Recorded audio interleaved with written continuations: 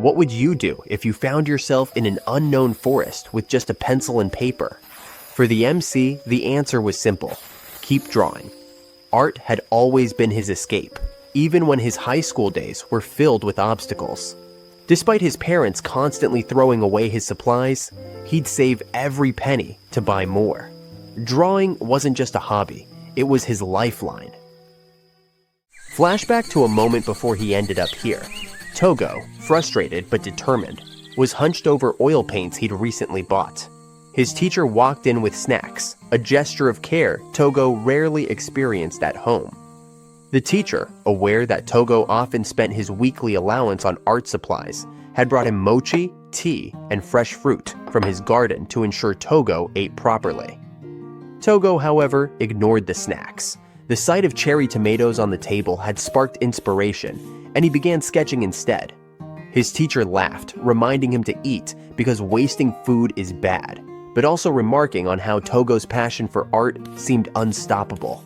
Unlike the harshness of his parents or school, his teacher gave him a space to create freely.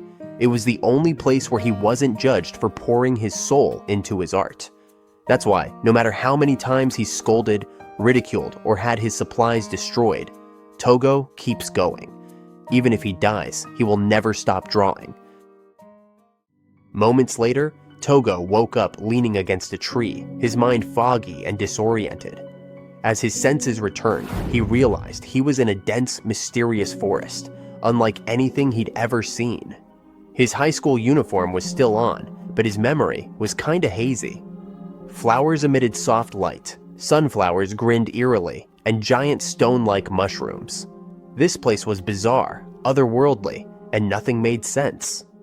It didn't take long for him to accept the impossible. He must have been transported to another world.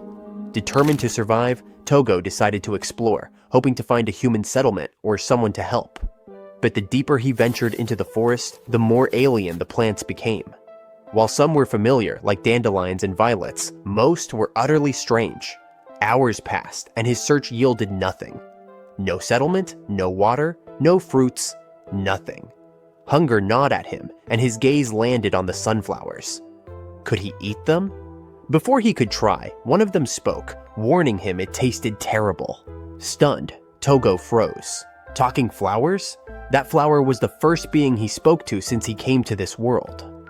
As night fell, the glowing flower provided faint light, and Tougo slumped against a tree, his thoughts drifting. He missed sketching in his notebook during moments like this. Searching his jacket, he found a pencil, eraser, and a few sheets of paper he had stashed away for doodling. Using a flat rock as a surface and the flower's glow for lighting, he began to draw. Even hungry, thirsty, and exhausted, Tougo found comfort in drawing. He sketched the mochi and barley tea he often enjoyed at his teacher's house. But as he admired his work, something impossible happened. The mochi and tea materialized from the paper into reality. His stomach growled, and though his mind struggled to process what had just happened, his body acted on instinct.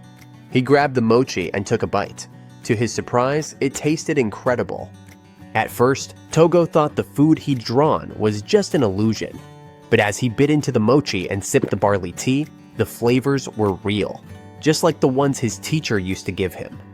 He wondered if it was safe to eat, but hunger won the debate. What puzzled him even more was how the copier paper he'd used had somehow reset, as if nothing had happened. Could his drawings really be coming to life? Determined to test it, Tougo sketched the same mochi and barley tea again, and just like before, they materialized right before his eyes. It wasn't a fluke, this was real. That night, he kept drawing the same thing, creating endless mochi and tea until he was full. The next morning, he woke up in the same spot. He fell asleep as soon as he was full with mochi. His mind was racing, his drawings turning into reality was beyond belief, but he was ready to explore its limits. Armed with pencil and paper, he decided to draw something new, this time cherry tomatoes. But nothing happened. He was confused as to why the cherry tomatoes didn't materialize. Then he noticed his pencil had grown dull and tried drawing another pencil to replace it, but that didn't work either. While sharpening his pencil, Tougo couldn't help but wonder about the strange rules governing his newfound ability. So far, only the knife has materialized. The tomato and even the pencil he tried to draw stubbornly refused to appear. Time flew by, and as the noon stretched into the afternoon, he returned to something familiar: Mochi. Once again, the sketch came to life, soft and warm on his plate. As he ate, a thought struck him. He wished for a bed, a futon, or at least a blanket. Anything to make his nights in the open more comfortable. Then his eyes caught sight of a red berry nearby. He smiled, realizing he hadn't seen vibrant colors in what felt like forever. Everything he'd drawn so far was in black and white. That got him thinking. He quickly picked up a stone and crushed the red berry. Tougo finally realized it. His drawings only worked in black and white. That must be the rule. Inspired, he smeared red juice from a crushed berry onto the paper and added the color to his sketch of a cherry tomato. Holding his breath, he watched as it sprang to life, plump and vibrant. It was no illusion, color was the missing key. To materialize a drawing, it needed completion and the right shades. White worked for Mochi, as did the dark hues of barley tea and the knife. But his pencil? It failed because the one he drew was green. A tomato? It needed red. Maybe there were other factors like skill or detail, but Tougo now had the basic rules figured out. The problem was that his resources were limited. He was stuck eating mochi over and over, and he was sick of it. What he really wanted now was something different, like edamame. But more importantly, this strange ability felt like fate, a second chance. No one was here to scold him or drag him down like before. For the first time, Tougo had a goal that was entirely his own: to collect colors and see just how far his art could take him. That night, Tougo sketched a thick blanket. Using just black and white, it came to life effortlessly. Finally, he could sleep comfortably, even if his back still ached. By morning, he'd made up his mind. He drew a simple bag and a plain white shirt. With this setup, he was ready to start his mission: collecting paints. As he walked, Tougo's thoughts wandered. Minerals? Flowers? Could they help create paints? His answer came sooner than expected. He stumbled upon bright red flowers. Crushing the petals with a rock, he hesitated, wondering if it would work.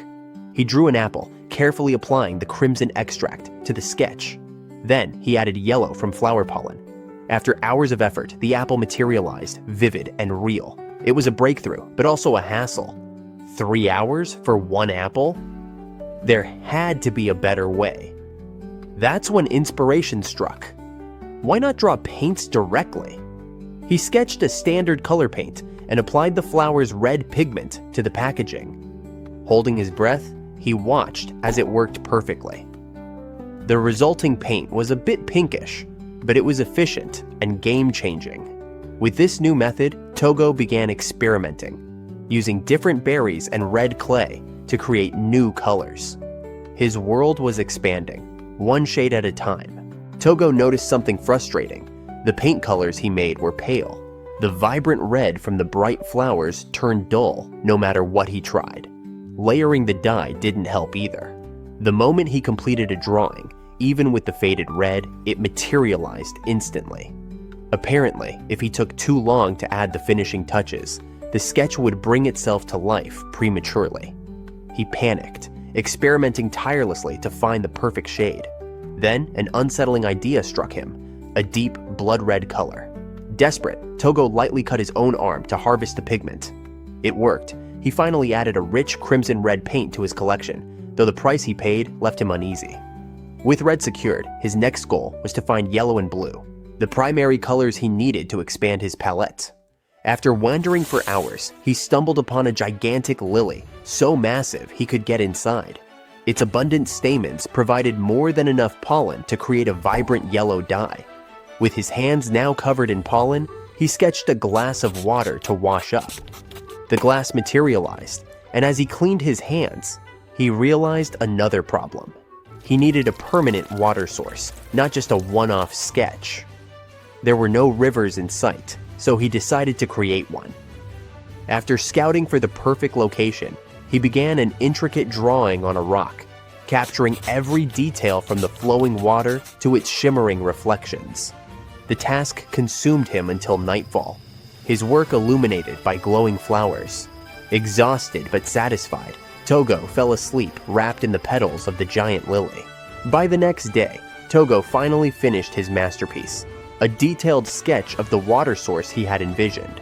He stood in front of the spot he had carefully prepared, ready for the big moment. But nothing happened. He stared at the empty ground, disappointment creeping in. Just as he began to doubt himself, the image he'd drawn started to move on its own.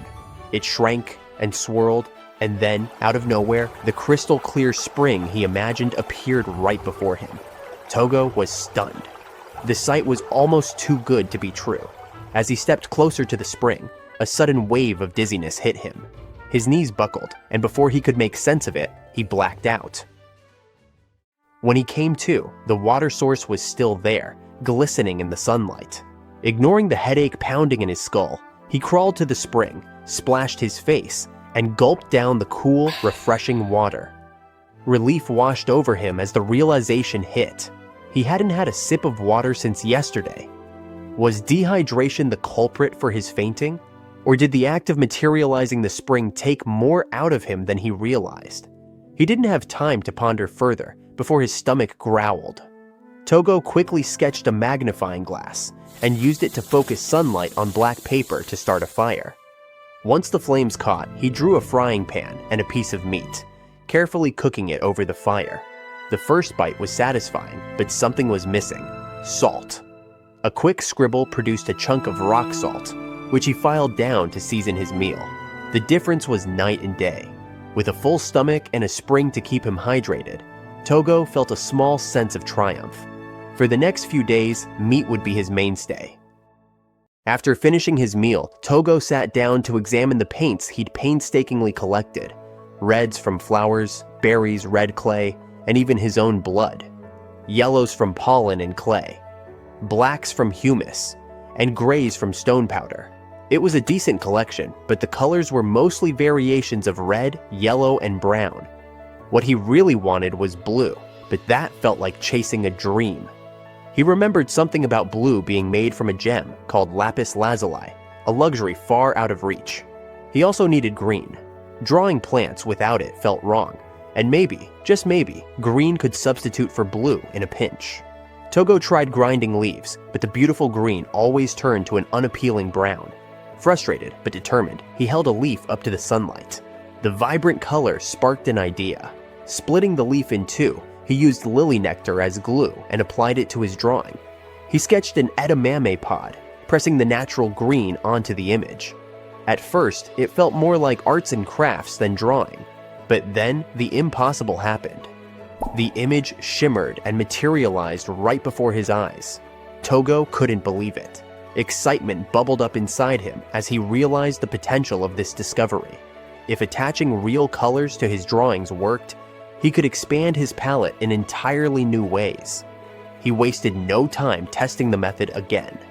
When he found a dead butterfly, he carefully extracted the bright orange from its wings. It worked like a charm, producing a vivid orange paint. But before he could bask in his success, the familiar wave of dizziness hit him like a brick. His vision blurred and his head throbbed. Reluctantly, he decided to call it a day. As Tougo cooked eggs and bacon over the fire, his mind buzzed with ideas. Top of the list, get the color blue. But before that, he needed a pencil and some paper. He couldn't draw without the basics. Oh, and a house. Yeah, a house sounded good. Drawing outside all the time was getting old, and honestly, being homeless wasn't exactly a vibe. His thoughts raced with possibilities. There were so many things he wanted to create, so many experiments waiting to happen. The more he thought about it, the bigger his grin got. This joy, this unfiltered freedom to do whatever he wanted, it was intoxicating. Tougo couldn't remember ever feeling this kind of happiness before. Fueled by this new sense of purpose, Tougo sketched a proper sling bag to replace his makeshift one.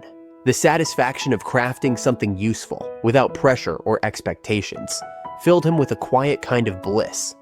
It wasn't just about survival anymore. It was about doing what felt right for him.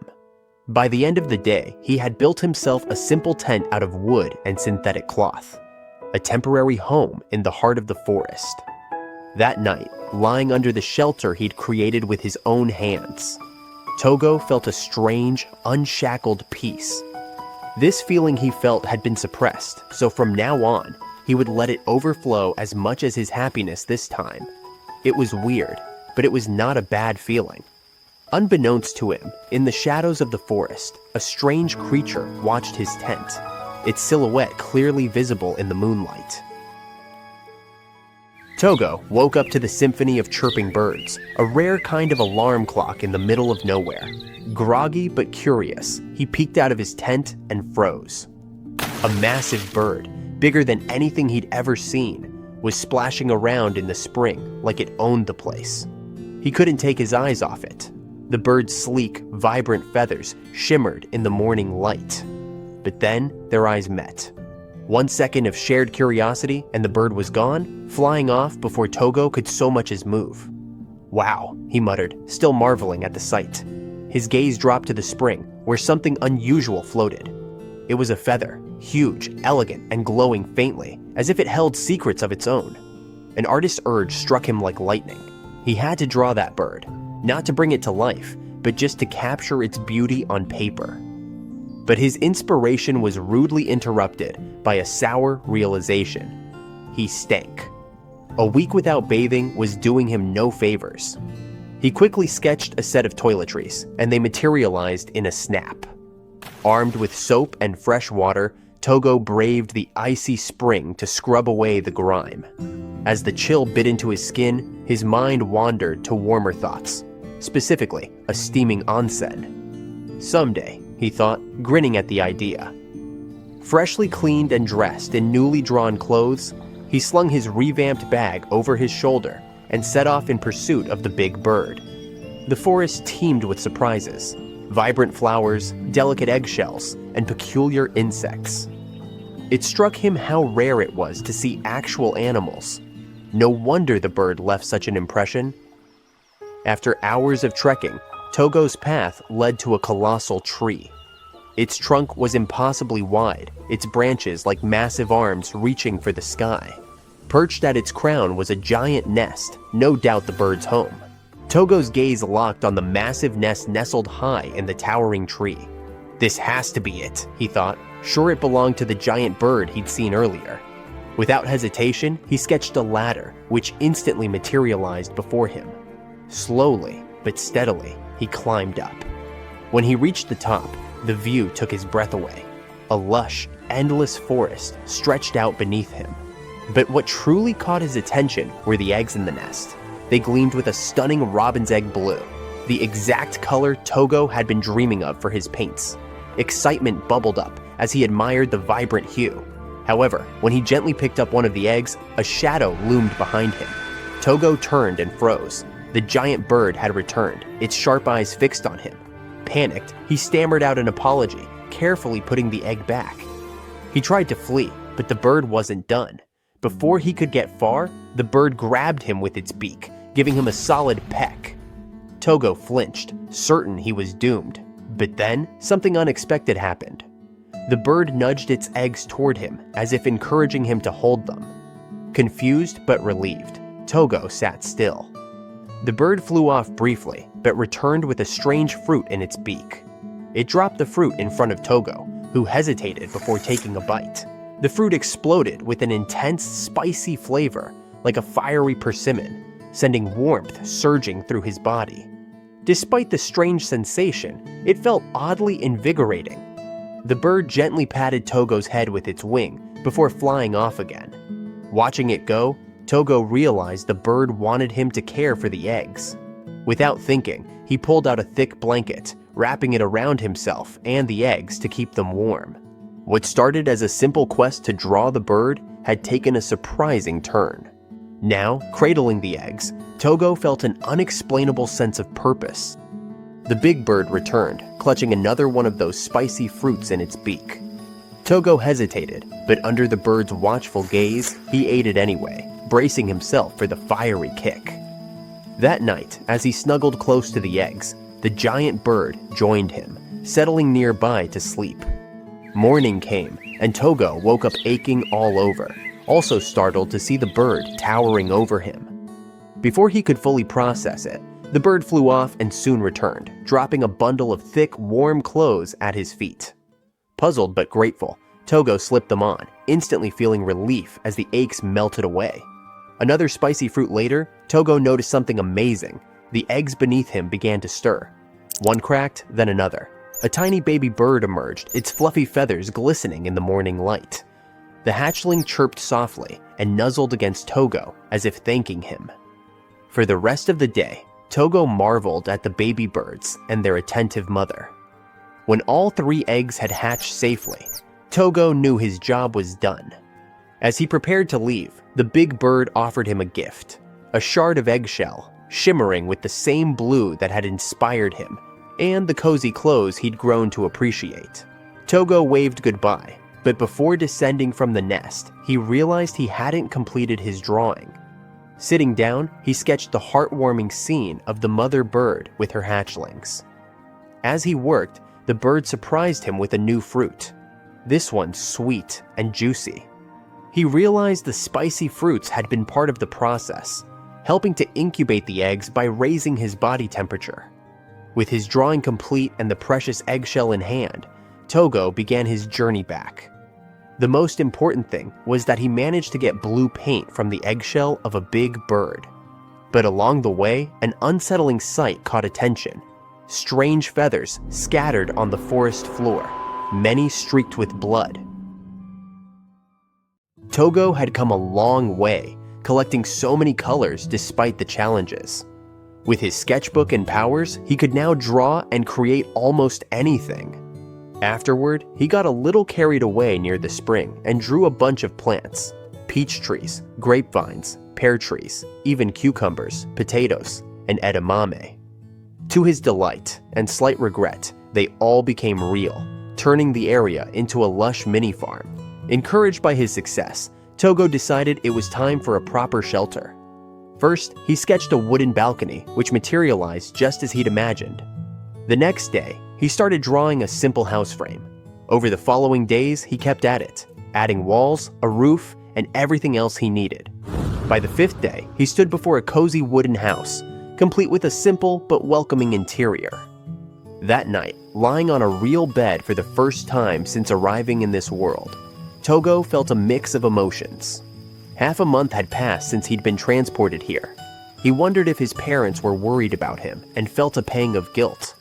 But more than anything, he missed his teacher, the one person who truly understood him.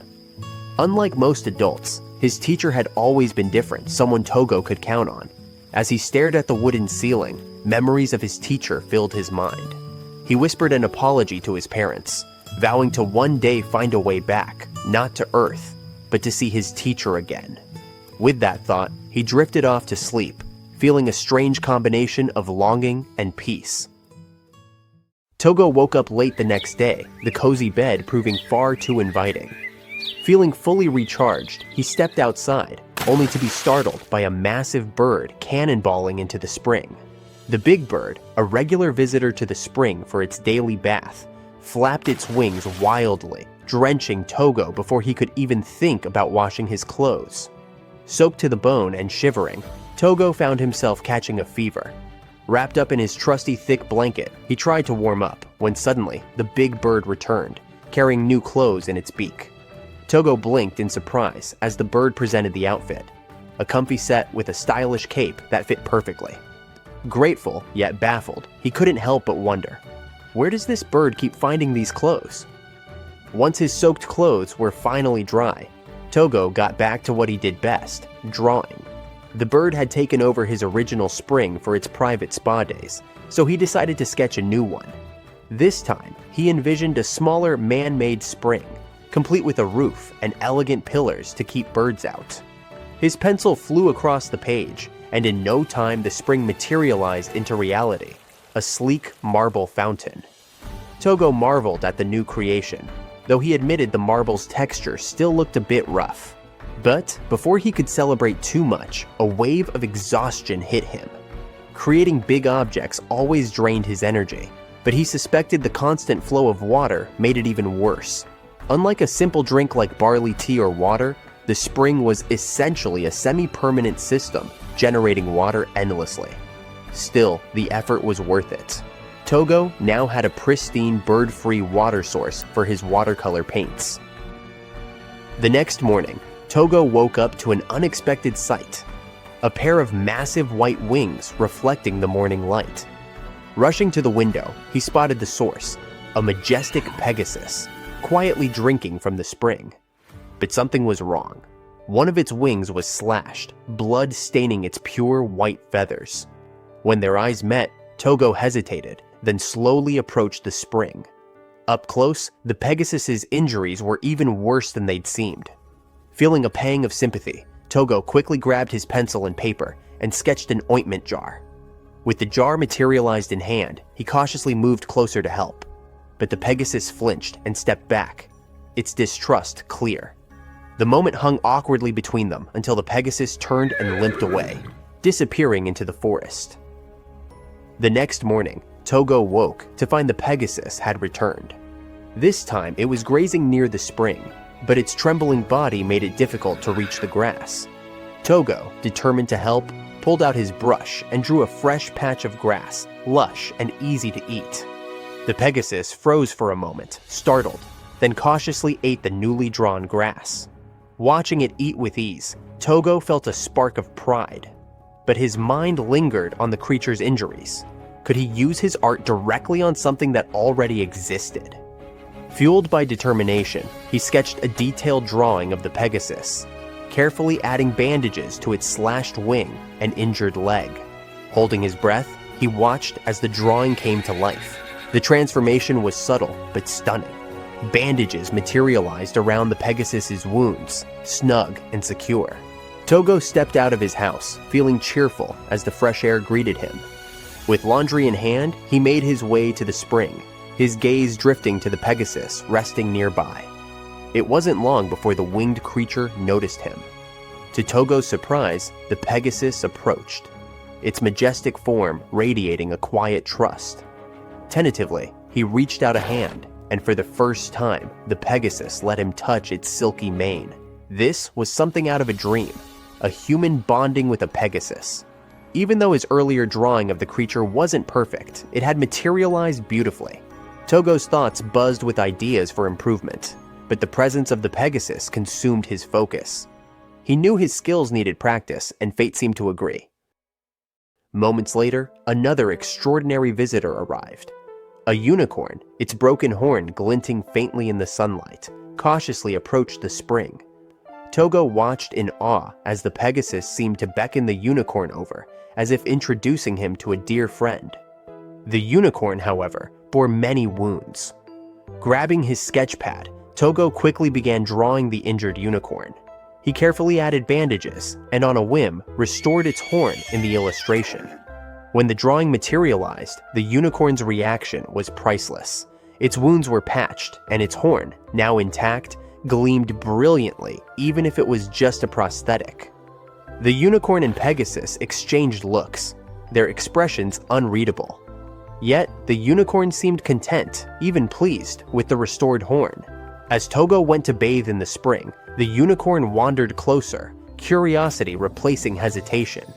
Slowly, Tougo reached out and stroked the unicorn's mane before daring to touch the horn. The moment his fingers brushed it, a wave of warmth surged through him. The horn felt alive, pulsing with a strange energy. Gently, he removed the bandages, revealing that the horn wasn't just some prosthetic. It was real, fully regenerated. Before he could process what he'd just done, a sharp dizziness hit him. His vision blurred, his strength drained, and within moments, Tougo collapsed, unconscious. Tougo jolted awake, startled by a massive bird looming over him.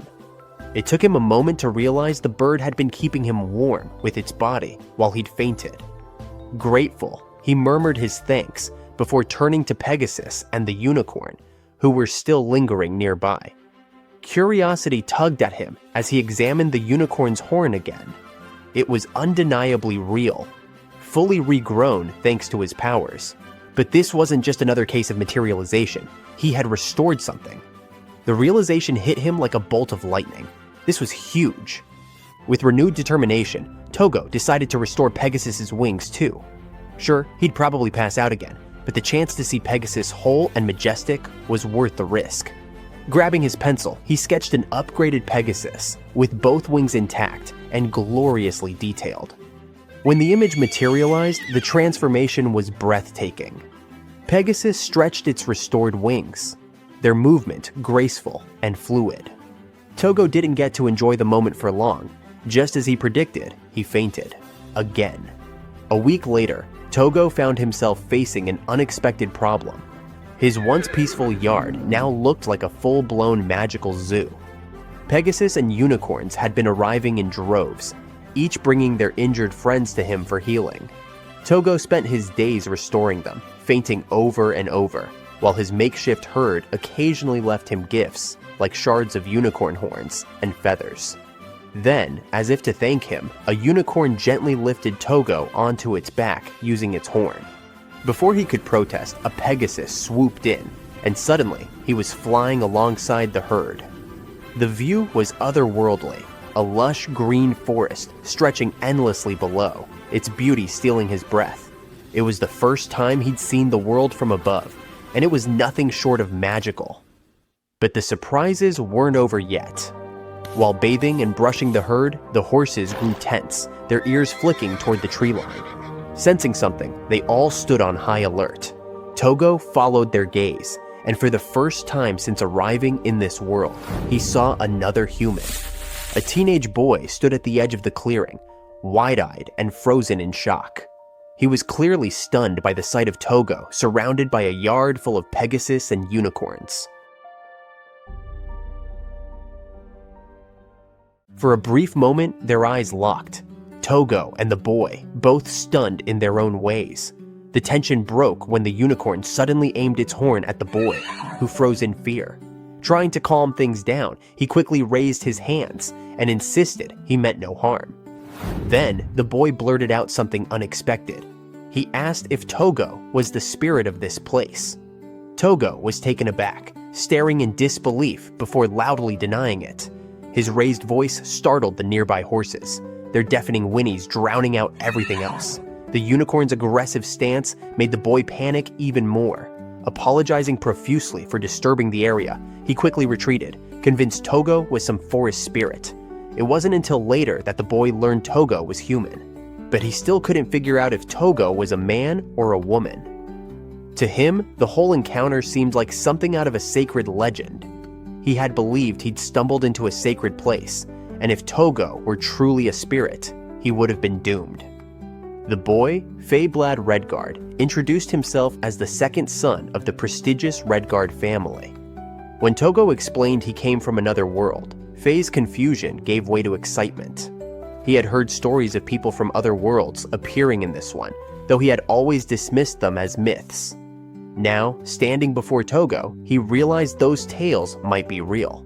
Grateful for the encounter, 𝕝 warmly welcomed Tougo to his family's forest, and even thanked him for being there. Meanwhile, Tougo couldn't shake the feeling that there was something oddly familiar about 𝕝. For reasons he couldn't quite place, 𝕝 reminded him of his old teacher. 𝕝 started explaining the area, and let's just say his family's territory got the short end of the stick. Sure, it was close to the capital and spanned a large area, but most of that land was a dense, unexplored forest. In truth, their control barely extended to a thin ring around the forest's edge.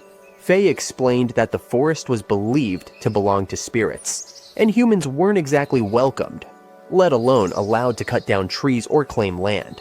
Hearing this, Tougo couldn't help but ask, "Then why are you even here? A place most people would avoid?" 𝕝's face darkened as he explained. Poachers had been sneaking into the forest, hunting Pegasus feathers and unicorn horns. His voice carried frustration as he demanded if Tougo had seen anything suspicious, even the smallest clue. Tougo thought for a moment, then shared what little he knew. Injured horses had been coming to him, showing off their wounds as if asking for help. But beyond that, there wasn't much, and it was obvious Tougo wasn't connected to the poachers. His skinny frame and lack of muscle made him look incapable of hunting anything. 𝕱 could tell Tougo wasn't the type to handle blood or conflict either. That was a relief, but it didn't solve the problem. 𝕱 let out a heavy sigh. The forest was crawling with Pegasus and unicorns, but finding a specific crime scene in this massive wilderness? Near impossible. To make matters worse, it was getting dark, and 𝕱 sheepishly admitted he'd gotten completely lost. He hesitated before asking Tougo if he could stay the night. Without a word, Tougo pulled out a pencil and a sketchbook and quickly drew something. Before 𝕱 could process it, a sofa materialized out of thin air right in front of him. Blinking in disbelief, 𝕱 slowly laid down on the sofa, his eyes wide with curiosity. "What kind of magic is this?" he asked, unable to hide his excitement. Tougo, looking equally confused, muttered, "Is this really magic?" But 𝕱 was certain. He had never seen magic like this before. 𝕱 pressed for more. Could Tougo summon fire or conjure water? Tougo's blank expression said it all. He couldn't. 𝕱 stared at him, stunned. Tougo, who was curious about the existence of magic in this world, got a slap in the face. It's even rarer to find people who can't do magic in this world. Tougo slumped in defeat, realizing that in this world, he might be missing some pretty basic skills. That night, Tougo lay in his bed, but he seemed restless. He couldn't sleep. He was uneasy when other people were around. He picked up his sketchbook, thinking of drawing 𝕱, but changed his mind. Instead, he doodled a carrot while glancing out the window at the Pegasus and unicorns grazing nearby. The thought of poachers kept gnawing at him. He hoped this mess would be resolved soon. By morning, 𝕱 was munching on the carrot Tougo had drawn. "This is delicious," he said, sharing it with the magical horses. Tougo, who was cutting the carrots, was curious about the spirit that 𝕱 kept mentioning. 𝕱 paused, considering his words. Spirits weren't exactly like humans or animals. "Maybe they're closer to magic itself," he said. Spirits were said to inhabit places like forests and springs, acting as guardians of nature. Most of them didn't like humans, but every now and then they'd help someone they took a liking to. Whimsical, powerful, and rumored to have an otherworldly beauty, spirits were no ordinary beings. As the sun climbed higher, 𝕱 got ready to leave. He thanked Tougo for his hospitality, promising to track down the poachers and ensure the horses stayed safe. Tougo watched him walk away, the first people he had met in this world. Out of nowhere, a big bird swooped down to the spring, clutching a piece of paper in its beak. It dropped the letter in front of Tougo. The language was completely foreign to him, so he pocketed it for now. Moments later, Tougo bundled up in his thick clothes, clearly preparing for something, but one of the unicorns had other plans. With a swift move, it hoisted him onto a Pegasus's back. Before he could protest, the Pegasus bolted, galloping through the dense forest at breakneck speed. The ride was so wild that Tougo clung on for dear life, heart pounding with both fear and confusion. When the Pegasus finally skidded to a halt, Tougo's relief turned to shock. In front of him was a horrifying scene. Several Pegasus were tied up, their majestic wings clipped and their bodies covered in wounds. The poachers nearby were gloating about their lucky catch, already planning to sell the wings for a hefty profit. Tougo froze, his hands trembling as he took in the cruelty. Suddenly, the Pegasus he had ridden lowered him to the ground and deliberately stepped into the poacher's view. The men lit up, delighted at the sight of another Pegasus they could capture. But the horse didn't make it easy. It dodged and resisted, keeping them busy. From a distance, Tougo stared, trying to make sense of it all. Why would the Pegasus bring him here? Why let itself be found? Then it clicked. The Pegasus was buying time, asking for his help. Tougo's panic spiked, but he forced himself to act. Grabbing his pencil and sketchbook, he quickly sketched. He could heal the injured horses, sure, but the real problem was the poachers. They had already caught the Pegasus and were about to clip its wings. The horse neighed desperately, and Tougo felt the weight of its plea. Ignoring his shaking hands and rising stress, Tougo worked furiously, his pencil flying across the page. Finally, he finished the drawing. The poachers tied up, hands and feet bound tightly. Within seconds, the sketch came to life. The ropes materialized, trapping the poachers exactly as he had imagined. Of course, the poachers were confused as to why they were tied up. On the other hand, Tougo quickly ran to the injured horses, promising to treat them all. One of the poachers shouted angrily at Tougo, but now Tougo was so annoyed, ignoring the barbarian.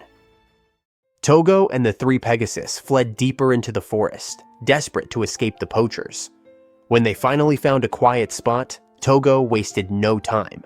He pulled out his sketchbook and began drawing, hands trembling but determined. His first sketch brought one Pegasus back to full health. Its wings restored, wounds neatly bandaged. But the effort hit him hard, draining his energy like a leaky faucet. He wasn't done yet. 2 more Pegasus needed him. With a shaky breath, he decided to draw them both at once. The moment his pencil lifted, the sketch materialized perfectly. 2 majestic creatures standing tall, their injuries completely healed. Relief coursed through Tougo, but his victory came with a price. A piercing pain erupted in his chest, unlike anything he'd ever felt.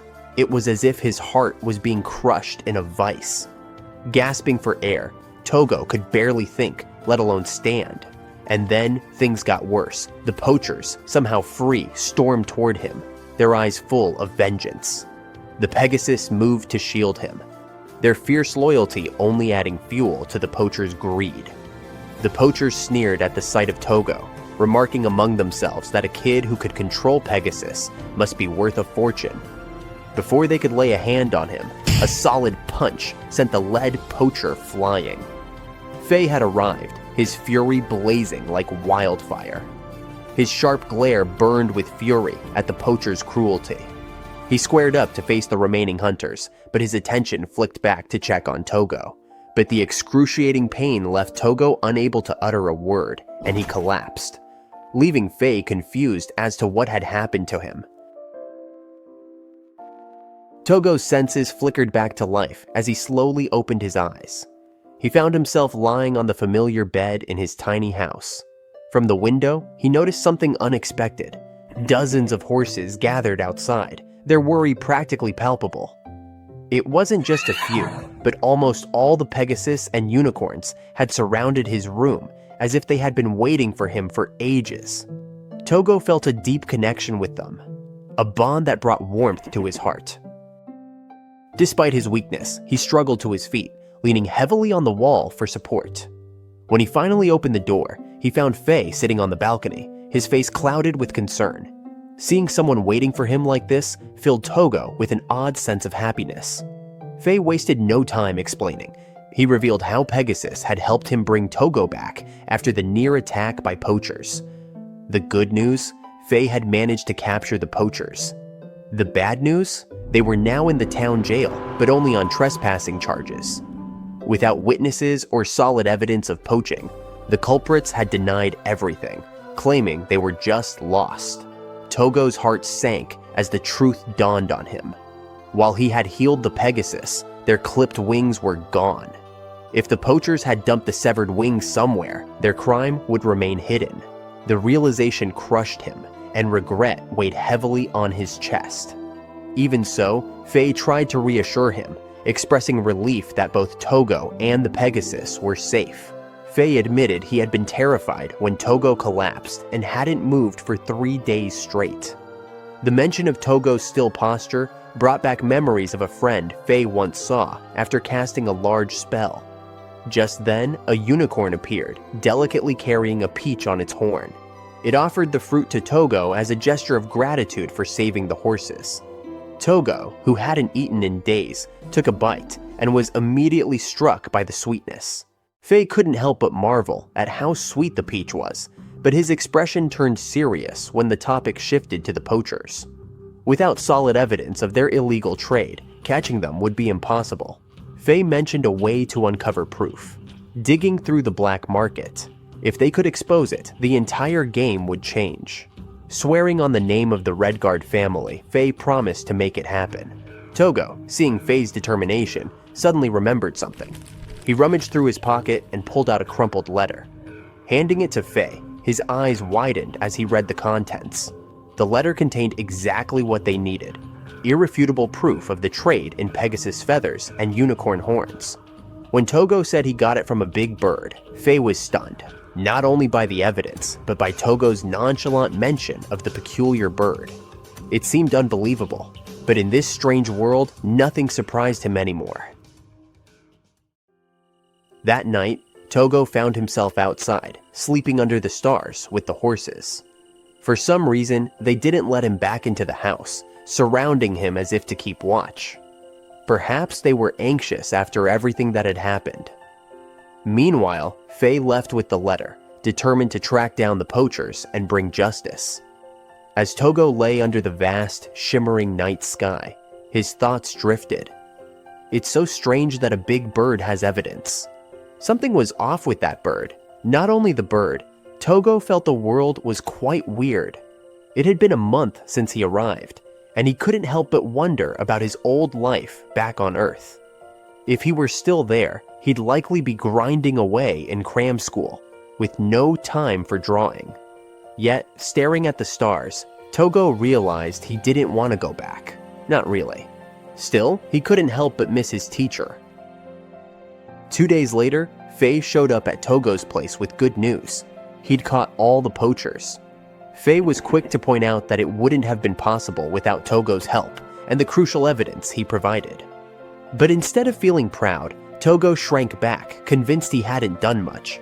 He believed it was the horses and that odd bird who had truly helped 𝕱, not him. His hands trembled as he confessed how useless he felt. 𝕱 wasn't having it.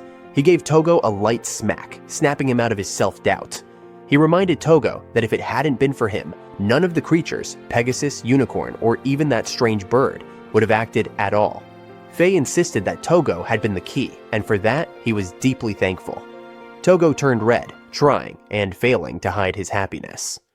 Looking to repay Tougo for his help, 𝕱's eyes landed on Tougo's sketchbook. It was a drawing of 𝕱's bracelet. Tougo quickly explained that he didn't draw it because he wanted it. He just admired its beauty. That made 𝕱 think harder.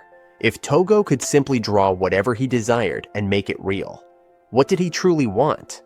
𝕱 was determined to give him something meaningful.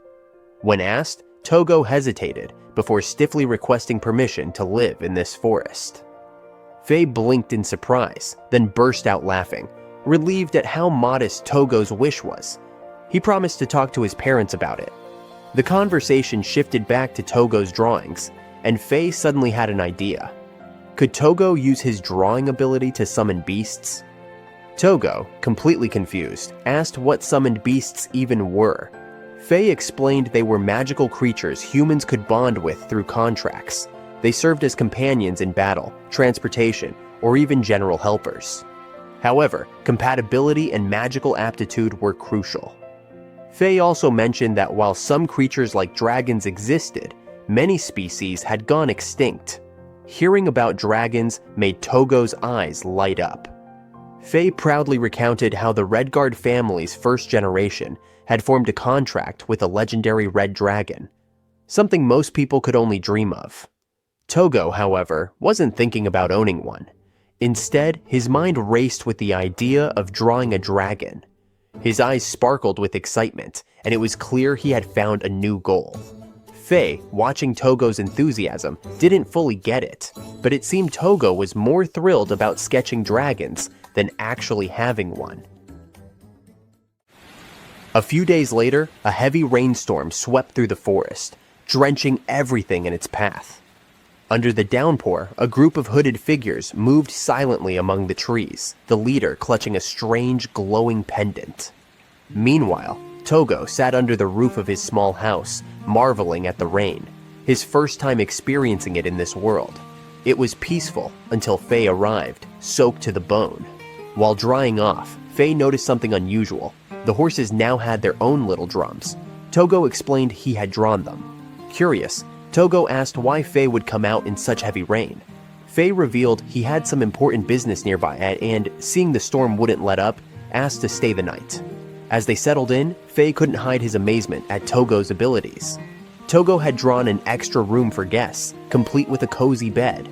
Exhausted, 𝕉 quickly fell asleep, grumbling about how much he hated being caught in the rain.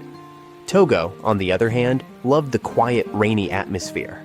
From the balcony, he admired the downpour while reflecting on 𝕉's kindness. Despite his busy life, 𝕉 always made time to visit. Also, 𝕉 had handed Tougo a formal letter, officially recognizing him as a resident of the forest. Yet, Tougo still didn't know much about 𝕉. He learned that 𝕉's family governed the entire region. Was 𝕉 a noble? And if so, how did he always manage to visit so easily? Tougo's thoughts spiraled, especially when he remembered 𝕉 single-handedly handling those poachers. The peaceful night didn't last. The horses outside began to neigh frantically, their agitation breaking the calm. When Tougo looked out, his heart sank. A group of hooded figures was approaching. At the center was the pendant man from earlier. Without warning, the man grabbed his pendant, and out of it emerged a massive snake formed entirely of water. The creature's presence radiated hostility. Tougo froze in terror. The snake was enormous, and with a flick of its tail, it unleashed a slicing wave of water, obliterating the horse's shelter. As the horses whinnied in discomfort, Tougo realized this must be the summoned beast 𝕉 had described. The pendant man's voice cut through the rain, praising Tougo for being unusual enough to tame Pegasus and unicorns. But Tougo had no time for flattery. What did these people want with his horses? To his horror, the man revealed his true target. 𝕉, the second son of the Red Guard family. Tougo, thinking fast, lied that 𝕉 wasn't there. The snake didn't buy it. With a quick motion, it coiled tightly around Tougo, squeezing the air from his lungs. The pendant man smirked, claiming he could sense 𝕉's presence. Tougo tried another lie, saying 𝕉 had already left, but it only made the snake's grip tighten. The hooded man pressed on, taunting Tougo. He suggested that Redguard didn't trust Tougo, insisting that if Tougo were truly loyal, he wouldn't hide 𝕉's location. Meanwhile, the unicorn tried to charge the snake, but its attacks were useless. It was like stabbing water. Tougo's mind raced as the pendant man toyed with his resolve, using fear and doubt to break him. Tougo was cornered, struggling for air, as the water snake's tail tightened its grip. The hooded man pressed him harder for answers, but Tougo stayed silent, refusing to betray even a hint of information. The snake's suffocating grip made him feel like he was drowning, until 𝕉 appeared, calm but fearless, ordering the man to let Tougo go. The tension crackled as 𝕉, the man's true target, stood his ground. He'd been woken by the commotion outside and wasted no time confronting the intruders. The hooded man mocked 𝕉's concern for Tougo, laughing cruelly as he threatened to strangle Tougo right in front of him. 𝕉's expression darkened, and with Pegasus, Unicorn, and even the forest spirit on his side, he made it clear he wouldn't allow any harm to come to Tougo. But the man only chuckled, dismissing 𝕉's threats. "Avoid unnecessary conflict," he sneered. "Drop your weapons. It's raining and they're useless now." At those words, Tougo watched in confusion as 𝕉 began removing his pendants, earrings, and bracelets, one by one, throwing them into the nearby spring. 𝕉's calm demeanor suggested he had a plan, even as he agreed to go with the man in exchange for Tougo's release. The man agreed, but his cunning nature soon revealed itself. Without warning, the water snake struck, stabbing both Tougo and 𝕉 simultaneously. The attack was so swift they couldn't react, and before long they were suffocating within the beast's watery body, their strength fading. As his vision blurred, Tougo felt as if he were being transported somewhere else. He saw his teacher, who asked if he was still obsessing over art, even in a life or death moment like this. The teacher's words were cryptic, but before Tougo could make sense of them, he woke up, his hands and feet bound tightly. Groggy and disoriented, Tougo looked around and saw 𝕉 lying unconscious beside him. Panicked, he called out until 𝕉 stirred. The first thing 𝕉 did was check on Tougo's condition, relieved to find he was unharmed. But their relief was short-lived. They were in a prison, captured by the hooded man and his group. 𝕉's eyes burned with quiet fury as he realized their predicament.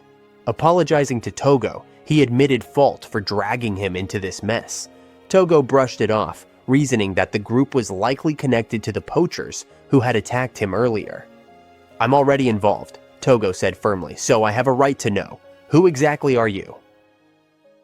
𝕚 took a deep breath and began to explain. As Tougo suspected, the hooded men were tied to the poachers. They were part of a black market dealing in rare materials from creatures like Pegasus and Unicorn. When the poachers were exposed, the entire black market operation was at risk, and now they were out for revenge. 𝕚, being their primary target, had been on the run for days. That's when he crossed paths with Tougo. 𝕚 had used Tougo's home as a hideout, frustrated by his own weaknesses. The truth was, his strength wasn't entirely his own, it came from his summoned beasts. Those accessories he tossed into the spring? They housed 4 fire spirits, but the rain made them useless. Without them, 𝕚 couldn't rely on magic or brute strength. He reminded Tougo about how rare it was for someone in this world to lack magic, and 𝕚 was one of those unlucky few. From a young age, he couldn't wield magic or handle a sword, earning him the label of useless. Tougo tried to cheer him up, but before he could say much, 𝕚 crouched down, pulling a knife hidden in his boot. Determined, he vowed to free Tougo and himself from their bindings. With the ropes undone, the real problem was escaping the locked room. 𝕚 asked if Tougo could draw and materialize a key, but without drawing materials or a clear idea of the key's shape, Tougo doubted it was possible. Left with no other option, 𝕚 used his tiny flicker of fire magic to try melting the lock. As 𝕚 struggled, he opened up more. He was part of the Redguard family, descendants of legendary dragon tamers. Their family crest, a dragon, symbolized greatness. But neither 𝕚, his father, nor his brother had ever controlled a dragon. It was nothing but an empty legacy. It's truly pathetic, but dreaming won't cost anything, so 𝕚 will keep trying. Before they could act further, the sound of approaching footsteps forced them to pause. 𝕚 quickly stashed his knife in Tougo's belt as 3 hooded men entered the room. They spotted the loosened ropes and questioned 𝕚, offering freedom in exchange for information. But when one man reached to unlock the cell, he yelped in pain. His hand had touched the searing hot lock 𝕚 had been working on. Seizing the moment, 𝕚 unleashed his fire magic, sending a blazing strike through the cell bars. His kick landed squarely on one of the men, toppling him to the ground. In the chaos, 𝕚 grabbed the keys and freed himself, ready to fight his way out of captivity. The moment 𝕚 staggered out of the prison cell, something sharp and swift sliced across his abdomen, leaving a deep wound. Blood poured out, staining the ground as Tougo froze, too shocked to act. But the nightmare wasn't over. A massive water snake lunged at 𝕚. Weak from blood loss, 𝕚 couldn't dodge in time and was caught in the serpent's crushing grip. Its fangs sank deep into him, making it clear this was no random attack. The man with the pendant stood nearby, orchestrating it all. He didn't want 𝕚 dead, at least not yet. He had plans and needed 𝕚 alive. Tougo, on the other hand, was promised safety, as long as he didn't resist, because he thought the boy might be useful. Paralysis gripped Tougo as 𝕚, battered and bleeding, was dragged away. Back in the prison cell, Tougo sank to the floor, his mind spiraling. Fear pinned him down. He didn't want to hurt. He didn't want to fight. He wanted to stay safe. But then, a memory surfaced. His teacher's words echoed in his mind. "Even on the verge of death, you wouldn't stop drawing, would you?" Tougo's hands trembled as he also remembered 𝕚's encouragement and that warm smile. Something ignited within him. A fire that refused to let him stay idle. Gritting his teeth, he reached for the blood 𝕚 had left on the floor and began to draw.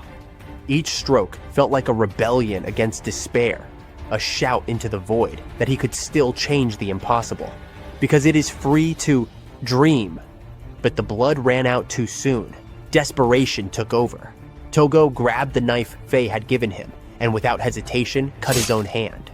Pain blurred his vision, but he kept going. He had to finish the drawing. His teacher was right. He couldn't stop, even if it cost him everything. Finally, with the last of his strength, he completed the image. A red dragon, bold and vivid, its shape etched into the prison floor with blood. Suddenly, Tougo felt a sharp pain in his chest.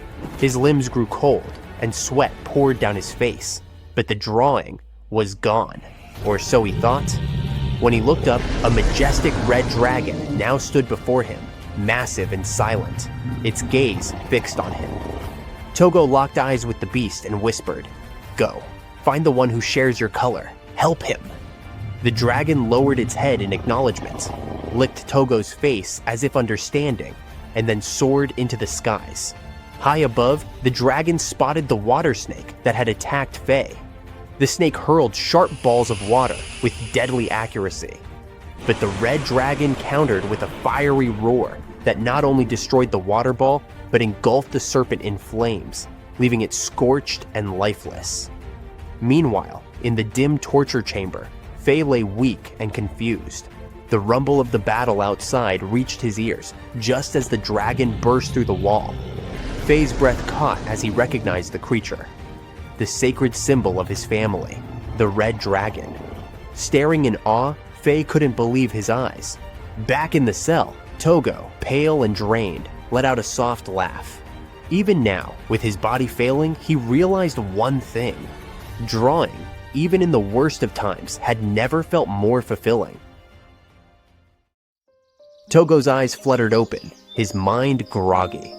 This wasn't his room. As the haze lifted, he noticed Faye sitting beside him, battered and broken, but smiling warmly. Faye, covered in scars and still bleeding through his bandages, asked how Tougo felt. Relieved to see him awake, Faye pulled Tougo into a gentle hug, despite his own mangled state. Faye handed him a glass of juice, and when Tougo asked where they were, Faye casually explained that they were at the Redguard family mansion. Togo's jaw dropped. Faye was a real noble, but there wasn't time to dwell on that. Faye's condition was dire. He'd lost an eye and a few fingers and had ribs torn open. Yet, he laughed it off, calling it a small price to pay for survival. His only concern was Tougo's safety. Tougo couldn't help but feel crushed seeing Faye like this, but Faye reassured him. For Faye, it was all worth it as long as Tougo was okay. Then, with a sly grin, Faye called out to someone, or rather, something. The red dragon appeared as a real majestic one. It was Faye's new summoned beast, born from the blood-drawn image that had saved their lives.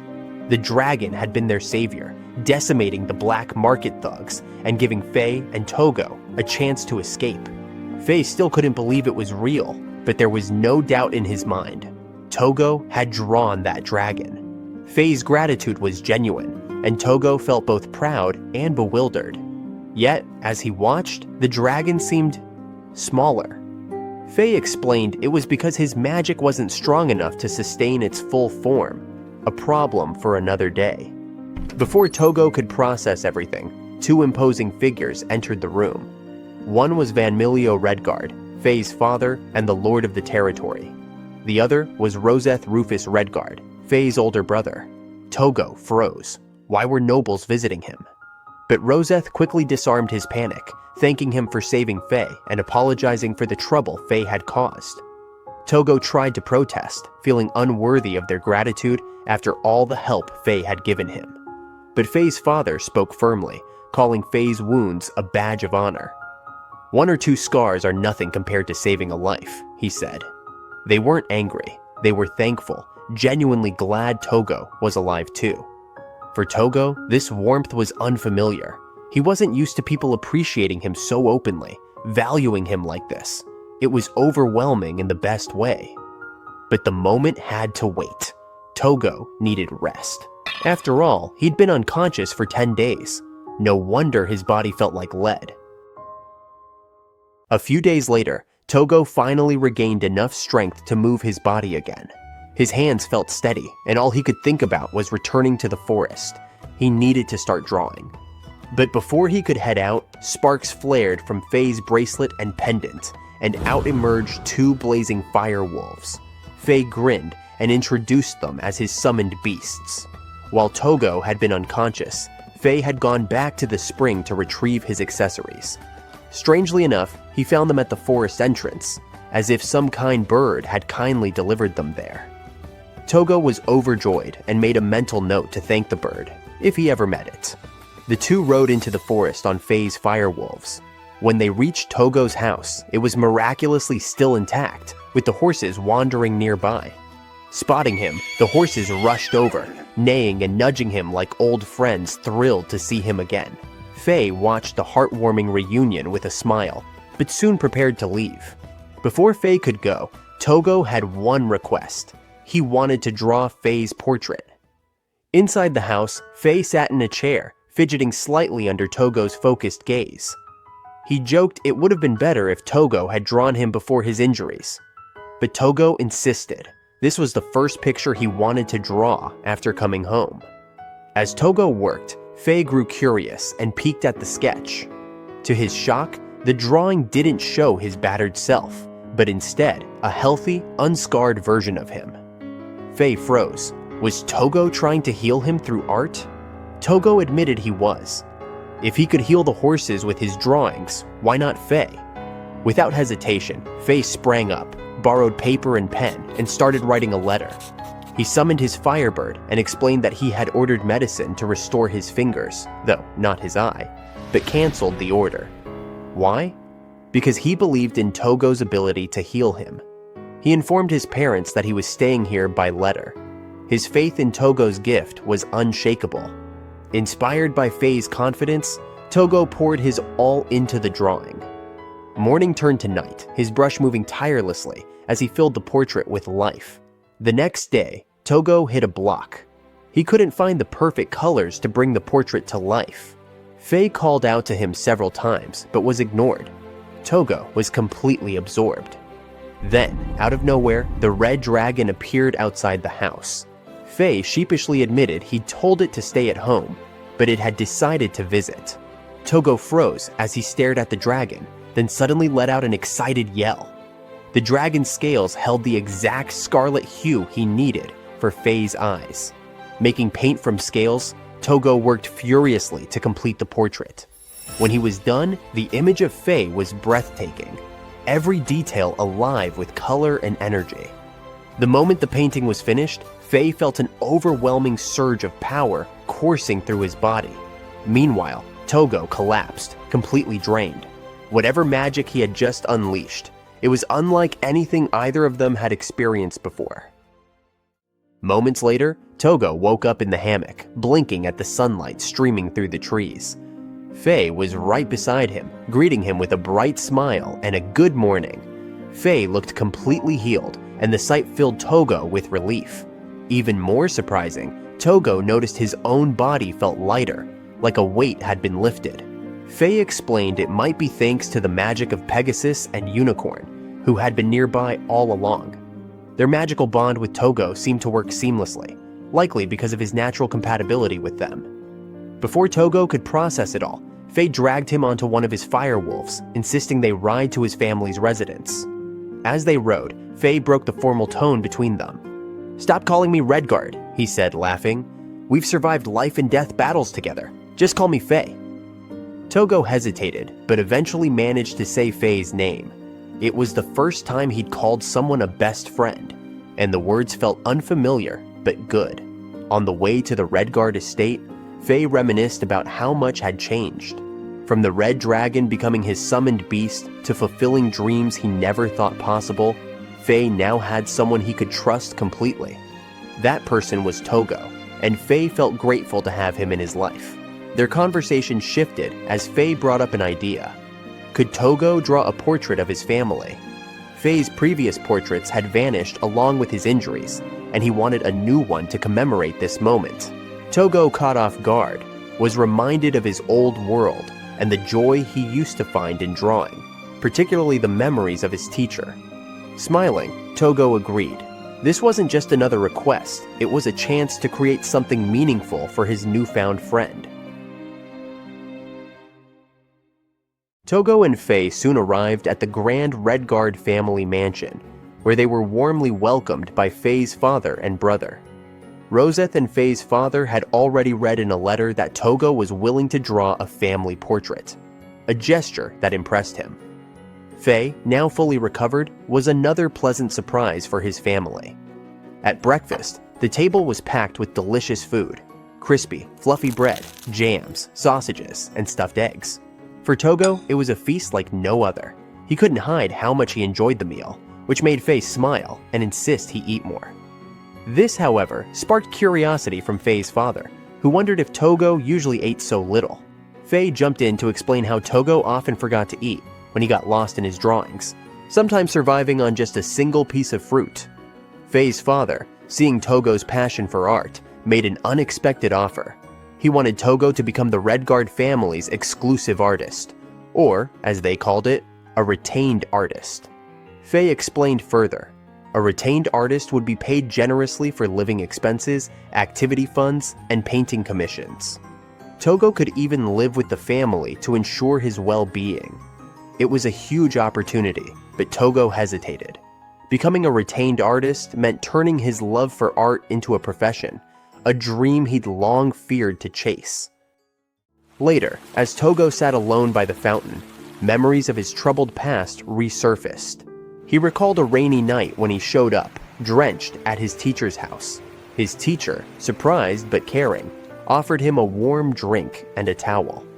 With a pained expression, Tougo explained that his family had thrown away all his art supplies after he'd proudly shared his success in art class. He'd been praised, his work chosen for an exhibition, and even encouraged to pursue art school.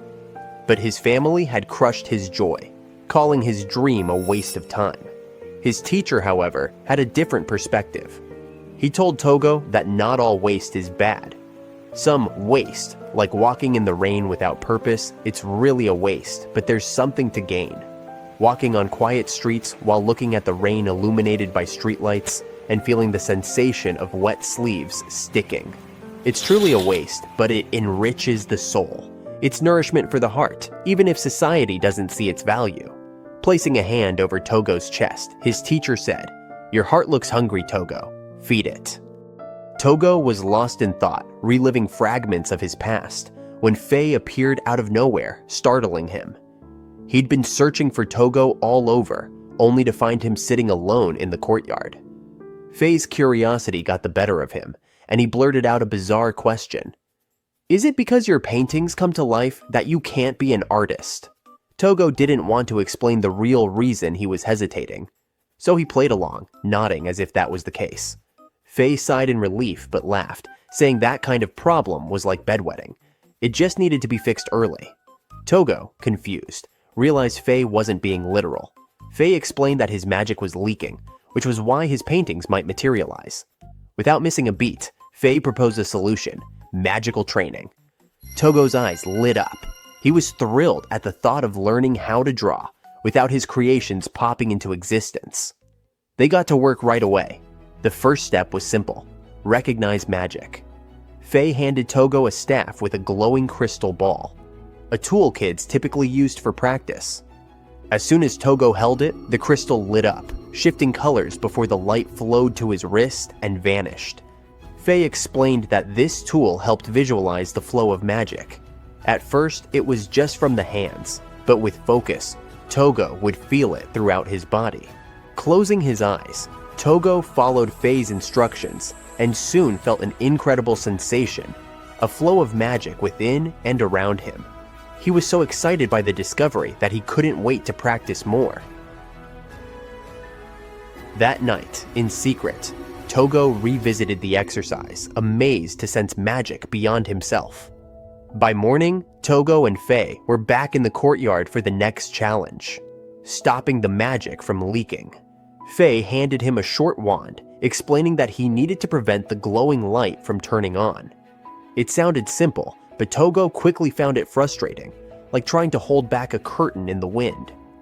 𝐻 stepped in, holding Tougo's wrist to help suppress the magic flow, urging him to endure. But the pressure built, and Tougo's body trembled under the strain.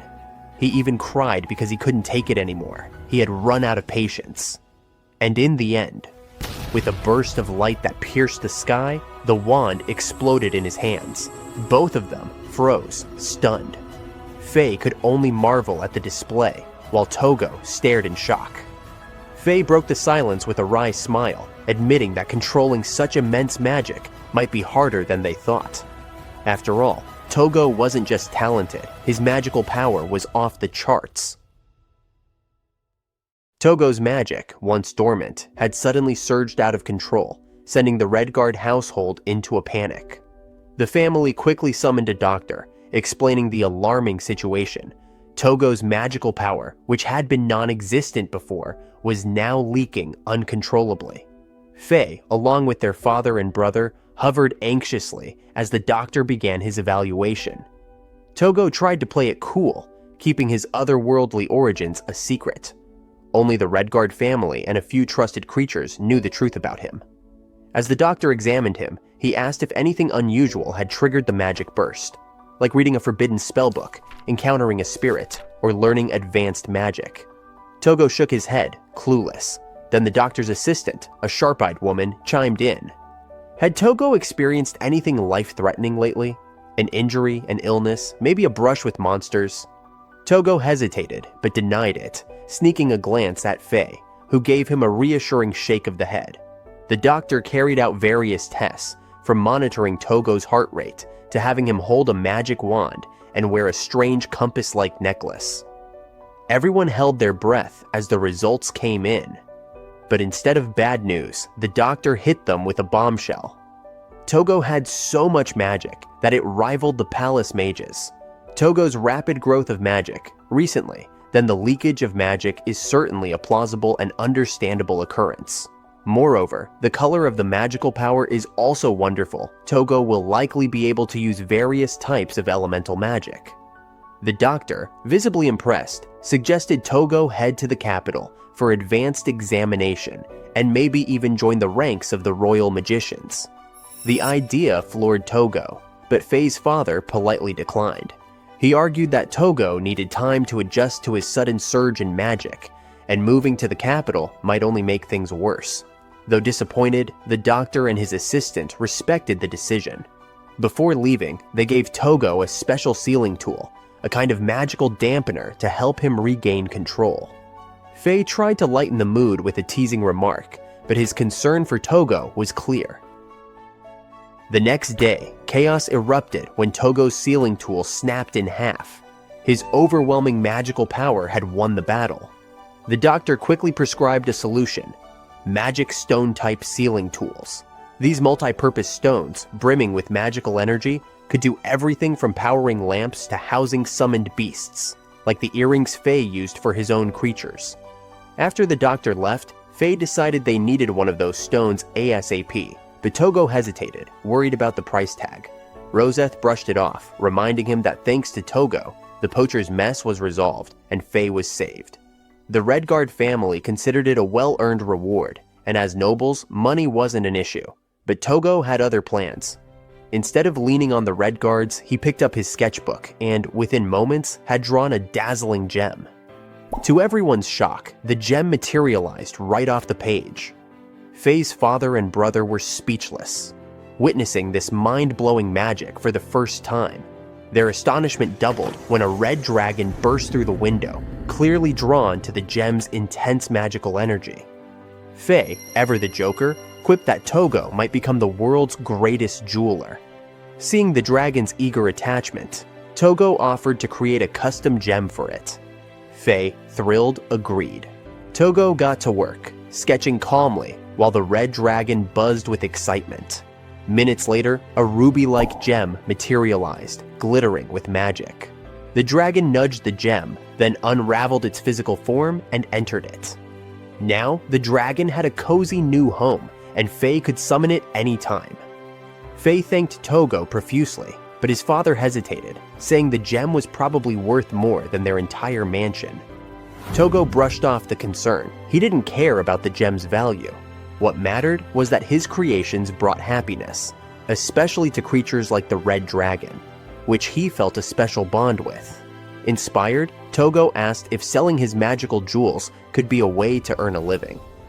Faye was dumbfounded and said it was up to him. He could probably earn far more than just the basics. Tougo decided to start small, buying daily necessities and groceries. Drawing everything seemed inefficient, and he wanted more variety in their lives. With a plan set, they agreed to head to the city the next day. Faye's father and brother bickered over who'd go with Tougo, but work commitments made the decision easy. Faye would be his companion. The morning kicked off with Tougo putting his skills to work, drawing 3 gems he planned to sell.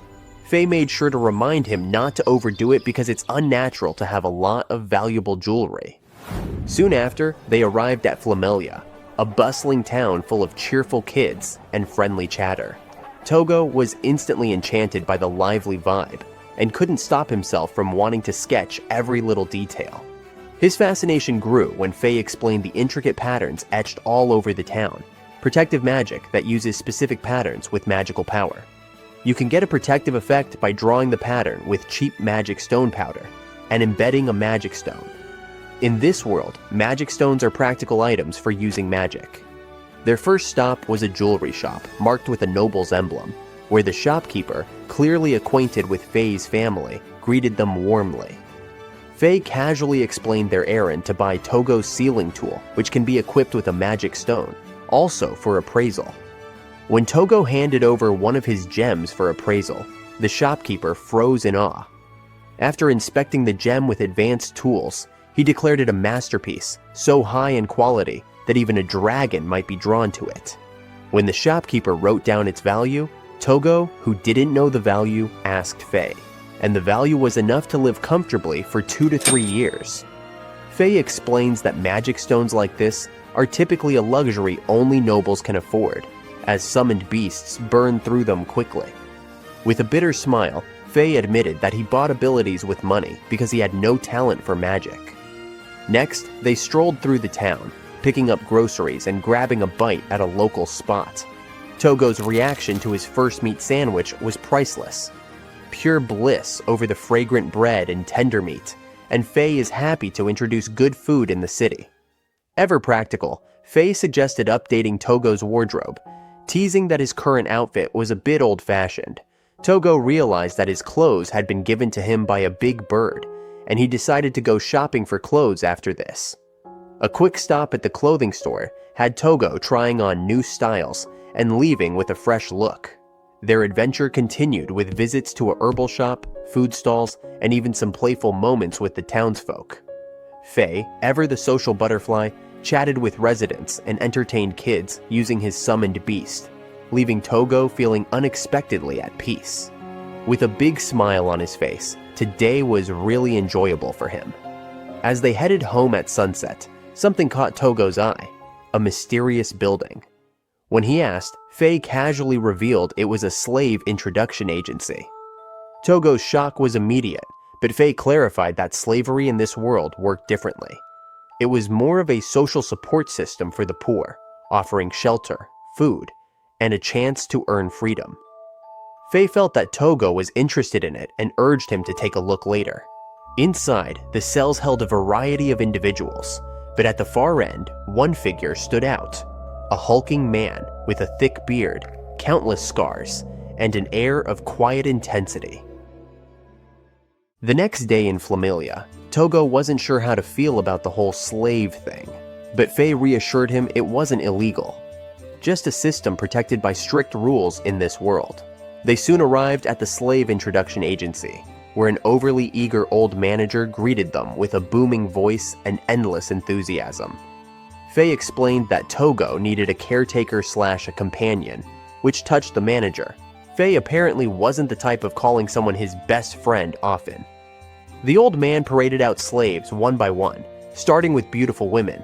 Tougo, however, turned red and squirmed under their gazes. A harem wasn't quite what he had in mind. Faye teased him about missing out on having someone gorgeous take care of his every need. But Tougo was firm. He couldn't relax with someone like that around. The manager tried everything. Mature women, young men, even kids, but none of them clicked with Tougo. Frustrated, Faye asked to see the rest. They entered the deeper sections of the agency, passing cells of rowdy, rough-looking individuals. Faye explained this was the criminal section, slaves with serious baggage. Behind thick iron bars stood rough and menacing figures, but Tougo wasn't fazed. At the farthest cell, a hulking man with a beard like a bear, scars for days, and eyes like steel stared them down. To Faye's horror, Tougo didn't hesitate. He stopped in front of the cell, staring at the man with sparkling eyes. "This one," he said, sounding completely entranced. Faye panicked. "Are you serious? This guy looks like trouble." But Tougo wasn't fazed. His excitement wasn't about the man's past, it was about his physique. "He's perfect," Tougo murmured, already imagining him as the ideal plaster statue model for his drawings. Faye tried reasoning with him. "If you need a model, why not a woman?" But Tougo shook his head, embarrassed. He wasn't ready to study a woman's body up close. His excitement caught Faye completely off guard. Faye, wide-eyed, tried to reason with him. This guy wasn't a caretaker. He was a battle-hardened killer. The man bluntly stated as much, pointing to his tag. 2 murders, sold 7 times in 10 years. His only skills? Fighting and surviving. But Tougo was unwavering, mesmerized by the man's sculpted physique. He didn't see a dangerous criminal. He saw the perfect model for his art, like a living plaster statue. Faye tried one last time to steer Tougo away, but he wasn't listening. He didn't see a dangerous criminal. He saw inspiration. Faye gave up, muttering about Tougo's bizarre taste. Even the manager was surprised by the choice and then made the deal. And so, Tougo walked out with his first ever caretaker, a battle-scarred, no-nonsense ex-convict who had no idea what he was in for. Later at the Grand Red Guard mansion, Faye couldn't hold back his curiosity any longer.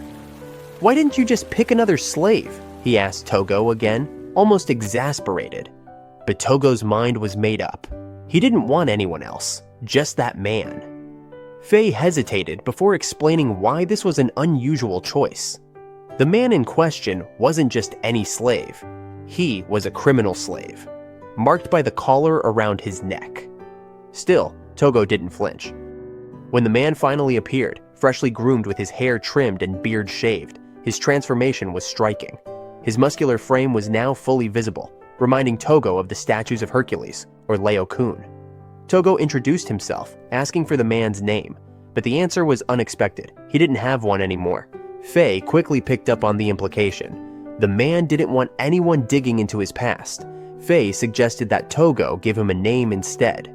After a brief pause, inspired by the man's resemblance to those iconic statues, Tougo named him 𝕂𝕠𝕗𝑙𝑒. Surprisingly, the man seemed to like it. With their introductions complete, Tougo and 𝕂𝕠𝕗𝑙𝑒 set off for the forest, borrowing Faye's summoned beasts for the journey. It didn't take long before they arrived at Tougo's home, a secluded house surrounded by nature. 𝕂𝕠𝕗𝑙𝑒 was taken aback. Wild Pegasus and unicorns roamed freely, not as summoned beasts, but as Tougo's friends, animals he had healed and cared for. Tougo invited 𝕂𝕠𝕗𝑙𝑒 to use the guest room, but the man declined. He wasn't comfortable staying under the same roof as his master, especially given his criminal background. Tougo reassured him, pointing out the special collar that ensured 𝕂𝕠𝕗𝑙𝑒 couldn't harm or disobey him. Still, to ease his concerns, Tougo offered an alternative, a separate house. With a grin, Tougo grabbed his sketchbook and started drawing. 𝕂𝕠𝕗𝑙𝑒 watched in confusion as Tougo worked quickly and with focus. Moments later, the sketch of a simple, cozy wooden house came to life. Literally. The house materialized right before their eyes. 𝕂𝕠𝕗𝑙𝑒 was stunned. When he asked for an explanation, Tougo casually mentioned that this was just something he did often, so 𝕂𝕠𝕗𝑙𝑒 had better get used to it. The big man could only sigh, realizing his new master wasn't exactly ordinary. The morning started like any other for Tougo, lost in his sketching. That is, until the gadget on his wrist chimed, followed by a knock at the door. Opening it, he found 𝕂𝕠𝕗𝑙𝑒 standing there with an apologetic look plastered on his face. The man had overslept and was already bracing himself for punishment. Tougo can't contain his confusion. Oversleeping? Punishment? That wasn't even in his vocabulary, especially since he himself had once slept for 10 days straight. With a casual wave of his hand, he brushed off 𝕂𝕠𝕗𝑙𝑒's worries and changed the subject, hauling out a massive hunk of meat for their meal. Cutting meat wasn't exactly Tougo's strong suit, so 𝕂𝕠𝕗𝑙𝑒 stepped in to help. The precision and skill in how he handled the knife were almost mesmerizing, as if each slice was a work of art. 𝕬𝕠𝕁 noticed Tougo staring, but didn't seem to mind. Soon, their sandwiches were ready, and the two sat down to eat. Even though Tougo knew he had to consume proper nutrition, 𝕬𝕠𝕁 had no other preferences for meals, and Tougo was fine with that. As they ate, 𝕬𝕠𝕁 broke the silence, asking what his job would be. Tougo explained between bites, taking his time to clarify. His requests were simple: remind him to eat when he got too absorbed in sketching, change the sealing tool daily, and, most importantly, be a model for his drawings. Tougo admitted he wasn't a professional artist, just someone who loved to draw. 𝕬𝕠𝕁 agreed, and after the meal, they got to work. Sitting in a quiet corner of the house, 𝕬𝕠𝕁 struck a pose while Tougo sketched away. The moment should have felt ordinary, but for 𝕬𝕠𝕁 it wasn't. He was used to being treated like a criminal, not a companion. Tougo's kindness and easygoing nature threw him off. He tried to dismiss the unsettling feeling, reminding himself that his sole purpose was to serve as a slave, his punishment for past deeds. But what did 𝕬𝕠𝕁 do in the past? We'll find out later.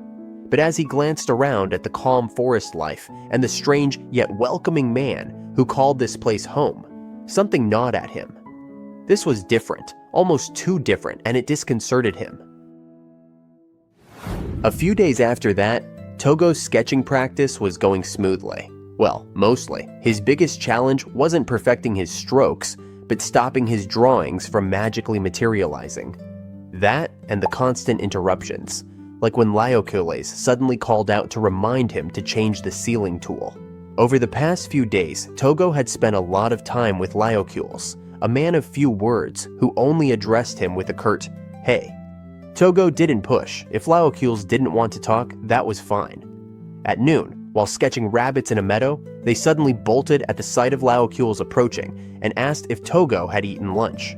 He went to the house and returned to hand Tougo a sandwich, which Tougo devoured enthusiastically. Despite its simplicity, just bread, meat, and cheese, it tasted far better than Tougo's own attempts. Therefore, if Tougo didn't mind, 𝕬𝕠𝕁 would make it and bring it next time. 𝕬𝕠𝕁's routine with Tougo was pretty simple. Besides reminding him to eat and swap out the sealing tool, he spent his days chopping wood in the backyard, hauling water with a bucket, and knocking out workouts like one-arm push-ups and sit-ups. His dedication caught Tougo's attention, who couldn't help but marvel at the man's athleticism. 𝕬𝕠𝕁 shrugged off the praise, explaining that staying sharp was essential. Even a single careless move could be disastrous. The next day, Tougo needed to visit 𝕻's house, so he asked the horses for help. They all eagerly vied for the job, and finally, Tougo chose a winged horned horse, sparking jealousy among the others. An amusing scene unfolded when one Pegasus, notoriously untouchable, allowed 𝕬𝕠𝕁 to pet it. Thanks to his mythical steed, Tougo arrived at the Redguard mansion in record time, with 𝕬𝕠𝕁 in tow. 𝕻 skeptically asked if 𝕬𝕠𝕁 had adjusted to life with Tougo. Though 𝕬𝕠𝕁's response was curt and cold, it was enough to reassure 𝕻. In the living room, the doctor and his assistant were waiting for Tougo's follow-up examination.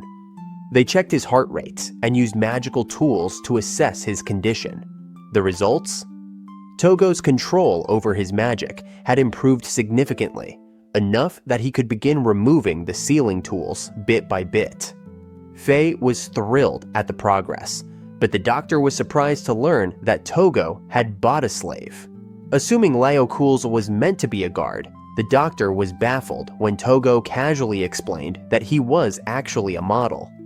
The assistant raised an eyebrow, remarking how unusual it was to hire a male model when most chose women. But Tougo seemed perfectly content with his choice, and 𝕻 could only laugh at his friend's eccentricity. That evening, Tougo and 𝕬𝕠𝕁 found themselves dining at the Redguard mansion. After the meal, 𝕻 pulled Tougo aside for a private chat about an upcoming event, a party at the royal castle. 𝕻 wasn't exactly a fan of parties and admitted he wasn't great at them. Tougo, ever laid back, offered to tag along if 𝕻 needed some backup. 𝕻 blinked, surprised but intrigued by the idea. 𝕻 explained the situation, The event was officially labeled as a social gathering of nobles and influential people. Even the king himself was expected to make an appearance. But here's the kicker. Faye wasn't invited as just any member of the Redguard family. No, this invite is specifically named Feyblad Redguard. Why? Well, Faye could only think of one reason, the Red Dragon. Owning such a rare and supposedly extinct creature had put Faye on everyone's radar, especially the nobles and royals, who'd likely use this as an opportunity to push marriage proposals for their daughters, or pull other schemes to claim the dragon. So why bring Tougo? Faye laid it out plainly. He needed an escape route. If Tougo felt unwell or needed a break, Faye could use that as an excuse to slip away from the pressure. And since Tougo wasn't a noble, there was no issue. Merchants often attended these events under noble recommendations. The catch? The party was in 2 days, and it was almost a full day's journey to the capital. Things were moving fast, and trouble seemed inevitable. Before heading out, Faye decided to take care of one crucial detail, sorting out proper outfits for both Tougo and 𝕬𝕗𝕄𝕨. The next day, the trio headed to a clothing store in 𝕬𝕬. While Tougo was busy trying on clothes, 𝕬𝕗𝕄𝕨 turned to Faye and asked if it'd be okay for him to go along. Faye, glad for the help, said it'd be great to have 𝕬𝕗𝕨 as a guard. With the unknowns of the social gathering, it was better to be safe than sorry. Soon, Tougo stepped out of the changing room, and to everyone's surprise, he was wearing a dress. Faye burst out laughing, while 𝕬𝕗𝕨 just stared, thinking Tougo was a woman. Tougo, blushing, quickly explained he was a guy. Faye, still laughing, had to clear things up with the shopkeeper. After some more shopping, Tougo was finally suited up in a proper outfit. With his clothes sorted, they turned their attention to finding 𝕬𝕗𝕨 something formal, then made their way out to capital. With everything ready, the three of them set off for the capital, riding on Faye's summoned beast. Faye found the journey pretty dull, but Tougo was loving it, especially with the fire spirits beneath them, keeping their butts warm. While riding, 𝕬𝕗𝕨 asked a question that made Tougo a little uncomfortable. He wanted to know where Tougo was born. Tougo hesitated, not knowing how to answer. 𝕬𝕗𝕨 couldn't help but wonder. Tougo had never ridden a horse before, didn't know what a woman's dress was, and 𝕬𝕗𝕨 had started to think maybe Tougo had come from a poor background. Before things got too awkward, Faye stepped in and casually explained that Tougo hadn't seen much of the world, which eased the tension. The journey continued peacefully, with occasional breaks to rest and eat. They passed through meadows surrounded by mountains, and Tougo enjoyed the trip, especially the jokes that kept things lighthearted. By evening, they finally arrived at the royal capital's massive entrance, which was far grander than anything in 𝕬𝕬. Faye excitedly pointed out all the great spots in the city that would be perfect for Tougo to draw, which made Tougo's eyes light up. Meanwhile, in an inn somewhere in the capital, a mysterious woman named Chloe sipped her wine, eagerly anticipating tomorrow's party at the royal castle. She had a feeling something extraordinary was about to happen.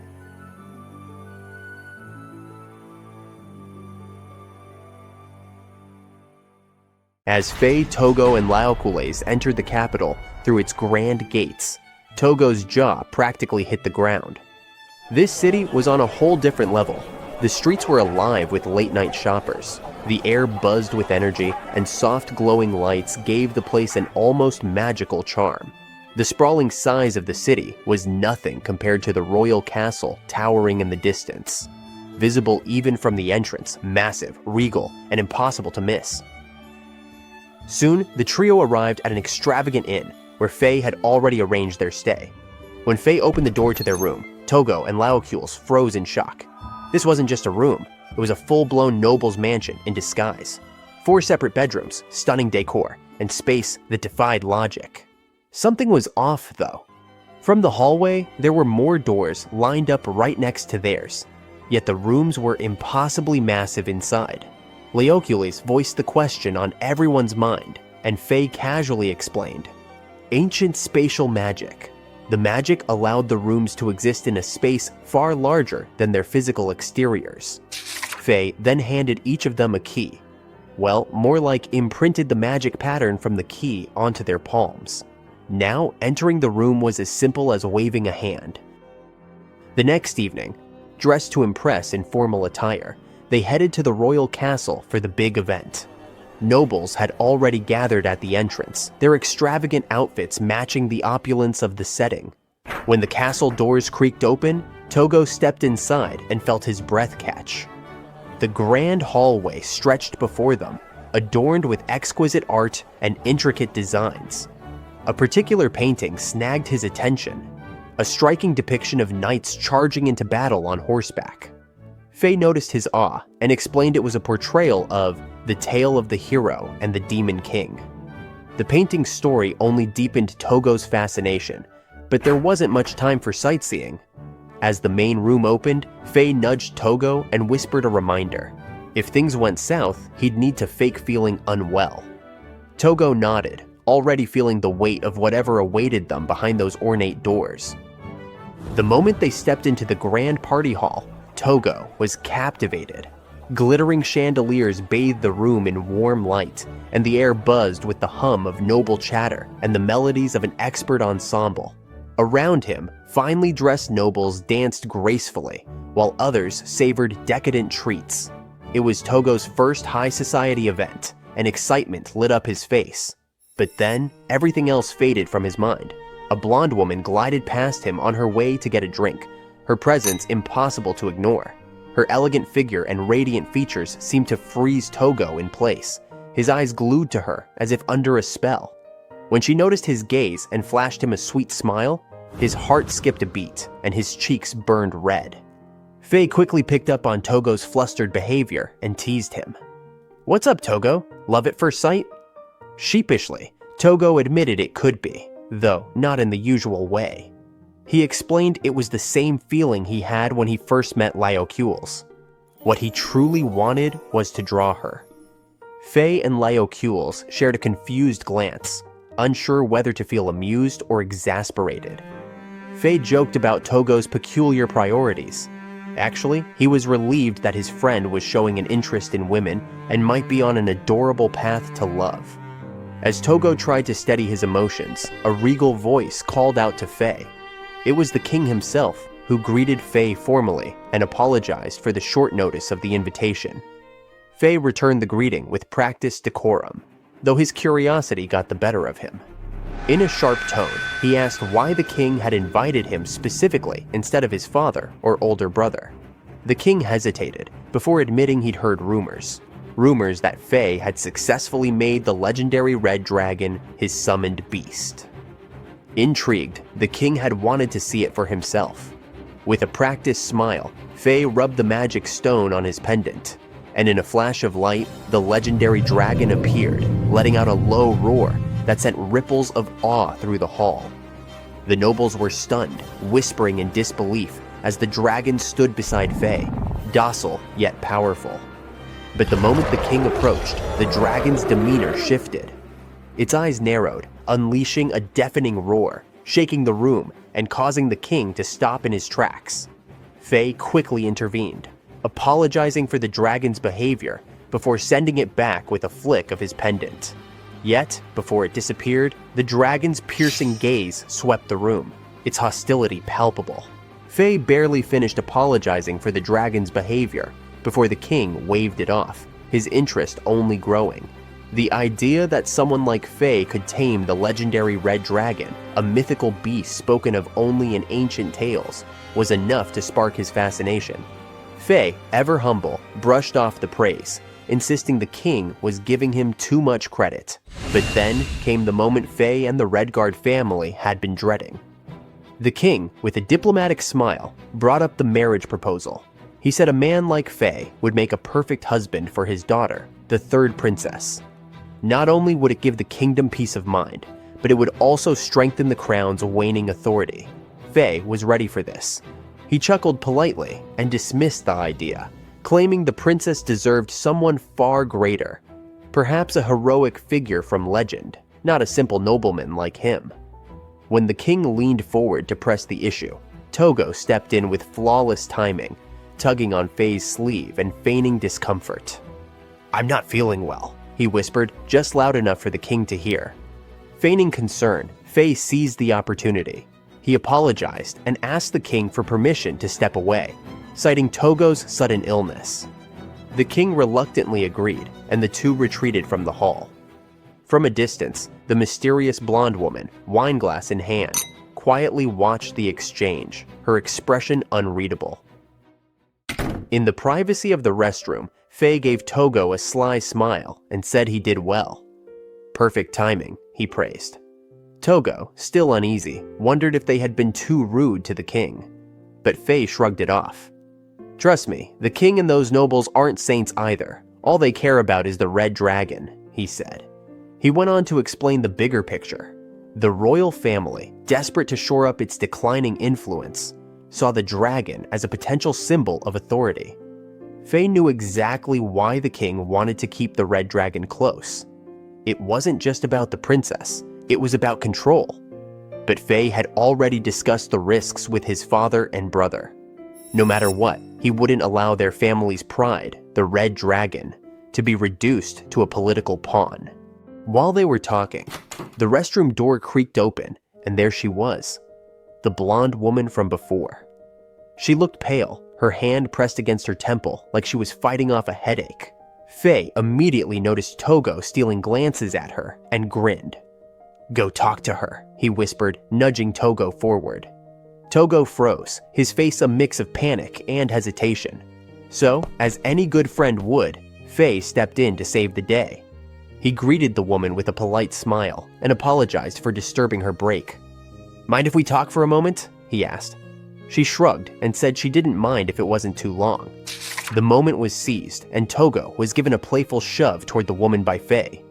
A stumble was made by Tougo, and his throat was nervously cleared. Can you be drawn by me?" was blurted out by him. A blink was given by the woman, her head tilted. "Draw me?" was asked, her confusion evident. 𝕱 told Tougo to explain what he meant to say to make it clear. And so, Tougo introduced himself as a person who likes to draw as a hobby, not a professional artist. 𝕱 added that Tougo was skilled and that he even planned to make Tougo his personal artist someday. Tougo then admitted, in a voice still tinged with nervousness, that when he had first seen her at the venue, he had been struck by how beautiful she was. He confessed that he couldn't stop thinking about her, his heart pounding loudly, describing how she seemed to shine brighter than anyone else. He went on to say that she felt like a living masterpiece, and if he could, he would fill entire sketchbooks with her alone. He even imagined spending days searching for the perfect paint to match her eyes. Though wanting to draw her might be arrogant, but he wanted to draw her so much, and he admitted that it seemed like he fell in love with her at first sight. The room fell silent for a moment. The woman seemed taken aback by his sincerity, and a faint blush crept onto her cheeks. Tougo was the first person like this she had ever met. After taking a moment to compose herself, she told him she would agree to let him draw her, but only on one condition. She explained that her 2-month vacation was starting the next day, and that during that time, she wanted him to take her in. 𝕱 and Tougo froze at the woman's unexpected request. Take her in? What could she possibly mean by that? The woman explained her situation with a mix of urgency and frustration. She worked at the royal castle, but had caught the attention of someone relentlessly troublesome. This person showed up uninvited while she worked, sent enormous bouquets to her workplace, and even ambushed her repeatedly. In short, she was being stalked. It had gotten so bad that she decided to take 2 months off. 𝕱 began to understand, but a troubling thought crossed his mind. If this stalker was so persistent, wouldn't they track her down wherever she went? The woman acknowledged the risk, but was confident that heading to Redguard territory would keep her safe. She said as she looked at 𝕱, the young heir of the Redguard family. 𝕱 was surprised, but that was only natural, since he had shown the red dragon to everyone earlier. After all, he was the talk of the town. The Redguard family already stands out due to their striking appearances. Then, if it's not too much trouble, the woman asks for refuge. In return, she would be happy to model for Tougo's paintings. 𝕱 was ready to fulfill the request, then asked the woman's name. The woman formally introduced herself as 𝕭𝑎, a diplomatic officer, and just like that, the deal was sealed. The Red Guard family would give 𝕭𝑎 refuge and she would become Tougo's model. Later, as they returned to the lively party, Faye caught the hostile gaze of someone glaring at him. The man, clearly seething, called out to Faye rudely and wasted no time addressing the elephant in the room, the Red Dragon. He sneered, questioning how someone like Faye, Red Guard's so-called incompetent second son, could obtain such a legendary creature. Faye corrected him calmly, pointing out that obtained wasn't the right word. The dragon had taken a liking to him, and they'd become friends. The man's face twisted with envy. He scoffed, claiming Faye wasn't worthy, and even suggested he'd be a better match for the dragon. Before the tension could boil over, 𝕬𝕠𝕗 stepped in, his piercing gaze silencing the man instantly. His sharp, intimidating presence sent a clear message: leave or regret it. Overwhelmed by fear, the man fled in terror. The moment passed, but Tougo was still shaken. The man's cruel words lingered in his mind, and he voiced his thoughts to Faye. He reassured him, saying the Red Dragon liked Faye because of his kind, reliable nature. Faye treated the dragon as a companion, not a trophy, and that's why they are together. Hearing this, Faye felt a weight lift from his chest. A smile returned to his face as he realized, once again, how lucky he was to have Tougo as his best friend. After that, the party was over, and heavy rain poured over the capital as Faye, Tougo, and 𝕬𝕠𝕗 returned to the inn, exhausted. Faye silently vowed to avoid parties for a while. They were just too draining. Still, the night wasn't a total waste. They'd met 𝕭𝑎, who agreed to be Tougo's model. As they settled in, 𝕬𝕠𝕗, who had apparently missed the memo, asked if Tougo had bought slaves. Faye quickly clarified that Tougo had hired a woman for a specific purpose. Watching Tougo eagerly preparing to sketch made 𝕬𝕠𝕗 pause. Is this guy always like this? All he thinks about is drawing? His bluntness left Tougo looking deflated and apologetic. 𝕬𝕠𝕗, realizing he might have come off harsh, reassured him. I'm not blaming you, he said.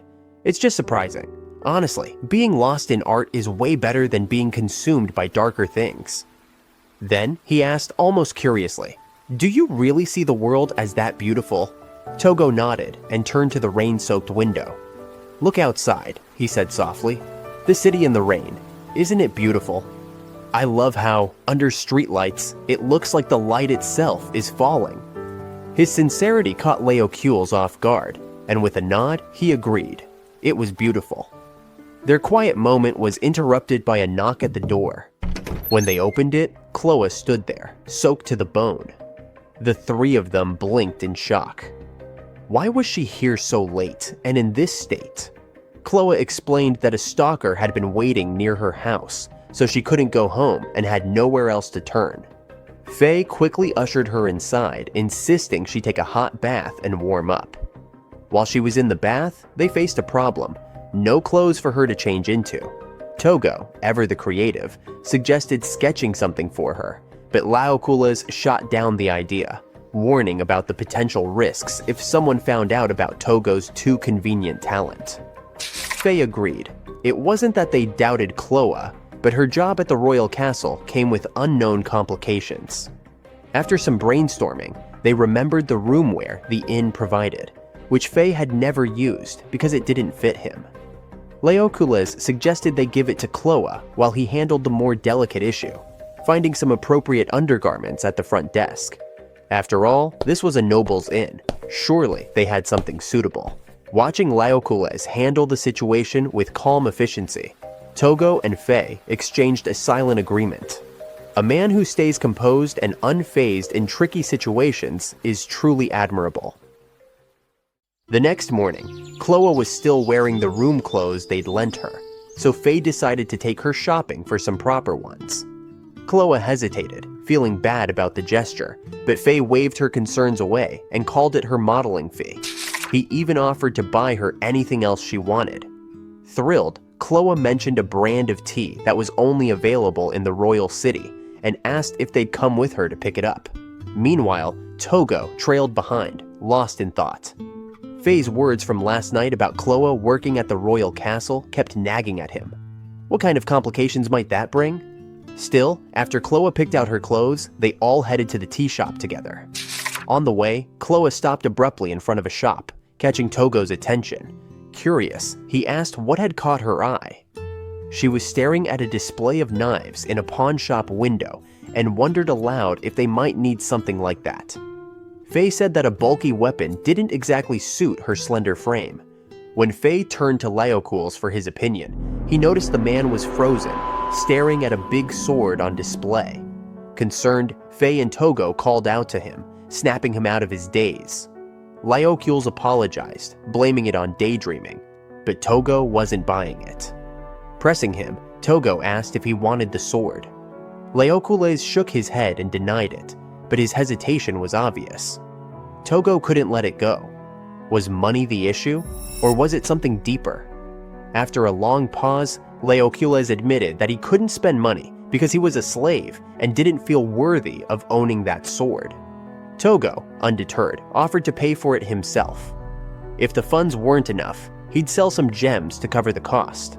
𝕬𝕖𝕨 looked stunned, asking why Tougo was willing to go to such lengths. Tougo's answer was simple. He thinks the sword is suited for 𝕬𝕖𝕨's. Then, with a steady look, he asked, "Wasn't this originally your sword?" 𝕬𝕖𝕨's eyes widened, his silence giving him away. 𝕉, just as shocked, demanded an explanation. With a heavy sigh, 𝕬𝕖𝕨 began to tell his story. He once served a lord in the 𝕿𝕠𝕕 territory, and that sword had been a gift from his master. But with that same sword, he'd killed 2 people. One was an innocent civilian, and the other was the new lord, who took over after his master's death. Those actions marked him as a criminal slave. The sword had been taken from him, and with it, his past had been buried. When 𝕬𝕖𝕨 finished his story, Tougo's expression softened. He saw it as fate. They'd stumbled upon something precious that had been lost. Without hesitation, Tougo marched into the pawn shop to buy the sword. But before he could get far, 𝕬𝕖𝕨 panicked, stopping him in his tracks. "Why are you doing this?" he asked, his voice shaking. "Why go so far for someone like me?" Tougo hesitated, unsure how to explain. He admitted he didn't really grasp the concept of slavery, but one thing he did know: seeing the people around him happy made him happy too. He also understood the heartbreak of losing something dear and the joy of reclaiming it. Despite Tougo's sincerity, 𝕬𝕖𝕨 stood frozen, his body trembling.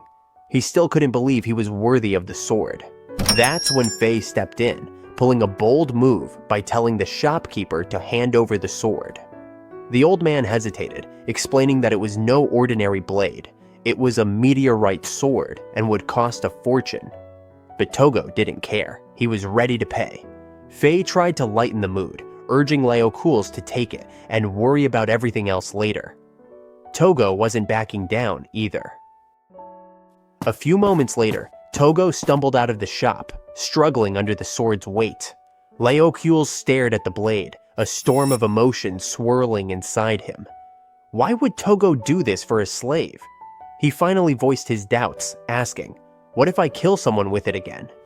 Tougo, unshaken, told him he wasn't worried. "You're not that kind of person," he said simply. "I know it because even when you walk through the forest, you're careful not to step on flowers.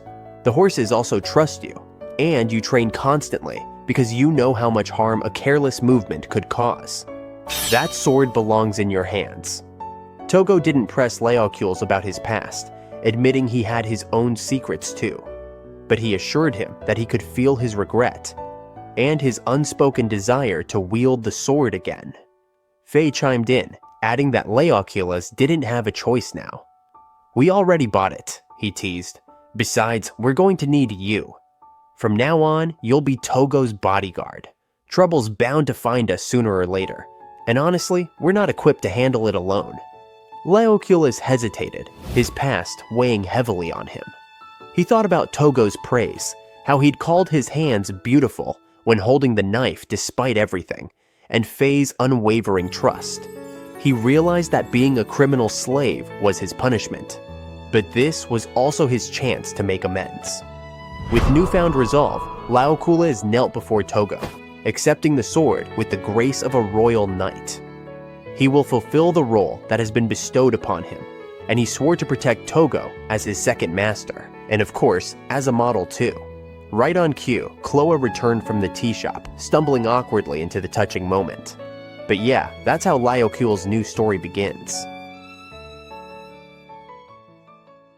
A few days later, in the forest, Tougo was busy sketching 𝕬𝕗𝕄, who stood posing with a sword.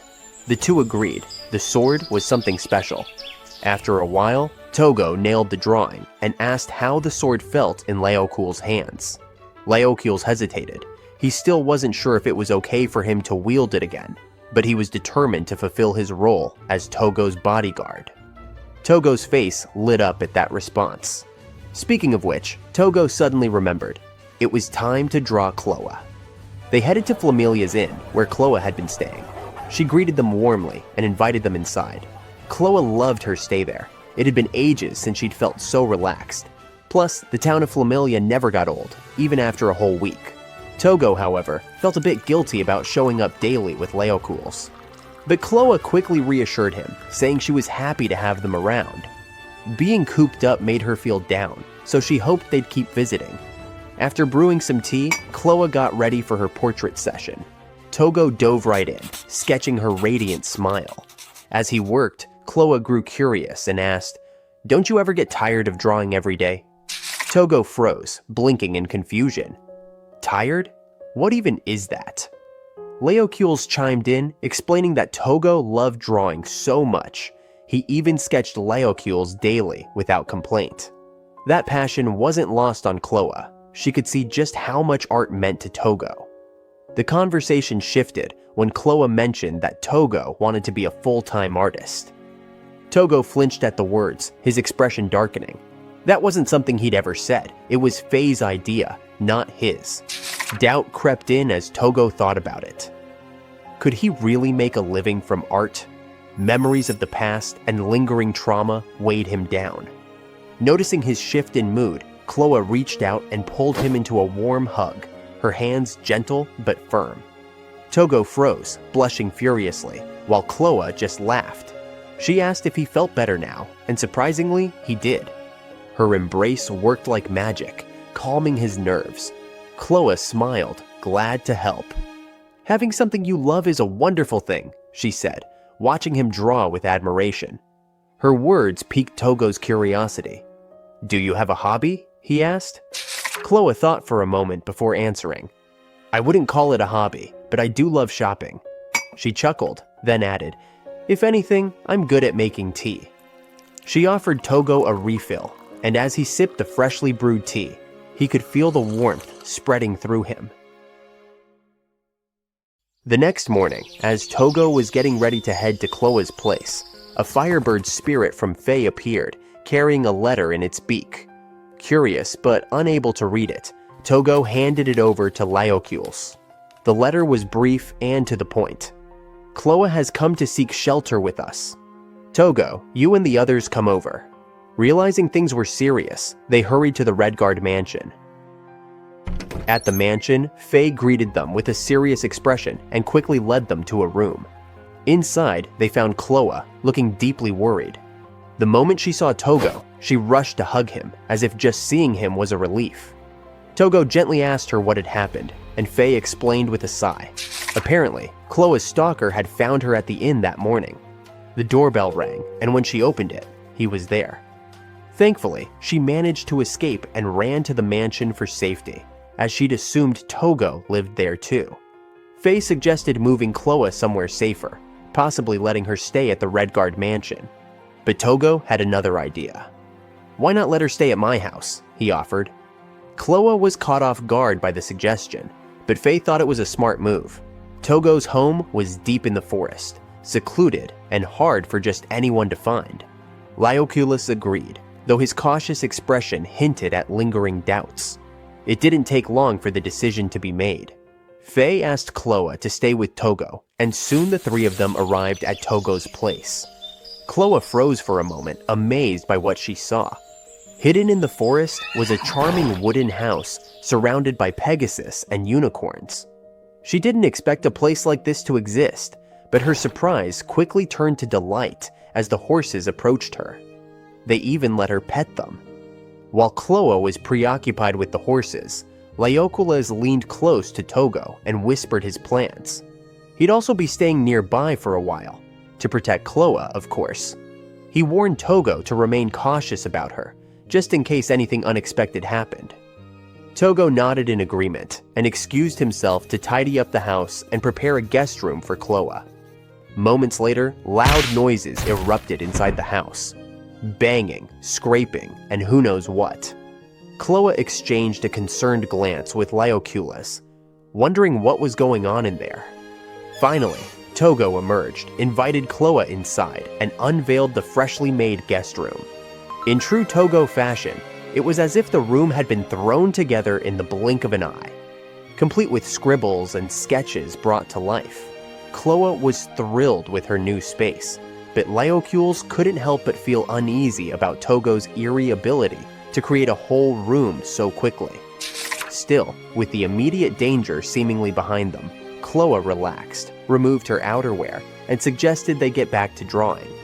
Tougo, as always, was more than ready, and so their days together began, filled with art, laughter, and the faint tension of keeping one eye on the horizon for trouble. A few days later, they were making their way through the forest, with 𝐻loa riding a horse that had somehow won Pegasus's trust. The day was vibrant. Flowers were blooming everywhere, and the horse seemed to know the perfect spot to take them. When they arrived at the serene clearing, Tougo casually suggested that 𝐻loa should try doing some forest-like things. Forest-like? 𝐻loa asked, puzzled. Tougo explained his dilemma. Every time he tried drawing 𝐻loa in the forest, the scenery was stunning, but something felt off. Then it hit him. 𝐻loa didn't quite match the forest vibe. To him, she belonged in castles or at grand parties, places where her elegance truly shone. After all, she used to work at the royal palace, so it made sense. But maybe, he thought, if she tried embracing the forest more, he could capture her in a way that fit this environment. As if on cue, Tougo spotted a butterfly and pointed it out.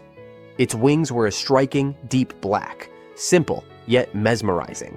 He then led them to a vibrant flower, remarking that its color reminded him of Leokules' eyes. When it came to comparing the color of 𝐻loa's eyes, though, Tougo paused, looked around, and finally raised his hand toward the sky above. They all glanced up, where beams of soft sunlight filtered through the lush green leaves. "That," Tougo said with a smile, "that's the color of your eyes." Of course, she is beautiful in every way, but Tougo really thinks that her eyes are especially beautiful. 𝐻loa was stunned. She stared silently at the glowing light, her cheeks flushing. It was the first time anyone had complimented her eyes like that. Tougo, seemingly unaware of the effect his words had, called her over to look at a bright red fruit hanging from a nearby tree. He explained that this fruit was the first red he'd ever used in his forest drawings. Curious, he wondered aloud if it was safe to eat, but admitted he wasn't sure if it was poisonous. 𝐻loa laughed softly, breaking her silence. "It's not poisonous," she assured him. "But it's not tasty either. I ate it when I was a kid." Taking her word for it, Tougo popped the fruit into his mouth and immediately made a face. 𝐻loa couldn't help but giggle. She'd warned him it wasn't good, but seeing his reaction was still amusing. Despite the awful taste, Tougo waved it off. "Even eating something not tasty is probably food for the heart," he said with a grin. 𝐻loa tilted her head, confused. So Tougo explained further. His teacher had once told him that even things that seemed pointless were necessary for the soul. It's what helped people grow. That simple wisdom struck a chord with 𝐻loa. She found herself quietly admiring Tougo. Tougo decided to take the red fruit home, not to eat, but to make paint out of it. 𝐻loa couldn't help but question him. Didn't he already have enough beautiful shades of red? She didn't understand his reasoning, but that was just Tougo, finding meaning in things that seemed pointless.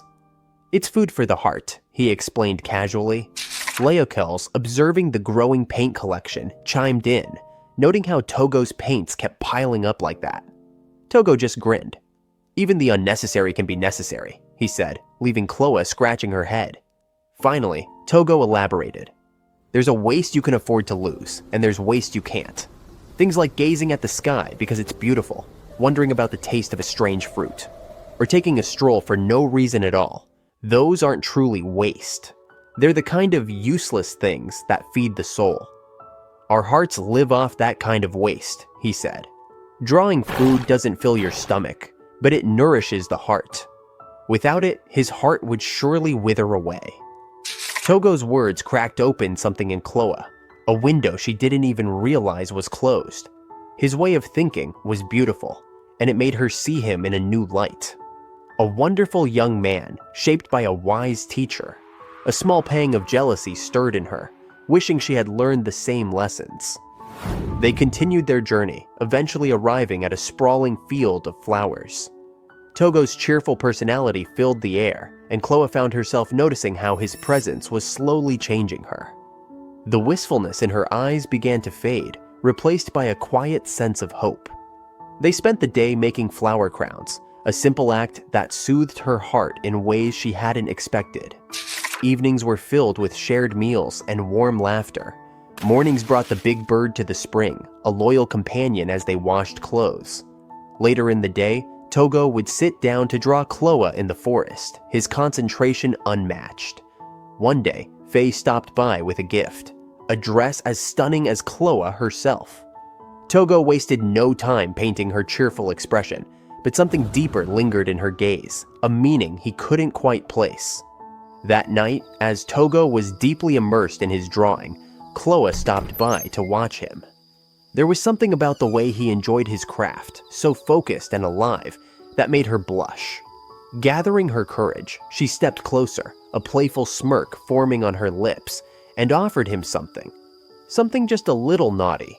What happens next? Well, I'm not spilling all the details, for the safety of my channel of course, but hey, you can always check out the manga yourself. Okay, to sum it up, 𝕭𝑒, being her bold self, decided to playfully seduce Tougo into drawing her. The two ended up working on that picture late in the early hours of the morning. But don't get the wrong idea, Tougo wasn't fazed. He thought the whole thing was educational, and stayed laser-focused on sketching her. The next day, Tougo woke up, sketchbook still clutched in his hand. He blinked groggily, only to glance over at the bed and spot 𝕭𝑒 still asleep there. Why on earth was she in his room?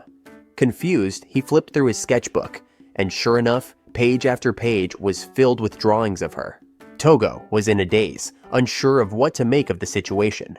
He carefully covered 𝕭𝑒 with a blanket and slipped out of the house, trying to clear his head. Outside, 𝕬𝕗𝕋 was already there, greeting him with a knowing look. Apparently, 𝕬𝕗𝕋 had seen 𝕭𝑒 sneak into Tougo's room the night before and had kept watch through the window the whole time. Awkward, right? Tougo fumbled to explain, but 𝕬𝕗𝕋, surprisingly chill, didn't judge him at all. But something was off. 𝕭𝑒 hadn't woken up yet, which was unusual since she was always up early. Faye arrived moments later, visibly panicked when he heard she was still asleep. By now, they had moved her to a hammock, but it was well past noon, and she was still out cold. Faye quickly examined her and immediately noticed the symptoms of magical exhaustion. 𝕬𝕗𝕋 seemed to pick up on it too. For now, the Pegasuses were sharing their magical power to stabilize her, but the big question remained, what caused this? Faye asked Tougo if he knew what kind of magic 𝕭𝑒 had been using. Tougo, still rattled, admitted he didn't have a clue.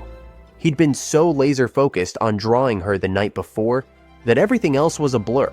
In fact, he didn't remember much at all, just drawing endlessly, feeling hazy and feverish, and then waking up in the morning. Faye raised an eyebrow and asked a rather personal question. Had Tougo ever experienced anything like this with a woman before? Tougo, flustered, confirmed he hadn't. That's when Faye dropped the bombshell. Tougo might be under a charm spell. Charm spells are ancient magic designed to make the target infatuated with someone. Listening to Tougo's account, it all added up. Suddenly, the puzzle pieces clicked into place for Tougo. He remembered feeling strangely captivated by 𝕭𝑒 the first time he saw her at the royal castle party. Faye admitted he found it odd too. Innocent, oblivious Tougo, smitten out of nowhere? Suspicious. 𝕻 explained that charm spells work by locking eyes with the target, and Tougo confessed he had looked into 𝕭's eyes more than a few times. With that, the truth was undeniable. 𝕭had charmed Tougo, and if that wasn't alarming enough, it meant she had been plotting something all along. A few moments passed, and 𝕭 slowly opened her eyes, finding herself in a hammock, her body tightly bound. Confused, she turned to Tougo, asking what had happened, but before he could answer, 𝕻 jumped in, accusing her of using a charm spell on Tougo. That hit a nerve. 𝕭's expression shifted to panic as Laoculus pressed her for answers. What was her plan? Tougo, trying to make sense of it all, chimed in.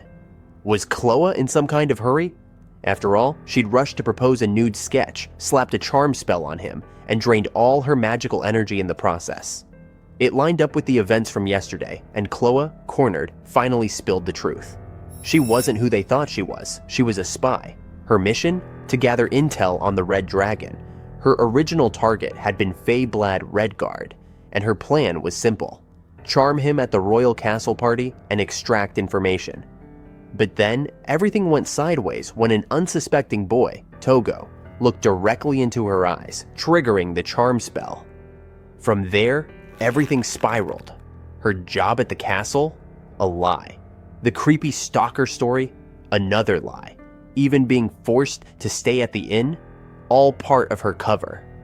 𝕭 had hoped to hide at the Redguard estate and complete her mission, but she didn't expect to be dragged to a forest. Now, her mission was a bust. Worse, she was shocked to discover Tougo's unusual resistance to her magic. The charm spell should have worked, but instead, Tougo just sat there, obsessively drawing. She thought she'd caught an easy target, but it turned out she was dead wrong. Fed up, 𝕻 demanded she reveal who sent her. But 𝕭, ever the slippery spy, wasn't about to give up her employer. In one swift move, she broke free from the ropes binding her, leaving everyone stunned. Even Laoculus, a former knight. Before anyone could react, she darted toward Tougo. It looked like she was about to strike, but instead, she gently stroked his head, apologizing with a regretful smile. She told him goodbye, saying it had been fun. Tougo, however, wasn't ready to let her go. He pulled her hand away and asked her to stay just a little longer. He still wanted to draw her, but 𝕭 refused. Staying wasn't an option, for Tougo or for herself. She trembled as she explained. If she stayed, her walls might crumble. Her heart, long dead to survive as a spy, might awaken again. Tougo didn't back down. He told her to stop being a spy and live in the forest. But 𝕭 laughed, explaining her job paid far too well. Sure, she liked the forest, but she liked money too. The life she lived, filled with luxury, was addictive. Her heart's poison. If she stayed, she'd want both, peace and wealth. That was impossible. That's why 𝕭 has to leave this place. 𝕭 remembered Tougo's words at that time: if human hearts consume waste to live, then her heart has long been starving and is dead. Amidst that despair, Tougo told 𝕭 to do both, saying it was fine to want both. He suggested she could live in the forest and still make money. His solution? She could be his exclusive model. 𝕭 froze, torn between her boss's advice to always kill her true feelings and the warmth stirring in her chest because of Tougo. For the first time in years, she felt alive. She smiled warmly, her heart betraying her as she considered his offer. 𝕭 had clearly taken Tougo's offer to heart. Now, she was happily playing with the horses. Meanwhile, inside the house, 𝕻 voiced his concerns about how she would adapt to life after quitting as a spy to become Tougo's exclusive model. Laoculus shared his doubts, warning Tougo to be wary of decisions made too quickly. Leaving the underworld wasn't something one did on a whim. It took real resolve. But if life in the forest had rekindled something in her, a dying heart finally beating again, maybe there was no going back. That was Tougo's dilemma. Guilt and gratitude tangled in his chest, but deep down, he wanted her to stay. The next day, Tougo's sharp voice rang through the air. 𝕭, stop. Not because she'd done anything wrong, far from it. She was determined to make him wear the dress she had picked out. Now that they were in town, today was 𝕭a's shopping day, and Tougo was covering the cost. Even so, she hesitated. For the first time, she didn't want to waste someone's money. That feeling was new to her. Tougo felt a pang of sadness, but 𝕭a reassured him with a gentle smile that she was already full. She wasn't talking about her stomach being full, her heart was. Tougo absent-mindedly noted how well she understood his thoughts. 𝕭𝕠𝕁 smirked, saying any decent spy should. Besides, Tougo's face practically spelled everything out.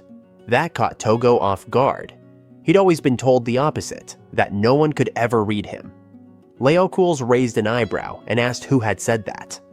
Tougo's smile faltered, a bittersweet shadow crossing his face. My parents.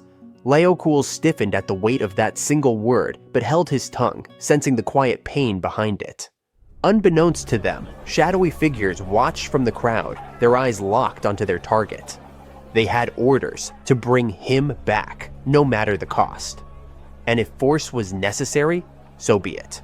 The question remained, who was their target? The answer was coming. Shopping didn't take long, or at least that's what 𝕭a claimed. With a thoughtful hum, she mused that there hadn't been much to buy. Reality begged to differ. 𝕭𝕠𝕁 staggered under the weight of her numerous shopping bags, glancing at the towering pile in his arms. He wondered aloud if this was her definition of not much. 𝕭a blinked in genuine surprise before letting out a small gasp. Had she really bought that much? Embarrassed, she quickly offered to carry her own bags, but 𝕭𝕠𝕁 waved her off, telling her to enjoy herself. Tougo would be happy too. That made her pause. Could she really just accept this kindness? Her gaze softened, doubt creeping in as she murmured a quiet question. Was it truly okay to be treated like this, even after what she had done? Tougo didn't hesitate. This was his choice. The guilt from yesterday still lingered. She had haughtily declared that hiring her would be expensive, only for innocent Tougo to run inside and return with a massive bag full of gold, an amount she could hardly comprehend. Back then, Tougo had reassured her that money didn't matter. If he could capture something truly satisfying in his art, he'd pay any price. And that wasn't all. If she agreed to be his model, he'd build her a house. She'd have horses to take her to town whenever she pleased. There were still so many unexplored corners of the forest, and when the days grew warmer, he'd take her to find a beautiful riverside. Tougo wishes to paint a picture of endless adventures, of seasons changing around them, of moments he wanted to share.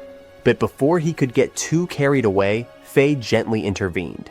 He understood Tougo's enthusiasm, but 𝕭a's situation was complicated. She needed time. 𝕭a smiled warmly and asked for just that, the time and space to stay a little longer before giving him an answer. She was still lost in thought, replaying yesterday's events, when Tougo's voice pulled her back to the present. With that, they continued shopping, heading toward the next store. The next stop? A women's lingerie store. Without hesitation, 𝕭a stepped inside, leaving Tougo and 𝕭𝕠𝕁 awkwardly waiting outside. Tougo's face immediately turned red. Standing in front of a lingerie shop? In broad daylight? He shifted uncomfortably, his flustered expression impossible to hide. Not wanting another mishap, 𝕭𝕠𝕁 checked him over, but the charm spell was no longer active. Still, that didn't mean they could let their guard down. Who knew what could happen next? Just then, a horse-drawn carriage rolled up and came to an unexpected stop right in front of them. Then revealed a man inside, one who clearly had business with Tougo. 𝕭𝕠𝕁 wasted no time. What do you want? He asked bluntly. The man hesitated, intimidated by 𝕭𝕠𝕁's imposing presence. With slightly shaky hands, he pulled out a letter of order. It didn't specify the sender, but the message was clear. Tougo was being requested as an exclusive mage and was expected to go with them to a certain residence. To sweeten the deal, the man revealed a small chest filled with gold. It was a tempting offer, but Tougo barely spared it a glance. He had zero interest in something like that. The man clearly hadn't expected a rejection. His eyes widened in disbelief before shifting into something more calculating. 𝕭𝕠𝕁 didn't like that look and immediately told him to back off. Letting out a long sigh, The man nodded, as if accepting defeat. But instead of retreating, he switched tactics. In an instant, black shadowy tendrils erupted from the ground, wrapping around Tougo and 𝕂𝕠𝕗, binding them tightly. 𝕂𝕠𝕗 struggled against the grip, but the dark restraints held firm. Taking advantage of the momentary distraction, the black shadowy tendrils threw Tougo into the carriage, where more figures were waiting inside. Before 𝕂𝕠𝕗 could break free, the wheels spun and the carriage sped off. Tougo, gone in a blink. This was the second time 𝕂𝕠𝕗 had failed to protect him. Fury surged through him. His frustration boiled over, and with sheer, unchecked strength, he tore himself free from the shadowy restraints. But now, the damage was done. Tougo had been taken. Inside the speeding carriage, Tougo fought back, struggling to escape. His resistance was met with a brutal punch to the stomach, forcing the air from his lungs. He curled up in pain, gasping. One of the captors shot a glare at the attacker. "Don't rough him up too much," he warned. The request was to treat him with respect. Before anyone could respond, the carriage lurched violently, nearly tipping over. The sudden movement sent everyone stumbling. A sharp tear ripped through the cloth covering the carriage, and in the next instant, the glint of a sword sliced through the fabric. 𝕂𝕠𝕗 had arrived. His eyes burned with unwavering determination as he forced his way inside. He wasn't here to negotiate, he was here to take his master back. But the rescue wouldn't be easy. 𝕂𝕠𝕗 was outnumbered, and before he could reach Tougo, 3 men lunged at him, forcing him back. Meanwhile, their leader shoved the unconscious driver aside and seized control of the reins, snapping them hard to pick up speed. 𝕂𝕠𝕗's focus was divided, protecting Tougo and fending off attackers at the same time. A blade suddenly swung at him from behind. He barely managed to twist his body in time, blocking the strike before knocking the attacker's sword upward. With a quick diagonal slash, he took the man down. 1 down, 4 left. The remaining men closed in, surrounding him from all sides. 𝕂𝕠𝕗 knew he had to control the flow of battle. He locked eyes with 2 of them, provoking them into striking first. Just as they attacked, he moved, lightning fast. A single powerful motion sent them both crashing to the floor. 2 more to go. The last pair charged at him together, but 𝕂𝕠𝕗 held his ground, skillfully parrying their blows.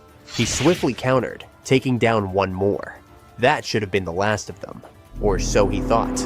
A shadow flickered from the corner of his vision. Too late, an unseen attacker had been lying in wait, waiting for the perfect moment.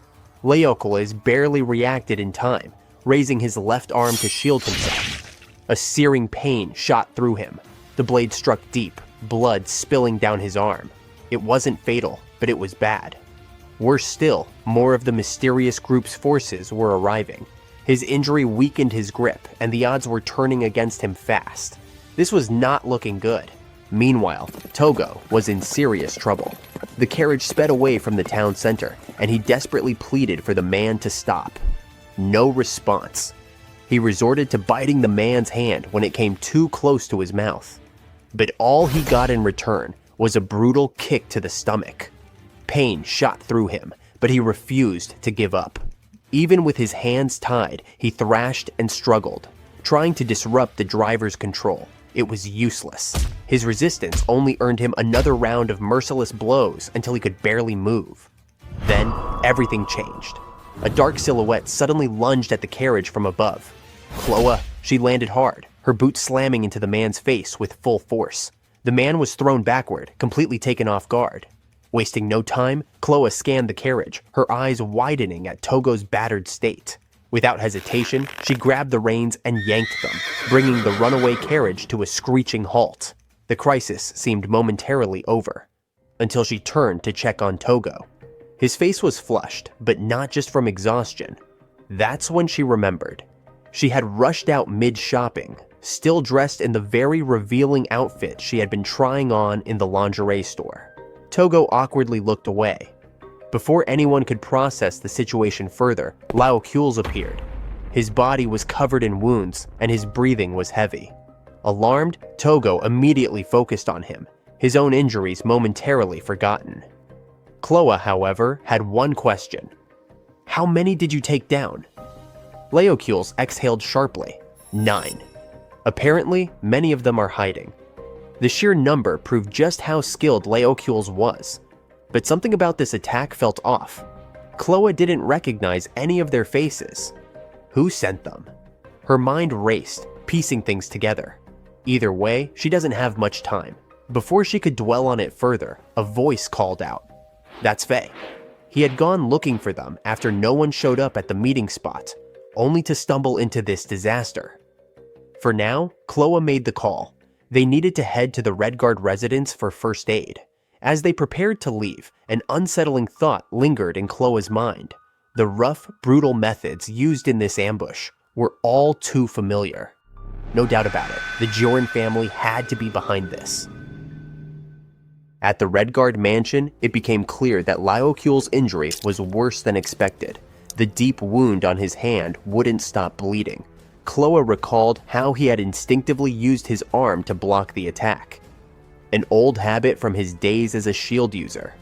He didn't seem to regret it, considering it a small price to protect his master. Tougo, however, wasn't willing to let it slide. After asking 𝐻loe to step out, he plans to heal 𝕉𝕖𝕨, assuring him that he had healed others before and wouldn't let him suffer because of him. Without hesitation, he reached for his brush, his hands moving swiftly across the canvas. His strokes carried purpose as he sketched 𝕉𝕖𝕨's, but in the drawing, his wounds no longer existed. The image reflected how Tougo wanted him to be, uninjured, whole.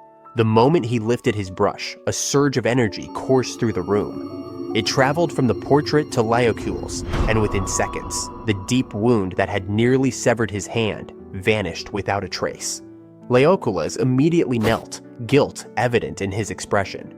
He felt he had failed by letting Tougo be put in danger, but Tougo only praised his efforts, though he struggled to find the right words. Instead of arguing, he simply thanked him.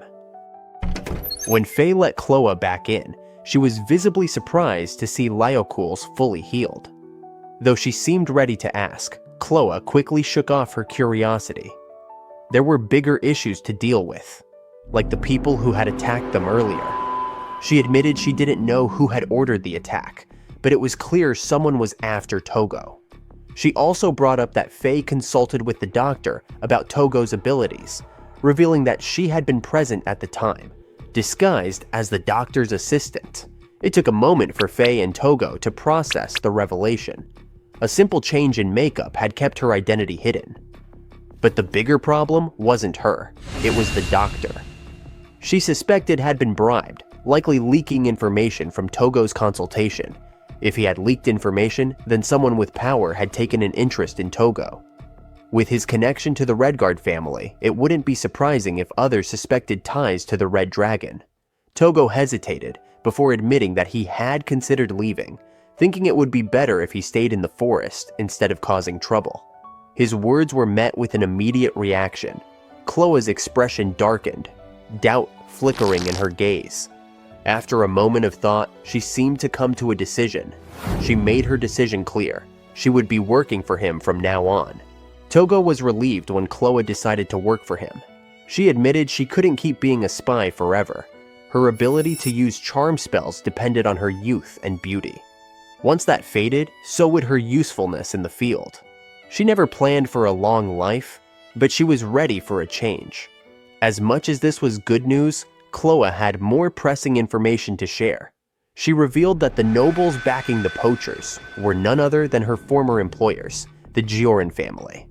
They had been exploiting Redguard's territory to obtain rare materials like unicorn horns and Pegasus feathers. The revelation hit Faye hard. Tougo quickly explained to 𝕉𝕨 about the poachers in the forest, an incident that had deeply affected Faye. Meanwhile, 𝐻loe added that the 𝕄ꫪn family was far from subtle in their methods. Worse, their next target was the Red Dragon. She then laid out 3 crucial pieces of information the 𝕄ꫪn family had uncovered.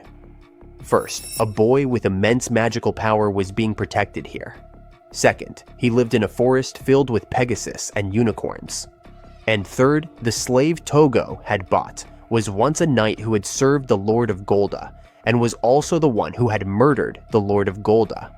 𝕉𝕨 immediately recognized that the last part was about him. 𝕮 had already investigated him thoroughly. She knew his true name, 𝕬𝕗𝕄𝕨, and his entire past. She had even tracked down the sword he had discarded long ago. He suddenly realized when she had tested him, back when they passed the pawn shop. She had deliberately set up the encounter, and his reaction had only confirmed her suspicions. Faye and Tougo couldn't help but be impressed by 𝕮's skills as a spy. But one question weighed on 𝕮𝕗's mind. Why had she gathered information on him in the first place? 𝕮 explained it bluntly. If someone wanted to capture a boy protected by the forest, nobles, and a strong bodyguard, the most effective way was to take hostages. However, when she investigated Tougo's background, she found no relatives. That meant the 𝕍𝕗 family couldn't use family members against him. Instead, they had set their sights on the people Tougo valued most, his bodyguards. Then, 𝕮 mentioned a name, ɪ̀nteriā-belsh. 𝕮𝕗 froze. His reaction said it all. This person was important to him. As night fell, Tougo returned to the forest, but his mind was too cluttered to focus on drawing. Just as he was about to head to bed, a knock on the door pulled him from his thoughts. 𝕮𝕗 had come to see him. Even though he was ready to sleep, Tougo invited him in. For a while, neither of them spoke. The silence stretched until Tougo finally broke it. His thoughts still circling back to what 𝕮 had said earlier. ɪ̀nteriā-belsh. Tougo was certain she meant something to 𝕮𝕗, and he was right. 𝕮𝕗 admitted that ɪ̀nteriā had once been his comrade, a fellow knight who had served under the same lord. He never imagined she would end up as a hostage of the 𝕍𝕗 family. Hearing that troubled Tougo. He thinks if 𝕮𝕗 were taken hostage, he wouldn't be able to sit still. But 𝕮𝕗 made it clear that if it came to that, he would find his own way out. ɪ̀nteriā, being a knight herself, would likely think the same. Protecting one's master always came first. That was the message 𝕮𝕗 wanted to convey. Even so, frustration flickered in Tougo's eyes. He left the room abruptly, calling out to 𝕮. He knew she had been eavesdropping. And that was fine. He wanted her advice. He needed a way to rescue the hostages safely. Before answering, 𝕮 had a question of her own. With absolute confidence, she asked if it was Tougo who had summoned the red dragon. There was no room for denial. She was too sure of her information. Tougo admitted it. 𝕮𝕗, hearing this for the first time, was visibly shaken, while 𝕮 was already calculating her next move. Then she proposed an idea, offering a contract to the 𝕍𝕗 family and negotiating with them. She had a reason for this. If Tougo wanted a safe resolution, direct confrontation wouldn't work. Negotiation was key. The hostages were likely bound by a magical contract, just like 𝕮𝕗's slave collar. That meant they couldn't simply be stolen away. But if Tougo summoned a new red dragon, the very thing the 𝕍𝕗 family desired, they might agree to release the hostages in exchange. It was the safest plan with the least risk. But 𝕮𝕗 didn't like it. He wanted a guarantee that Tougo would be safe. 𝕮 assured him there was no real danger. The worst-case scenario, the 𝕍𝕗 family might imprison Tougo, but they wouldn't kill him. And with her skills as a spy, breaking the magical contract wouldn't be an issue. As long as that was handled, getting Tougo and the hostages out of there wouldn't be a problem. Frustrated, 𝕮𝕗 couldn't hold back. Was Tougo really okay with this? And could they even trust 𝕮? He wasn't convinced. Tougo, ever the innocent one, turned to 𝕮 and asked her directly. Could he trust her? The question threw her off. She admitted that trusting someone like her wasn't exactly a smart move. But deep down, she had already decided to work with him. Not that she had any way to prove it.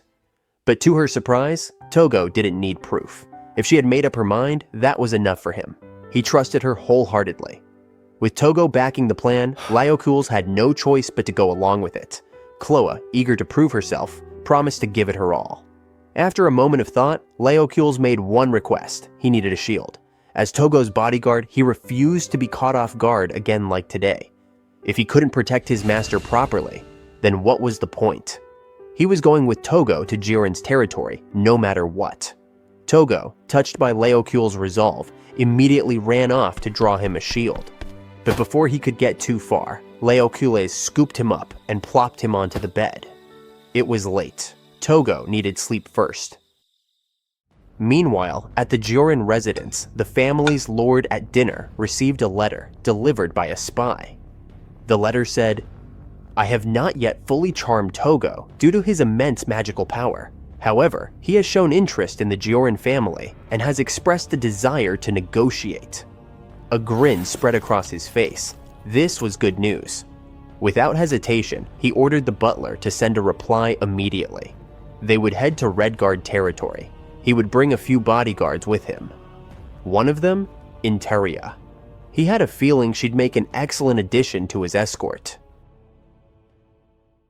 The next day in town, Tougo, 𝕬𝕑𝕇, Faye, and Chloe had secured a place for negotiations with 𝕍𝕗. Tension hung in the air, especially for Faye, who looked the most anxious. Before long, the Lord of 𝕍𝕗 arrived, marking the official start of their plan. But then, an unexpected reunion. 𝕬𝕑𝕇's locked eyes with an old friend, Interia. For a first meeting, the Lord of 𝕍𝕗 was surprisingly friendly. It was also Tougo's first time seeing him in person, but he wasn't alone. A familiar presence caught Tougo's attention. Up above, hidden near the ceiling, Faye had already realized it. One of the men present was the same brute who picked a fight with him at the party. Santos Rado 𝕍𝕗, the eldest son of the 𝕍𝕗 family, is just as unruly as his father. Then, the Lord of 𝕍𝕗 got straight to the point. He wanted Tougo to become the exclusive mage of the 𝕍𝕗 family. But Tougo had to refuse the offer. No matter how enticing the offer sounded, he couldn't become an exclusive mage. And this was where their plan came into play. Instead of rejecting them outright, Tougo countered with an offer, a one-time contract. Silence filled the room. At first, Santos remained composed, but eventually his true nature slipped through. He was clearly interested. How could he not be? After all, Tougo was the one who summoned a red dragon. So far, everything has been going smoothly. Santos, eager to continue the discussion, presented a contract. Their first request? Tougo had to summon the red dragon, and in return, they would compensate him generously. Tougo hesitated. Did it have to be a red dragon? He carefully asked for clarification. This was the key part of the plan. The day before, Chloe had drilled it into Tougo. He couldn't back down during negotiations. She knew they would try to lock him into an exclusive deal, but if Tougo stuck to the one-time contract, they would inevitably demand the red dragon's summoning. And just as predicted, that's exactly what they wanted. Using that to his advantage, Tougo made a counteroffer. Instead of the red dragon, he proposed summoning a creature just as rare and valuable. That sparked the obvious question: what kind of creature? Tougo simply replied that he would decide after thinking it over. Santos hesitated, uncertain about the deal. But Rado had no such doubts. As far as he was concerned, a mythical beast equal to a red dragon sounded just as exciting. He couldn't wait to see it. However, if no decision was made, they still wanted the red dragon. And to that, Tougo agreed. The deal was sealed. 𝕍𝕗 would get the red dragon, or an equivalent creature, summoned right before their eyes. Now it was time to discuss compensation. Santos, eager to wrap things up, asked Tougo how much he wanted. But Tougo, unfazed, simply replied that he didn't need money. Instead, he had two conditions. 𝕍𝕗 must never disclose anything about him and must stay out of his business from now on. And one more thing, he pointed at Interia. He wanted her. Interia was caught completely off guard. Her eyes darted to 𝕬𝕑𝕇, searching for answers. She had no idea what this meant or why Ed, as she knew him, was even here. Santos assumed Tougo was asking for a slave and was ready to offer someone else. But Tougo wasn't interested in substitutes. It had to be her. Santos clearly wasn't thrilled about the request, but with no other choice, he agreed. The contract was signed, but when the rescue seemed within reach, there was a problem. Deep down, Interia didn't want to leave. She couldn't abandon Lady Carnelia. 𝕬𝕑𝕇 noticed her hesitation, but the deal was done. Tougo would now work for the 𝕍𝕗 family, at least for the time being, and Santos told him to report back the next day. After the meeting, back at the Redguard mansion, Faye was visibly anxious. The thought of Tougo stepping into 𝕉𝕗's territory unsettled him. But 𝔻ⴤ reassured him. 𝕉𝕖𝕨 would be there too. Of course, just waiting around wasn't 𝔻ⴤ's style. She had no intention of sitting idle. Meanwhile, Tougo and 𝕉𝕖𝕨 arrived at the 𝕉𝕗 family mansion, an enormous, imposing structure. Tougo, however, had a different take. "Looks like a giant chocolate cake," he thought, admiring the exterior. Santos greeted them, wasting no time leading them to the summoning room. 𝕰👉𝕐 was also ordered to come along, though she tried to decline, citing her duty as Lady Carnelia's bodyguard. But when the Lord of 𝕉𝕗 gave an order, refusal wasn't an option. The four of them walked through the mansion's grand hallways, eventually stopping at a door. Beyond it lay the summoning room. The space was massive, a tower-like chamber with a towering ceiling and a wide circular floor. A spiral staircase led downward, where there was a dining table, a bed, and plenty of room for whatever was about to be summoned. Santos made a few final remarks. The maid would come to fetch them for meals. Oh, and one more thing, a warning laced with threat. "Don't even think about running," he told Tougo, "because if you do, I'll kill 𝕰👉𝕐." And with that, he left. As he ascended the stairs, 𝕰👉𝕐 glanced back, her eyes filled with sorrow. 𝕉𝕖𝕨, watching helplessly, clenched his fists in frustration. A short while later, Tougo and 𝕉𝕖𝕨 set up a tent indoors for drawing purposes, but 𝕉𝕖𝕨 seemed distracted, his mind clearly still on 𝕰👉𝕐. Just as they finished, an unexpected visitor burst into the room. A little girl with a beaming smile. She was thrilled to see new faces, eagerly asking if they were guests. When Tougo confirmed, she literally jumped for joy before catching herself and trying to act more composed. Then she asked something odd. Was Tougo Lord Santos's summoned creature? That threw him off. When he denied it, she got even more excited, thinking she could make a contract with a fairy. Tougo, now even more confused, had to clarify that he was the summoner, not the summoned. After blinking in realization, the girl turned red with embarrassment, apologizing for the mistake. Tougo, amused, reassured her that it was fine. She then introduced herself, Carnelia 𝕉𝕗. Yeah, the same Carnelia served by 𝕰👉𝕐. She was Santos Rado's younger sister, though they look nothing alike. Well, technically, they were only half related by blood. Despite her prestigious family name, she was just an innocent, cheerful 8-year-old who seemed starved for company. She happily chatted with Tougo, sharing stories, until 𝕉𝕐 questioned whether she was really allowed to be here. She simply shrugged. Neither her father nor brother cared where she went. But as much fun as she was having, she eventually had to leave, mentioning that 𝕰👉𝕐 might worry. Before going, she shyly asked if she could visit again. Of course, Tougo said yes. Beaming, she promised to show him her treasure next time.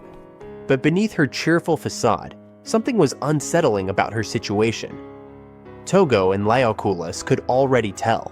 Carnelia was likely an illegitimate child, neglected by her own family and destined for a political marriage.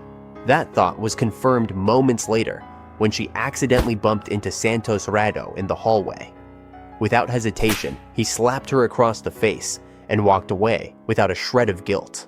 The 𝕉𝕗 family treated her like a tool, and the only one truly looking out for her was 𝕰👉𝕐. Tougo didn't need to say it. 𝕉𝕐 could see it in his expression. There was nothing they could do for her right now. They had their own problems. 𝕉𝕐 snapped out of his thoughts and turned to Tougo. Was he really planning to draw something other than the red dragon? This time, Tougo looked uncharacteristically serious. He wasn't joking. He refused to summon the red dragon for the 𝕉𝕗 family. That dragon belonged to Faye. 𝕉𝕐 could understand that, but then what was he planning to draw? Turns out, even Tougo didn't know yet. Meanwhile, in the 𝕉𝕗 family's dining room, Santos, his wife, and their son discussed the contract. They were confident. This contract was airtight. No loopholes, no escape. Santos' mother wouldn't be attending the upcoming summoning ceremony since she was away on a trip, but that didn't matter. They were satisfied. Santos, especially, could barely contain his excitement. Would it be a red dragon, or something just as powerful? Whatever it was, he was eager to see the beast that would soon belong to the 𝕍𝕗𝕋 family. Interia's life in the 𝕍𝕗𝕋 household was nothing short of miserable. Santos never let her forget she was a slave, tightening her collar whenever she displeased him. Even after buying her, he made it clear she would never be free. Her only purpose now was to serve as Carnelia's personal guard. What started as an order soon became something she did willingly, though the scars of Santos' cruelty never faded. Meanwhile, in the dining room, Tougo and 𝕬𝕠𝕭 sat down for a meal. The food? Surprisingly good. The atmosphere? Uncomfortably empty. Only Santos, his wife, and his son were at the table. Carnelia was nowhere to be seen. Not surprising, considering she was an illegitimate child. The realization left Tougo with a strange sense of loneliness. Later that night, Tougo found himself stuck. He still hadn't decided what creature to draw, and 𝕬𝕠𝕭, seeing no progress, told him to just sleep on it. Taking the advice, Tougo left the tent for bed, but even lying down, his mind wouldn't settle. Just then, the door creaked open. Carnelia slipped into the room, eyes shining with excitement. She had come to fulfill her promise, showing Tougo her treasure. It turned out to be an encyclopedia of mythical beasts. As she flipped through the pages, she eagerly pointed out her favorites. She stopped at an illustration of a fairy, grinning as she noted how much it resembled Tougo. 𝕬𝕠𝕭, to Tougo's dismay, agreed. Apparently, spirits came in many forms, and almost all of them bore a striking resemblance to him. It was deja vu. Faye had mistaken him for a fairy before too. Finding the moment enjoyable, Tougo scanned the other pages. He stopped at an illustration of a griffin, intrigued. Carnelia, however, was more interested in beautiful creatures like Pegasus and unicorns. She excitedly explained how some ancient ones had both wings and horns. Then, her eyes sparkled as she pointed to something even rarer, a creature surrounded by lightning, with both horns and wings. 𝕬𝕠𝕭, she read aloud, a divine messenger that carries lightning. Ever since she learned about it, she's not scared of thunder anymore. Tougo, recalling his time in the forest, had seen something similar. But was it really an 𝕬𝕠𝕭? He wasn't sure. One thing was clear though, Carnelia adored mythical creatures. The red dragon was also her favorite. The creatures in the encyclopedia were legendary creatures. It says none of them existed anymore. Carnelia's eyes softened as she wished she could have been born earlier to meet them. She dreamed of playing in the water with veuivre, petting fluffy creatures, and racing a carbuncle. Her imagination soared. After playing with them, she wanted to sleep in a bed made of phoenix feathers and then ride the phoenix away from home. Tougo couldn't help but notice the quiet desperation in her voice as she confided in him. Her future was already set. She'd already arranged to be married, and she was promised to a man 30 years older than her. By the time she turned 16, he'd be 46. It was a shocking truth, but Carnelia spoke with the courage of someone who had no other choice. As the night grew late, she excused herself, but shyly asked if she could come again tomorrow. Tougo, feeling a mix of sympathy and resolve, warmly invited her back. After she left, he picked up his sketchbook and began drawing, seemingly having already decided what creature to create. 𝕬𝕠𝕭, noticing the sketch, asked why he chose that one. Tougo simply answered, "It seemed like a good fit for you." But Tougo had more on his mind than just drawing. With his magic running low, he needed to plan carefully. And there was one more thing he wanted to discuss with 𝕬𝕠𝕭. The next morning, as they sat down to breakfast, Santos asked about the progress of the mythical beast. Tougo had made his decision.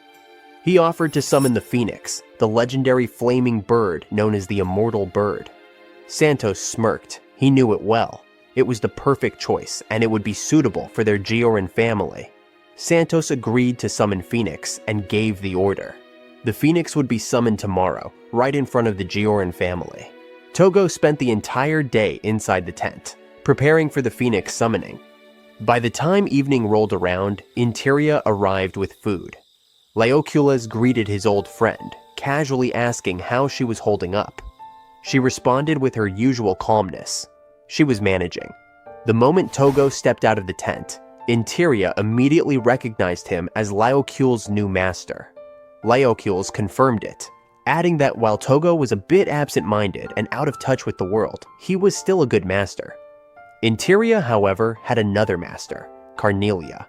She knew the girl had been visiting often, even though Tougo thought no one had noticed. It had been a long time since she'd seen Lady 𝐴rnelia so happy. Ever since her engagement was arranged, she had been miserable. With deep gratitude, 𝕰👉 bowed before Tougo, thanking him for bringing even a little joy to her young master. That's why she had a request. She wanted to serve as 𝐴rnelia's bodyguard. If the contract was fulfilled, she would have to leave her, and she would be alone again. That thought terrified her. She had too few allies to begin with. 𝕮𝕗𝑙�'s asked if she wanted to revoke the contract, but 𝕰👉 refused. Her loyalty was to 𝐴rnelia. She begged Tougo to let her stay, but he wasn't about to abandon her. In fact, he had no intention of leaving 𝐴rnelia either, a response that caught 𝕰👉 off guard. 𝕮𝕗𝑙𝑎s, with his calm gesture, "That's just how my master is, too kind, too soft." But Tougo wasn't planning to stick around forever. His real goal? To run away.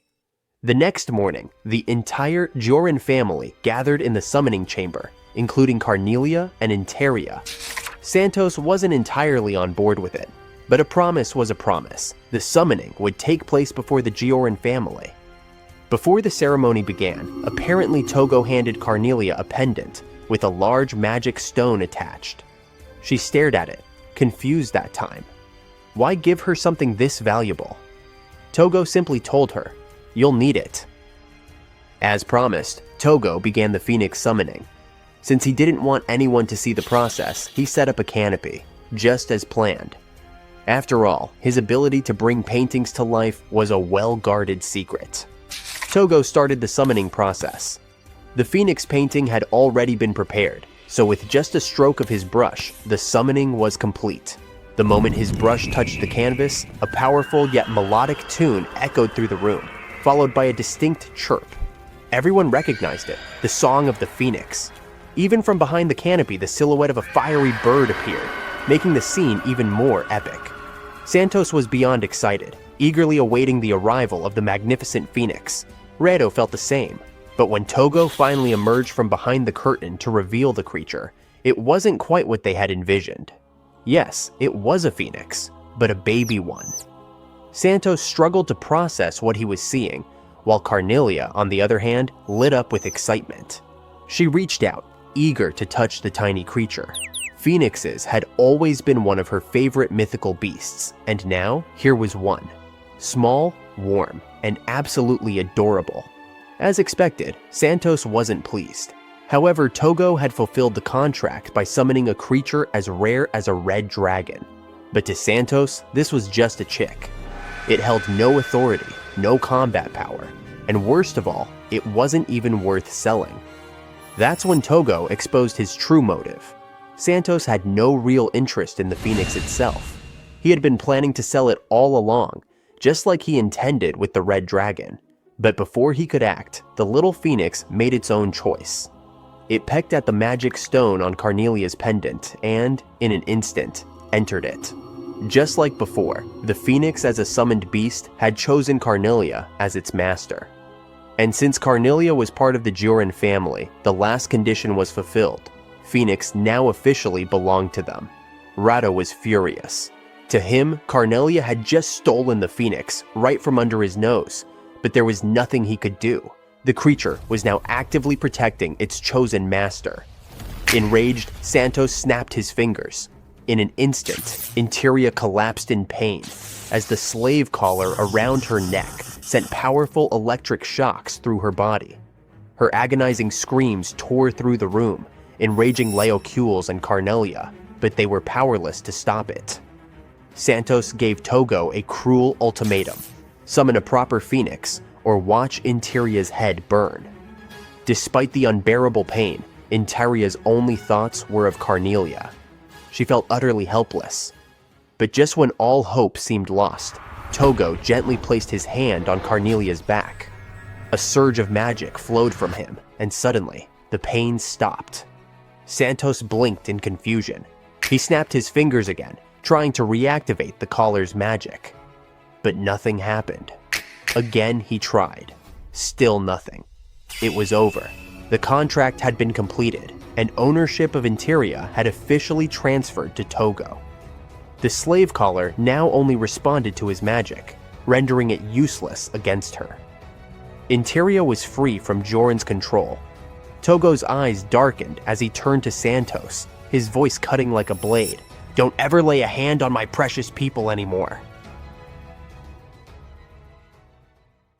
Flashback to when Tougo was still on Earth. His teacher always drilled one thing into him: preparation is everything. There's a saying, prepare the rope after seeing the thief, or buy the bookshelf before cleaning the room. In short, think ahead. Exactly what Tougo was doing at the Joran residence. Now, back to the present.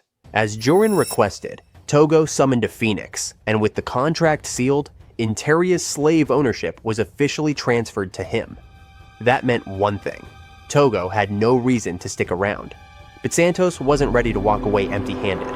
Desperate, he begged Tougo to summon another creature, promising to pay any price. Seeing Santos grovel, Tougo agreed. But here's the catch: he can't guarantee it will become his summoned beast.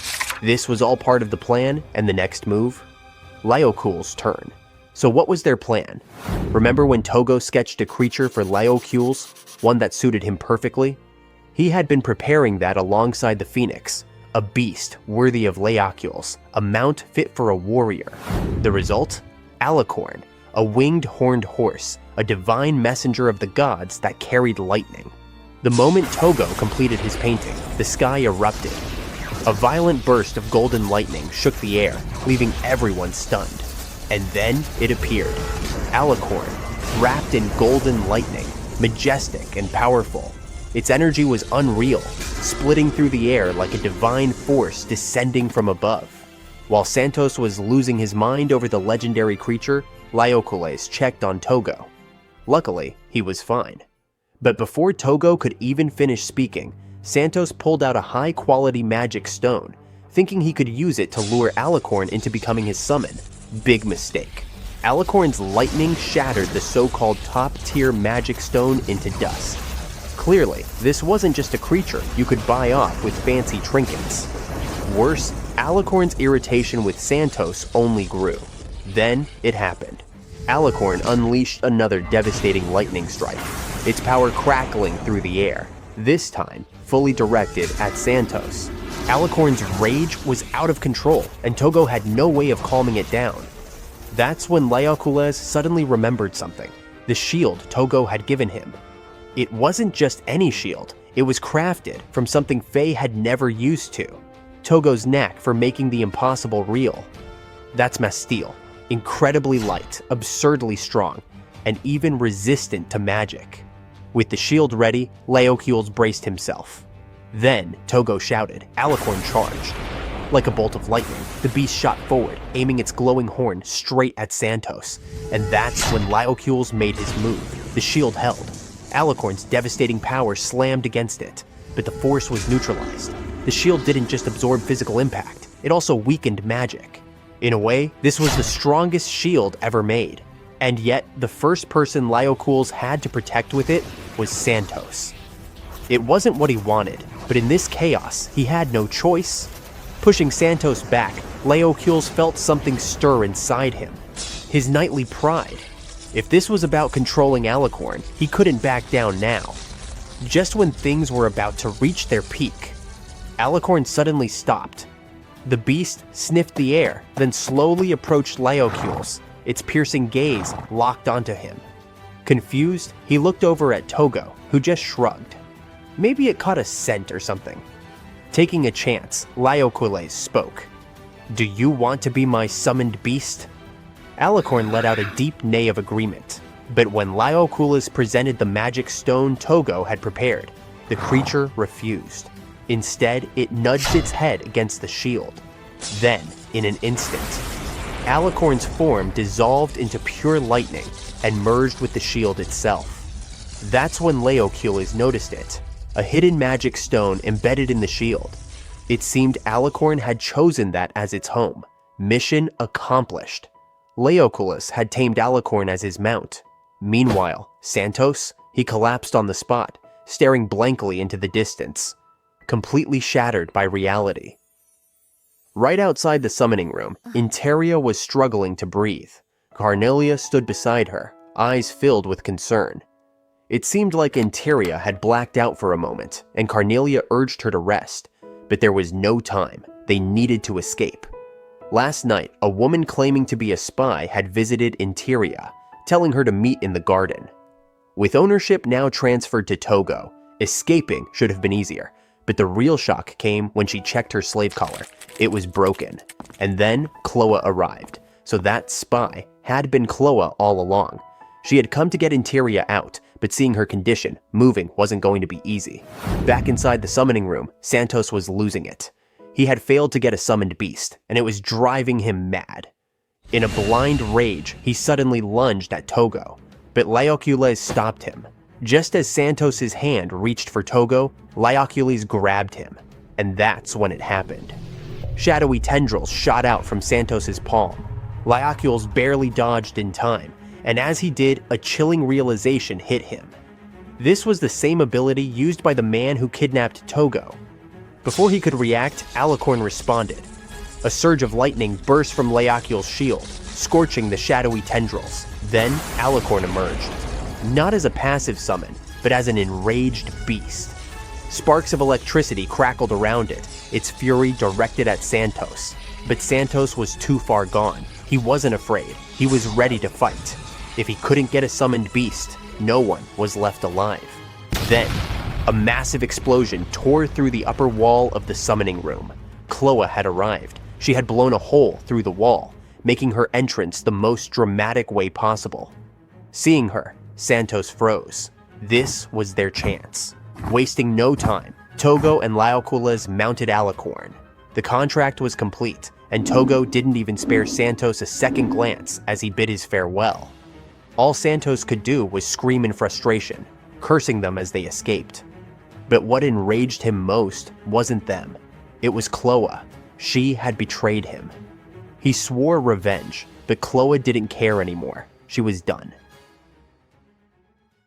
Up above, Carnelia, Interia, and Little Phoenix had already escaped, riding a Pegasus. Carnelia, for once, looked truly happy. Riding a Pegasus had been her dream, and now it was real. But Interia, she wasn't so sure. Sensing her hesitation, 𝕉𝕄 reassured her. This was your choice. There was no good path back there. It was too late for regrets. And with Tougo's magic running dangerously low, there was only one thing left to do. Go home, a place where they could finally feel safe. Tougo slowly woke up, confused about where he was. Before he could process anything, Carnelia ran up to him, eyes sparkling with excitement. He had fallen asleep on the belly of the Little Phoenix. Except now, it had suddenly grown much larger. It was soft, warm, and unbelievably cozy. Carnelia loved it. Tougo did too, but then, he woke up for real. Back in the hammock, a tiny phoenix perched on his body, and Alicorn was standing nearby. Without warning, Alicorn scooped him up and carried him home. As they arrived, 𝕉𝕄𝕄𝕥 rushed out, shocked to see Tougo awake. Turns out, he had been asleep for 6 days. Panic set in. He needed to call Faye. But 𝕉𝕄𝕄𝕥 had already handled it. Faye had left a message to tell Tougo as soon as he felt better. However, Faye wasn't the only one concerned. Before Tougo could react, Carnelia came running, tears streaming down her face as she hugged him tightly. Interia was there too, visibly shaken. She had been terrified when she saw Tougo collapse, completely drained of magic. Once again, she expressed deep gratitude for saving her and her master. Then, she made a request, one filled with desperation. She wanted to stay in the forest a little longer, hiding from the Joran family. She insisted she didn't need food or a place to sleep, just a safe place to disappear. But Tougo wouldn't allow it. That wasn't living. He wanted to make sure she ate well, slept in a warm bed, and had everything she needed. There was no grand reason behind it, just a simple wish. Even if just a little, he hoped 𝕰𝕭𝕭 and Carnelia could find happiness. 𝕰𝕭𝕭's mind drifted back to the day she was first assigned as Carnelia's bodyguard. Santos had entrusted her with protecting Carnelia until she reached marriageable age, and back then, the little girl was bursting with joy. But looking after such a hyperactive child was no easy task. Carnelia loved running wild and climbing trees, leaving 𝕰𝕭𝕭 constantly on edge. Worse yet, she had to stand by as Carnelia endured relentless bullying from her brother, slaps across the face, and cruel taunts about being useless. Yet, despite everything, Carnelia never shed a tear. She simply smiled as if nothing had happened. But 𝕰𝕭𝕭 wasn't spared. Whenever Santos noticed Carnelia's injuries, he blamed 𝕰𝕭𝕭, punishing her with electric shocks from the collar around her neck. To him, her life was disposable, a small price to pay for his daughter's safety. In those moments, 𝕰𝕭𝕭 questioned everything. What was she even doing as a knight? She thought of Laoculus, who had sacrificed so much in Golda's territory, but those thoughts vanished the moment Carnelia called her name. That smile, so persistent despite everything, made 𝕰𝕭𝕭 wonder. How could she still smile? As the young lady of the house, she deserved better.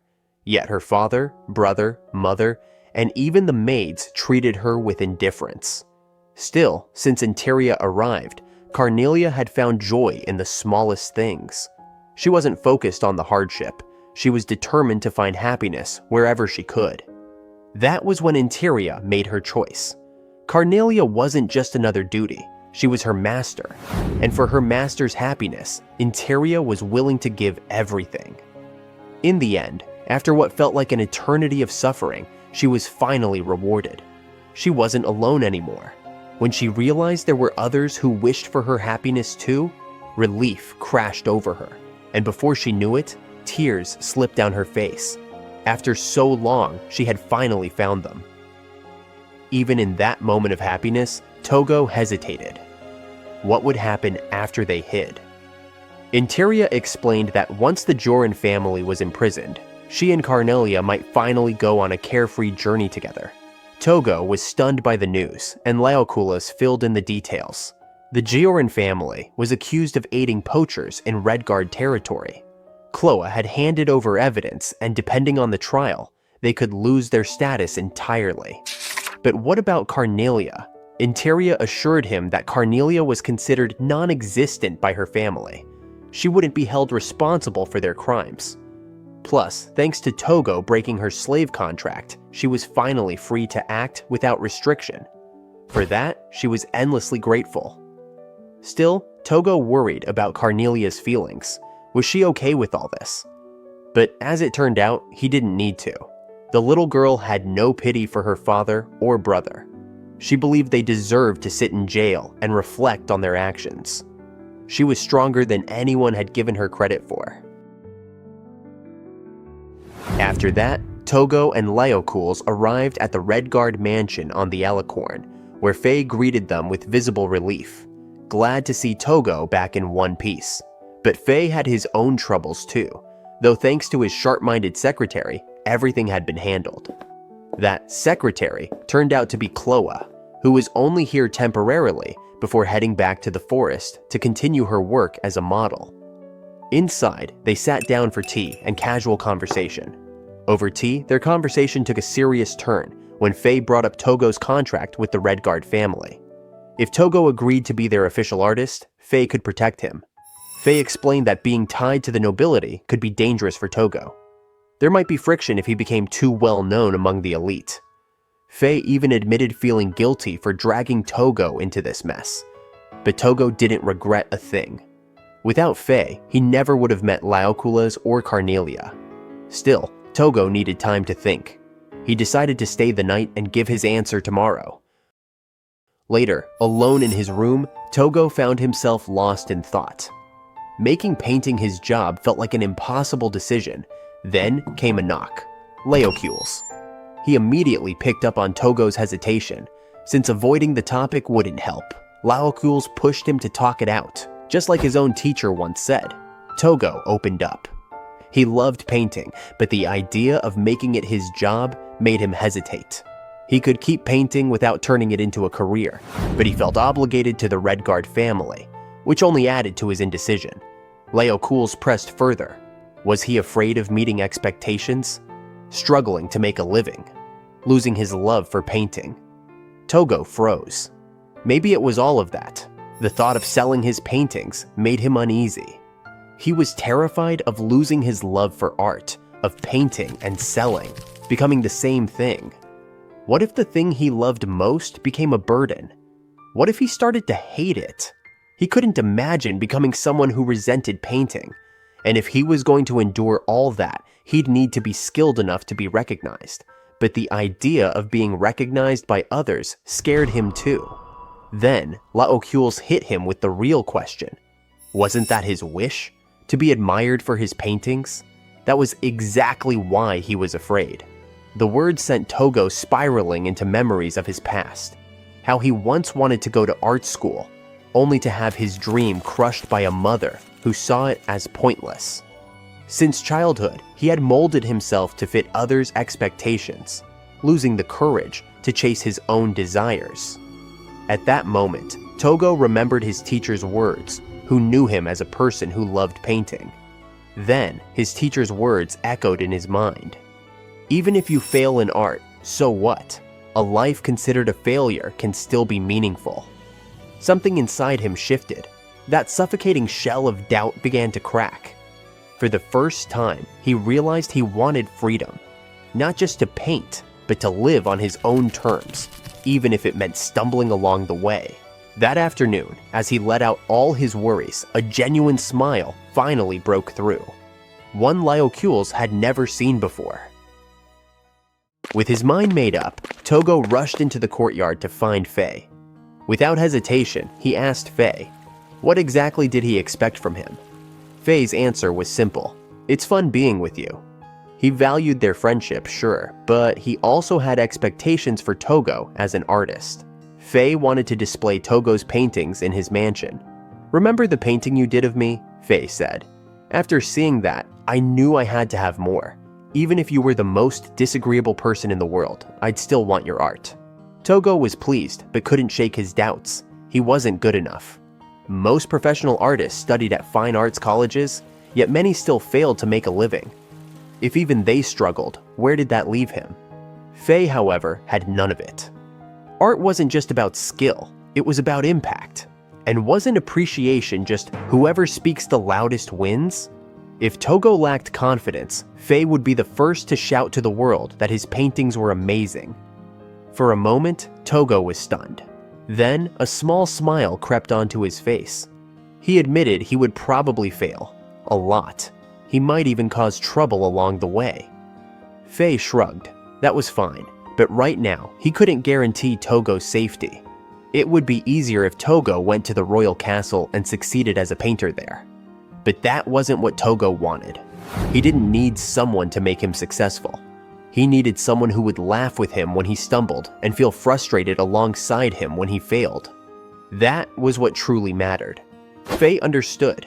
From this moment on, he would walk this journey with Tougo wherever it led. And just like that, Tougo took his first real step toward making his dream come true.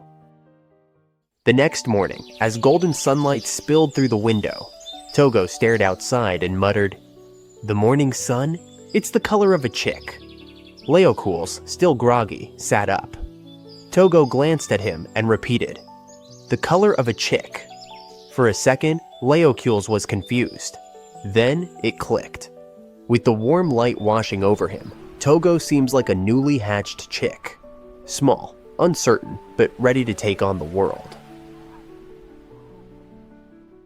Somewhere in an unknown location, two mysterious figures received troubling news. Ĝirin had failed to recruit a boy named Tougo. Neither seemed surprised. If anything, they had expected this outcome. Now, it was time for them to step in. Just then, a familiar figure entered the room. The doctor who had examined Tougo back at the Red Guard mansion. He came with a report, though it wasn't exactly good news. The Red Guard family had officially dismissed him, cutting off his access to valuable information. If they wanted intel on the family, they'd have to find another way. Clearly, the doctor had been outplayed. But he did manage to uncover one crucial detail. Tougo had signed a contract with the Red Guard family. While the specifics were unclear, it seemed he had been hired as an artist. The figure, wearing a crown-like ornament, scoffed at the idea. A mere painter? That had to be a cover. Someone with the potential to become a great magician wouldn't be reduced to such a trivial role. The man with the long beard, however, saw an opportunity. If Tougo had truly taken up the role of an artist, then they would recruit him as one. He smirked, intrigued by the possibilities. He was looking forward to meeting Tougo soon. Time flew by after Tougo became an artist, yet some things never changed. He still spent hours sketching in the middle of the forest. But the once quiet woods had become much lively. Karnelia excitedly dragged Tougo off to lunch, practically bouncing with enthusiasm. Why? Because today they were eating outside. A small table had already been set up. Meanwhile, 𝕭𝒟 and 𝕰𝕭𝕝 were busy preparing the meal at their house.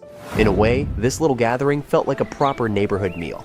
The forest had transformed into something close to a residential area. On the far right stood 𝕬𝕗𝒄's house. Next to it was Tougo's, which now had 2 stories. Then came 2 new houses, 𝕭𝒟's, and beside it, the home shared by Karnelia and 𝕰𝕭𝕝. Before lunch, Tougo and Karnelia stopped by 𝕭𝒟's house to offer help. 𝕭𝒟 handed them the responsibility of carrying the soup, which seemed easy enough. But as Tougo made his way back, he ran into 𝕰𝕭𝕝, who was struggling with a load of laundry. She hesitated, unsure where to put it down, until Tougo caught sight of something in the pile. Tougo panicked when he realized the laundry included his underwear. "I'll take it," he said, quickly snatching the clothes.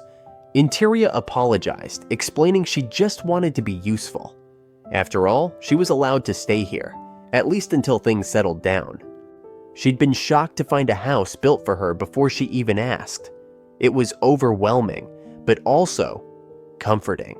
With the slight commotion behind them, the group sat down for their outdoor lunch, enjoying the simple joy of being together. During the meal, 𝕭𝒟 mentioned that she wanted to decorate her house with paintings and planned to stop by Tougo's place later. Karnelia, not wanting to be left out, said she'd come too. After lunch, they all headed to Tougo's second floor, his personal gallery. His paintings hung neatly along the walls, a collection of his best work. Tougo told them they could take whichever piece they liked. Easier said than done, considering how many there were. 𝕬𝕗𝒟, however, had already made his choice. To Tougo's surprise, he picked a painting of green plants. It didn't seem like something that suited him, but 𝕬𝕗𝒟 simply quoted Tougo's own words, "Food for the soul." That was exactly what he wanted. 𝕭𝒟, after some thought, picked a piece done in watercolor, loving its soft, blurred, and transparent feel. Meanwhile, Karnelia was spiraling into a mini-crisis since everyone else had already chosen. 𝕰𝕭𝕝 made her decision too. She picked a portrait of her young master, Karnelia.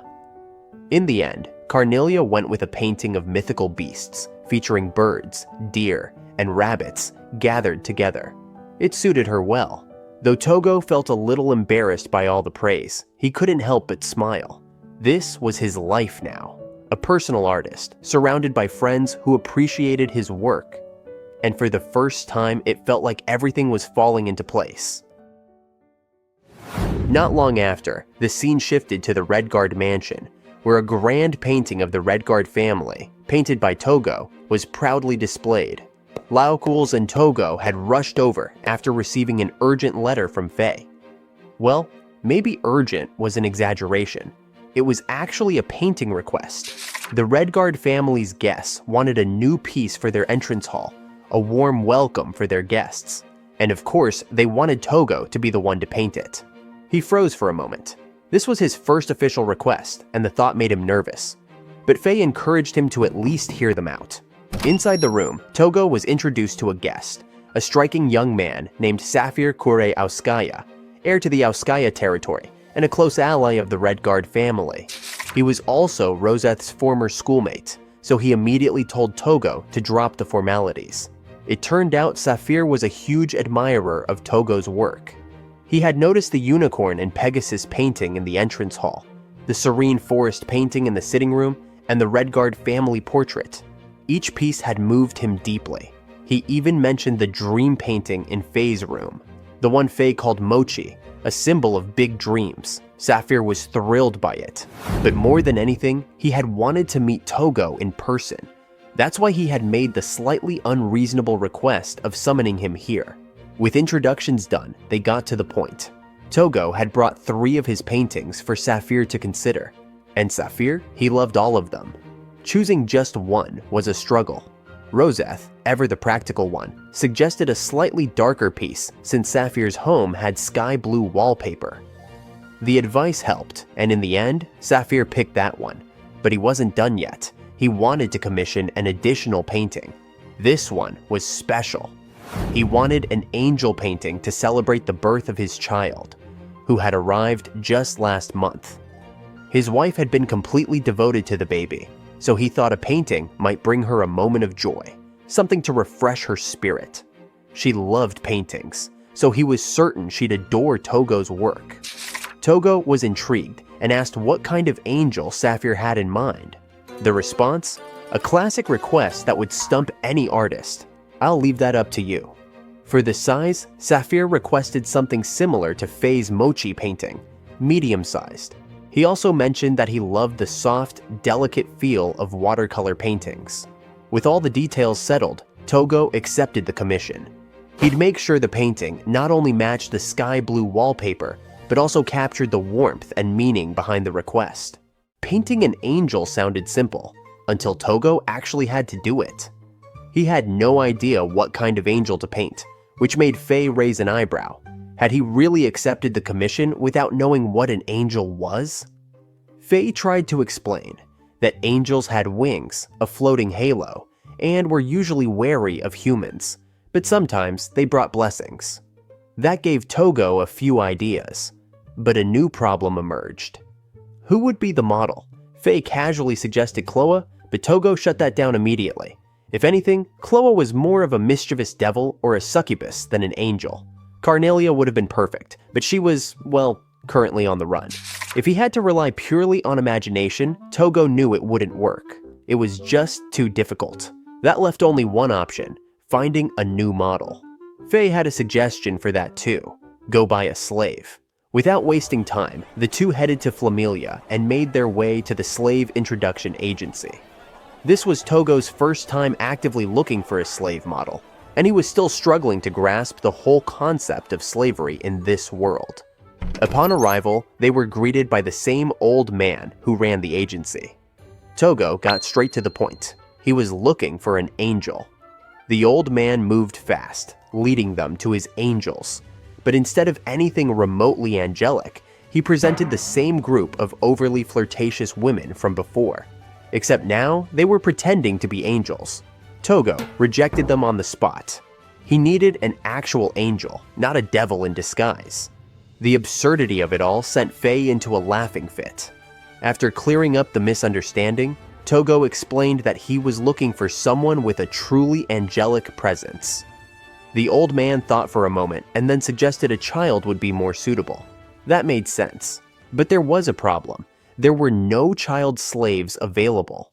Flamelia was a well-governed city, and child slavery was rare. The only exceptions were orphans from other towns. But even then, slave agencies typically took them in temporarily and arranged foster care. It was a common practice in major cities, especially the capital, where the wealth gap was more severe. Meanwhile, in the capital, the scene shifted to a boy sprinting through the streets, 2 men hot on his heels. Turns out, he had just stolen their money, and by the looks of it, he's disappointed that his haul isn't much money. But who was he? What is he stealing for?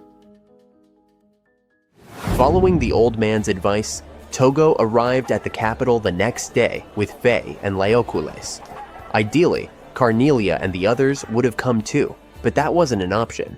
𝕭used to work as a spy in the capital, and the other two still needed to lay low until things with the Gioran family settled. So while the girls were having their own gathering, which Tougo found oddly inspiring, he even thought about painting their gathering. The city was lively, packed with vendors and travelers, a bright hub of activity. But for all its energy, there was a darker side too. Narrow alleys filled with the poor and homeless, places where security was weak and the gap between rich and poor was painfully obvious. As they walked, Tougo accidentally bumped into someone. He didn't think much of it until he checked his bag. His money was gone. Shouting in alarm, he immediately caught 𝕱 and 𝕬𝕠𝕕's attention.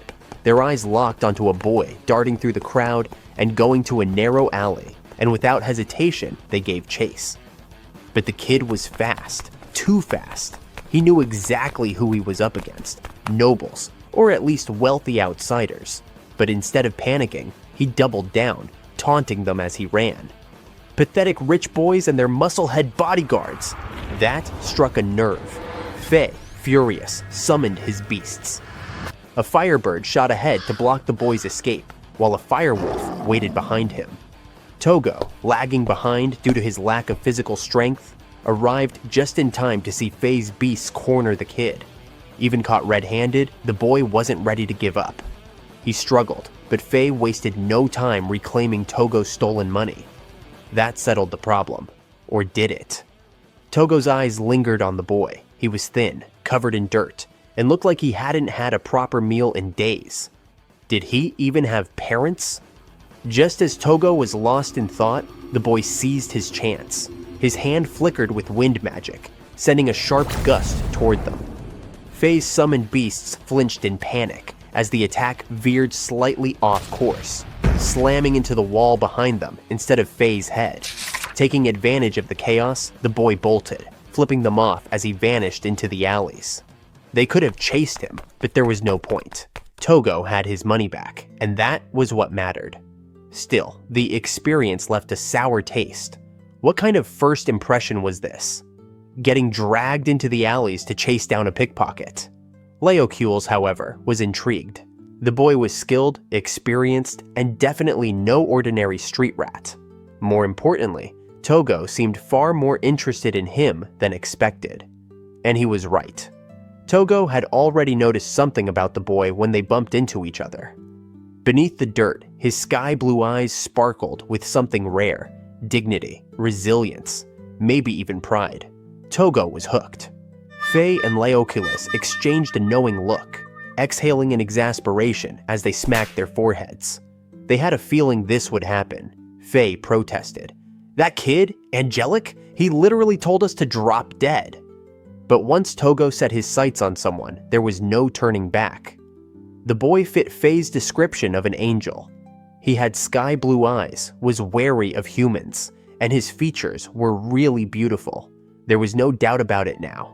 The search for a model was over, and so they followed Tougo's lead and headed for the slave market. After wandering the bustling streets, they finally arrived at the capital's slave market, a massive building that 𝕱 was sure could find the perfect model. But Tougo? He was still sulking over losing his angel earlier. 𝕱, ever the optimist, tried to lift his spirits as they stepped inside. A middle-aged man greeted them, managing the place with the usual business-like efficiency. 𝕱 handed over a referral from Flamelia's slave market, and after a short wait, the man introduced them to the child slaves. There were more than Tougo expected, and they all seemed well cared for and polite. But as Tougo looked them over, something felt off. The children were too carefree, too pure. It felt more like a protection facility than a slave market. The kids stared back, confused by Tougo's intense gaze. 𝕱 nudged him. "Anyone angelic around here?" Tougo hesitated. "None of them would say drop dead," he muttered. "At the very least, no one's acting wary." Tougo emphasized to 𝕱 that angels are supposed to be wary of humans. They were cute, sure, innocent, polite, and probably good kids. But where was the guarded wariness? The sharp dignity? Angels aren't supposed to be like this. Just as he was about to give up, his eyes landed on a girl standing at the far end. She was different. Unlike the others, she seemed withdrawn, her eyes clouded with doubt, fear, and sadness all at once. Tougo approached, but the moment she noticed him, she panicked, turned away, and lowered her head. Maybe she looked angelic, but getting through to her? Impossible. In the end, they left empty-handed, and Tougo's frustration was written all over his face. Seeing that, 𝕬𝕠𝕔𝕙𝕐 exchanged a quick glance with 𝐻𝐸. They needed to settle this once and for all. 𝐻𝐸 nodded, turned to Tougo, and asked, "Are you ready to commit?" Tougo blinked in confusion.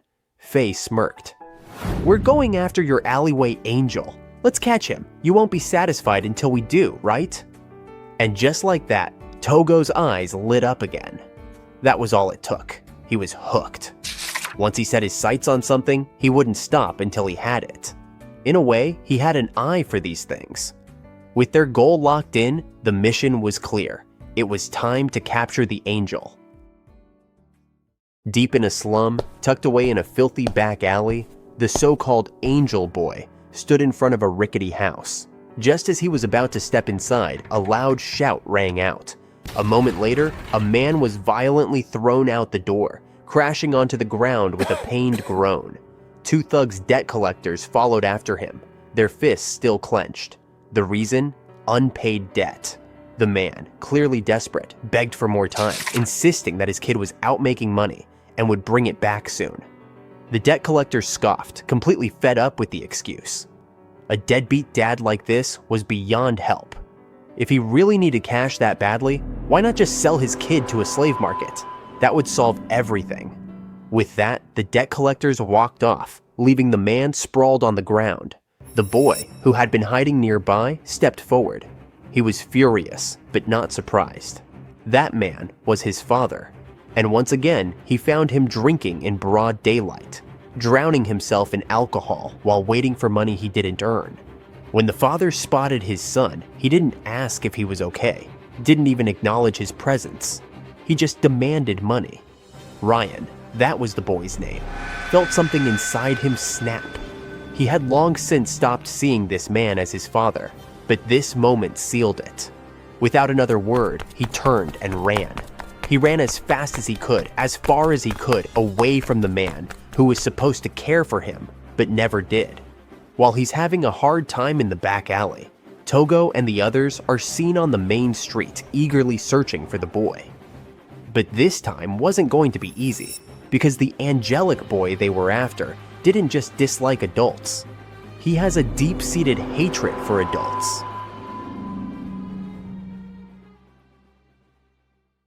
On a busy market street, Tougo strolled alone, dressed in fine clothes, an easy target for a pickpocket. Sure enough, one spotted him and moved, snatching the bag from Tougo's hands. But this wasn't a random theft, it was all part of the plan. Just moments earlier, Tougo and the others were searching for a pickpocket kid to model as an angel for their project. Typically, this would be Chloe's job, but 𝐻𝐸 had a different idea. Why not use Tougo as bait? His innocent look made him the perfect target. So they dressed him up, gave him a bag that looked stuffed with money, and waited. Tougo doubted the plan would work, but it worked too well. The pickpocket took the bait instantly, and 𝕬𝕠𝕔𝕙𝕐 caught him effortlessly. Now it was time for questions. Tougo handed the thief a gold coin in exchange for information about a boy with sky blue eyes. But the pickpocket had no clue. He saw too many kids in the capital to remember faces. He suggested they look elsewhere and started to leave. 𝕬𝕠𝕔𝕙𝕐, however, wasn't that easy to fool. Noticing the pickpocket still had Tougo's bag, he made him hand it back and warned him to stay out of trouble. Later, on the other side of town, they found another pickpocket, a young boy. He panicked at first, but once they calmed him down, they asked about the boy with sky blue eyes. This time, they got a lead. The boy told them the kid they were looking for was named Ryan, a cheeky little brat who'd recently started hanging around. But where exactly could they find him? The boy wasn't about to give away that information for free. Before anyone could argue, Tougo, his eyes gleaming with obsession, handed over more gold coins. The boy smirked and spilled the answer. If you're looking for Ryan, check the slave market in the evening. He usually hangs around there. And with that, they had their next destination. Later that evening, just as the pickpocket boy had said, Ryan was spotted near the slave market. He stood in front of the building, staring blankly, his face clouded with frustration. Whatever was on his mind, it was clear. He didn't have enough money. Before he could dwell on it, a sudden shout made him flinch. "Angel spotted!" Tougo's excited voice rang out, startling the boy. Panic took over, and Ryan bolted. Tougo tried to explain, but the boy wasn't listening. He was too busy running. Desperate, Tougo called 𝚱 for backup. 𝚱 summoned his beast to block the escape route, but Ryan wasn't falling for the same trick twice. He dodged with quick, nimble movements. That's when 𝕬𝕠𝕠𝕠 stepped in. One look at the massive man charging toward him was enough. Ryan froze, and in seconds, 𝕬𝕠𝕠𝕠 had him caught. No one stands a chance against that kind of size. Even after getting caught, Ryan didn't give in easily. He struggled, cursed at them, and fought back. But Tougo remained calm. He wasn't here to hurt the boy. He had an offer. "I want to draw you," Tougo said plainly. Ryan paused, confused. Tougo introduced himself, explaining that he was an artist commissioned by the Red Guard family. He had even looked into Ryan beforehand. The boy listened, but remained skeptical. "If you need a model that bad, just buy a slave," Ryan scoffed. Not a bad idea, but Tougo wasn't interested in just anyone. He wanted Ryan. No one else looked as angelic as him. That comment made the boy blush slightly. "So, what do you need me to do?" Ryan finally asked. Tougo explained. He wanted to paint Ryan's portrait over the next 2 weeks. He'd cover his food and lodging, and even pay him extra. If Ryan didn't want to come to him, Tougo would come to wherever he was.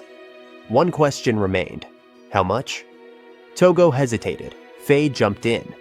"How much do you want?" Without missing a beat, Ryan said, 50 gold coins. A bold ask, but 𝚱 immediately understood. This wasn't just about money. Ryan must have a reason why he needed that amount. Everything seemed settled until 𝕬𝕠𝕠𝕠 threw in a question. "Do you have parents or a guardian?" That changed the mood instantly. Ryan tensed. He demanded to be put down, but wasn't planning to run away from such a sweet deal. Tougo tried to calm him, suggesting he talk to his guardian before making a decision. Ryan scoffed. "My old man would probably sell me off if the price was right." When asked how much debt his father owed, Ryan's anger flared. He had no idea. His father borrowed from everyone, drunk, gambling, and sinking deeper into debt. Ryan had been paying it off, bit by bit, just to keep himself from being sold. But no matter what he did, his father always found a way to throw himself back into the hole. 𝚱 studied the boy. "Do you even like your dad?" Ryan's eyes darkened. He didn't hesitate. "I couldn't care less if he rots in hell." The bluntness of his words left everyone silent for a moment. 𝚱 leaned toward Tougo, whispering, "There's a legal way to deal with this, but it'll take some effort." While they talked, Ryan quietly smirked to himself. Idiots. There was no way he trusted them. He'd take the money and run. Meanwhile, in the slums, inside a rundown shack, Ryan's dad was drowning himself in booze. The room reeked of alcohol, and the man looked half-conscious, until a knock on the door snapped him out of his drunken stupor. Scowling, he swung the door open, expecting a debt collector. Instead, he found Ryan standing there, with Tougo, 𝚱, and 𝕬𝕠𝕠𝕠 behind him. Tougo introduced himself, keeping things formal, as always, and politely asked for permission to take Ryan along as a model for his painting. But the man sneered. "Ryan's my flesh and blood," he said, pretending to care. "Hypocrite."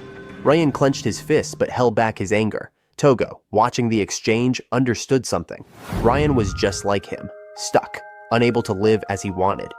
And the hatred in Ryan's voice earlier, Tougo couldn't shake it off. It was clear, this boy had been treated horribly by his own father. And the worst part? The moment the man heard there was money involved, he changed his tune. "How much are you offering?" Tougo's blood boiled. This wasn't just neglect. This was a man willing to sell his own son for the right price. It reminded him of something his teacher once faced. Back then, someone had stolen his teacher's text work, using it without permission, despite a signed contract. At first, his teacher remained calm, trying to settle things professionally. But when the other party kept pushing and belittling him, his entire demeanor shifted. His sharp glare said it all. He would wield every ounce of authority he had to protect his work. And now, Tougo saw history repeating itself. But this time, the artwork wasn't a text work. It was a human being. Oh, right. Faye had mentioned something about a legal way to take this guy down. Tougo smirked and pulled out a document, waving it in front of the man's face. "Here's the deal," he said. Ryan's father grabbed the paper, eyes widening as he read. It was a legal document stating that Tougo had purchased all of his debts, and at the bottom, his own signature. His face paled. "If you can't pay it back," Tougo continued, "both you and Ryan become my slaves." Panic set in. The man stammered, his arrogance crumbling. But Ryan? He just exhaled, like he was finally accepting the inevitable. For him, this was the end, the final break between him and his dad. But the deadbeat wasn't going down quietly. He cursed and spat insults at Tougo, hurling disgusting words. Tougo had enough. His patience snapped, and his voice cut through the air, firm and unyielding, just like his teachers that day. "I may look mild-mannered, but don't think you can talk down to me just because I'm a laid-back painter. Ryan is coming with me. If you have any complaints, go ahead and speak up. The rights are on my side, after all." A few moments earlier, Faye had mentioned a legal way to take Ryan away from his father, by covering the man's debt and claiming Ryan as a slave in exchange. It was a loophole, but it worked. Tougo thought it over, then turned to Ryan. "Are you in?" Ryan didn't hesitate. Of course he wanted out. So Tougo made the offer. Ryan would become his slave, but only temporarily. Depending on how his father reacted, he'd set Ryan free right away. It was all about securing his escape. Later that night, after the heated confrontation with Ryan's father, Tougo headed to a massive building bustling with transactions, the public agency. That's where he officially registered Ryan as his slave. As he waited, Faye, still thinking about Togo's earlier confrontation with Ryan's father, couldn't help but ask, "That speech of yours, where did that come from?" Tougo just chuckled. "I copied my teacher. He used to handle disputes like that." That answer caught Faye and 𝕬𝕑ᴇ off guard. Tougo had never mentioned something like this before. Not long after, Ryan and his father arrived. The registration was done. Ryan's father clearly wasn't happy, but Tougo didn't even bother sparing him a glance. As far as the law was concerned, both Ryan and his father now belonged to him. But Tougo had no interest in the deadbeat. He set the man free on the spot, on one condition. "Stay out of Ryan's life unless I say otherwise." The man scowled, but knew he had no choice. He turned to leave, but as he passed Ryan, he muttered bitterly, "Should have just sold you off too." Ryan froze, his breath caught in his throat. His fingers curled into a fist, and before he knew it, he swung at his father. But 𝕬𝕑ᴇ intercepted, grabbing Ryan's wrist mid-air. With his other hand, he hoisted the man up effortlessly. His voice was calm but firm. "You heard Tougo. Stay out of his life." Humiliated, Ryan's father had no choice but to slink away, defeated. 𝕬𝕑ᴇ let out a sigh. He hadn't meant to interfere in family matters, but something about the whole thing made him act on instinct. And judging by the looks on Faye and Tougo's faces, they probably would have stepped in if he hadn't. Meanwhile, Ryan just stood there, stunned, caught somewhere between gratitude, relief, and sheer disbelief. Soon, the four of them finally arrived at the hotel they had stayed at before. As soon as they entered the room, Tougo turned to Ryan. "All right, bath time." Ryan blinked, confused. Then, panic set in.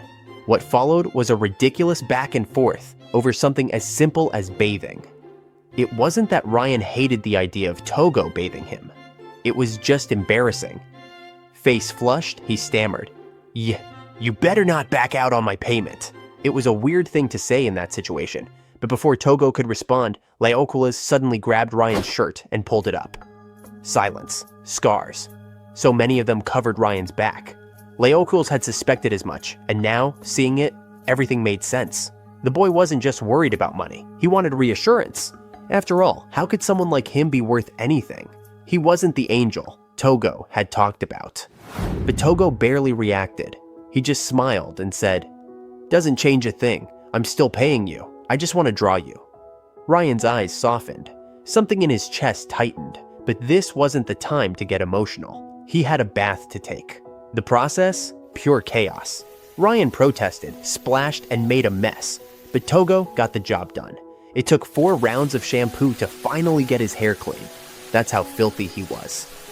As Tougo bathes him, he can't help but admire the hotel's bathroom, a fancy shower with warm water.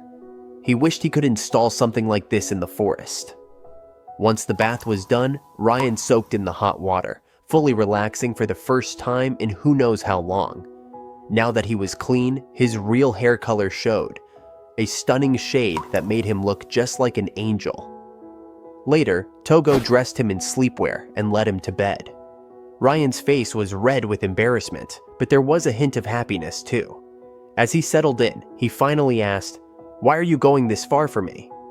The answer was simple. "Because you're helping me with my work." Ryan paused.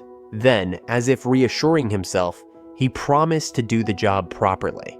His mind was fixated on those 50 gold coins.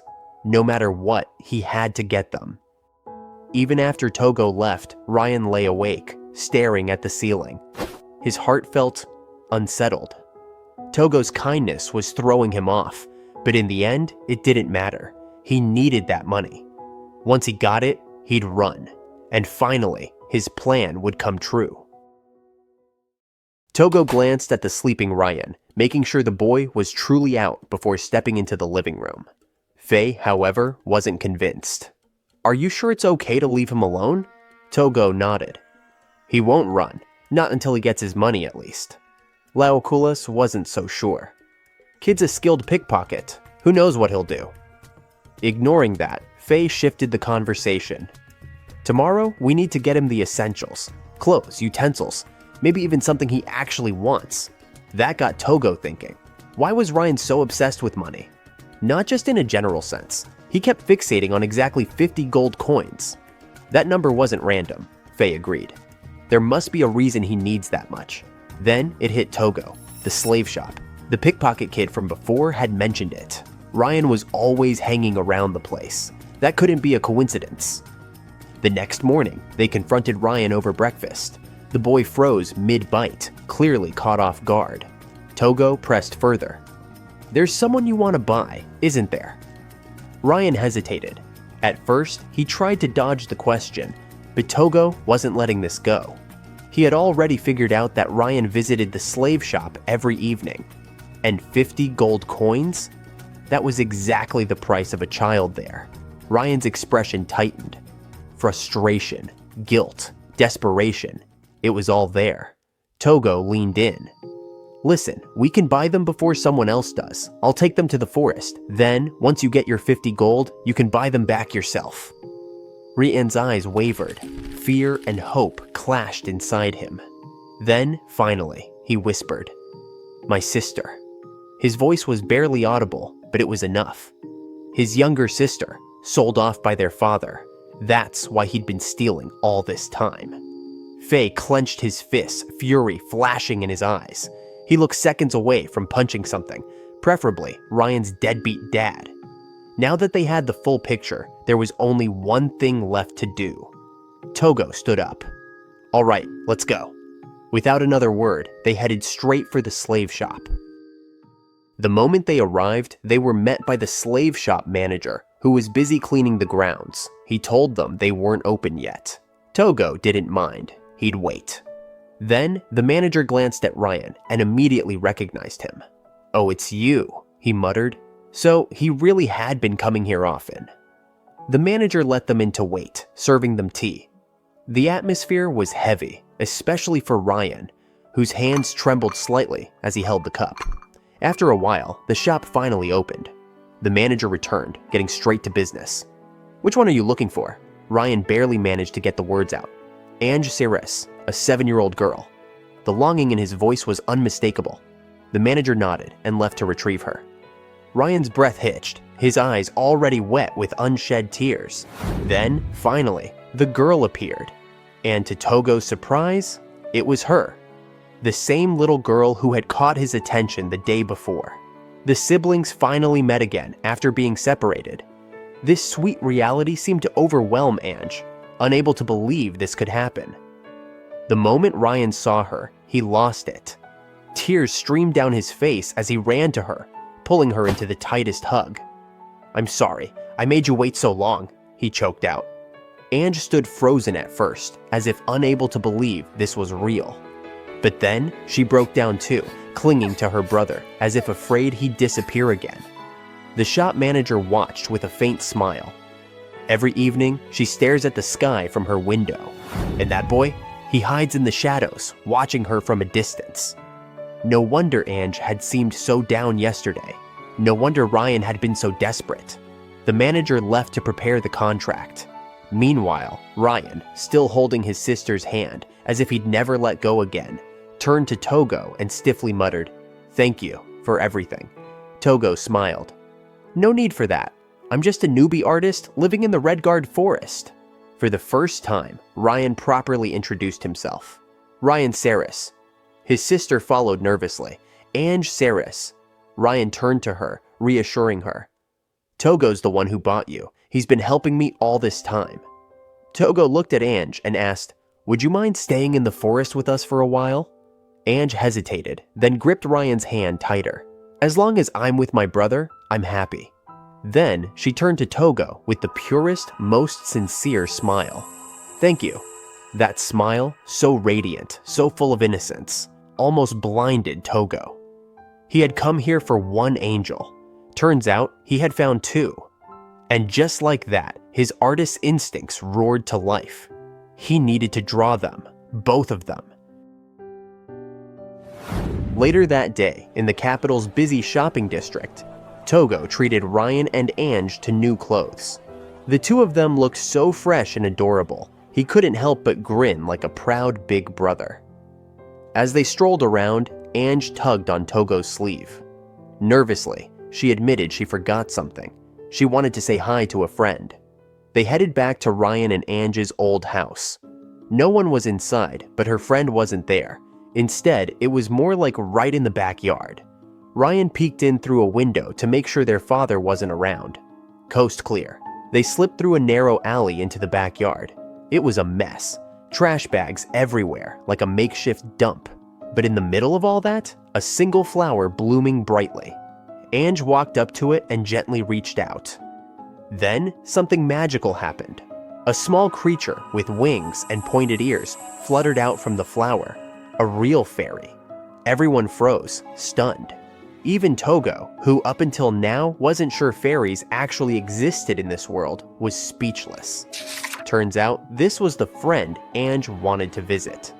The fairy was clearly fond of her, and surprisingly, friendly with Ryan too. Curious, Tougo tried to touch the fairy, but it flinched. Then, slowly, it approached, sniffed his fingers, stared up at him, then suddenly vanished. Tougo thought he'd scared it off. But Ange tilted her head as if she'd just heard something whispered in her ear. She turned to Tougo and told him to follow her. Without waiting, Ange climbed up a wall at the back of the alley and began walking along it. They followed her through another tight path, twisting and turning until they finally emerged into something unreal. A vast flower field stretched before them, petals dancing in the wind. Who would have thought a place like this existed inside the royal capital? Peeking from behind the flowers was the fairy, and not just her. Hundreds, maybe even thousands of fairies appeared one by one, their wings fluttering like sunlight through leaves. Ange explained the fairy earlier wanted to introduce Tougo to her friends. They said he smelled like the forest. Something about forest magic, though Ange didn't fully understand it either. They claimed they could sense a spirit within him. Tougo wasn't sure what that meant, but honestly, he didn't care at the moment. His eyes were fixed on Ryan and Ange, laughing and playing with the fairies. The sight of two angels dancing with fairies in a hidden meadow, it was almost too beautiful to be real. Of course, the artist in him was burning to capture it all, but he also knew dragging fairies out of their sanctuary would be wrong. So instead, he asked, "Would any of you like to live in the forest with me?" Instantly, the fairies swarmed him, zipping around in a glowing blur. That was a yes. Strange? Absolutely. But it was decided. Not long after, deep in the forest of Redguard's territory, 𝕭oa welcomed Tougo and the others, though she looked a bit surprised to see he brought extra people. Still, Carnelia lit up the moment she saw another kid around her age. Tougo quickly introduced Ryan and Ange to everyone, and Carnelia especially was thrilled. 𝕭oa and Interia also gave warm introductions of their own. Once the hellos were out of the way, Tougo opened the large bag he'd been carrying, and thousands of fairies poured out. Everyone stood there stunned, eyes wide. The fairies hovered politely in neat lines, almost like they were introducing themselves too. No one had ever seen one in real life, let alone an entire crowd of them. Just like that, the forest felt even more alive. Later, Tougo took a walk with his sketchbook in hand, wandering until he found a quiet spot near Laocool's house. He sat down, flipped open his sketch pad, and started to draw, then carefully added watercolors, completely focused. What was he drawing? A house? A cozy one, big enough for just Ryan and Ange. When Tougo finally showed it to them, Ryan couldn't believe his eyes. Tougo explained that it was actually an empty house, no one was using it, so why not let them live in it peacefully? That evening, everyone gathered at the new house for dinner. The meal was simple, but for Ryan and Ange, this was their first taste of a real family meal. But Ryan looked down as he ate, not because the food was bad, but because his heart was heavy. Was it really okay for them to stay here? Tougo noticed and told them to just relax for tomorrow. But Ryan couldn't stay quiet. He quickly offered to do anything: cleaning, laundry, farming, anything to repay him. He still couldn't shake the fact that Tougo had bought him and Ange. Bought their clothes, their home, their peace. To him, it felt like too much. The room went silent. Then Tougo spoke up. He admitted he didn't fully understand how the whole slave system worked, but he was clear about one thing. Just because he paid money didn't mean he saw them that way. All he wanted in return was to draw their portraits. To him, they weren't slaves, they were angels. 𝕭oa let out a laugh, telling Ryan to give up. This was just how Tougo was. Interia agreed, saying Tougo had a heart way too big for his own good. Carnelia, cheerful as always, jumped in with her own take. A kid's job is to eat, sleep, play, and grow up strong. That's how you learn and become a real adult. So come play or study with me. Her words hit home.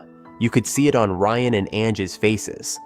To lighten the mood, 𝕬okules joked that if they really wanted to help, he'd give them some chores after the drawings were done. For now, that seemed like the perfect plan. Time flew by, and when Tougo stopped by Ryan and Ange's room, the little girl was already sound asleep. Maybe, for the first time in a long while, she actually felt safe. Ryan, though, couldn't stop wondering, why was Tougo doing all this? That's when Tougo finally opened up. He spoke about someone he called teacher, a person who always looked after him, cooked for him, taught him things, and gave him a place to stay. Thanks to this teacher, Tougo had a happy life. And now, maybe it was his turn to do the same for someone else. Trying to help Ryan wasn't just kindness, it was also a little selfish. Maybe it was just Tougo's way of chasing that same feeling his teacher once gave him. Hearing that, Ryan's expression softened. Yeah, that kind of made sense. He didn't fully get it, but one thing was clear. Tougo was just a weirdo, a soft-hearted, weird guy. They both laughed at that, sharing a quiet moment in the middle of the night. After that, Ryan finally went to bed.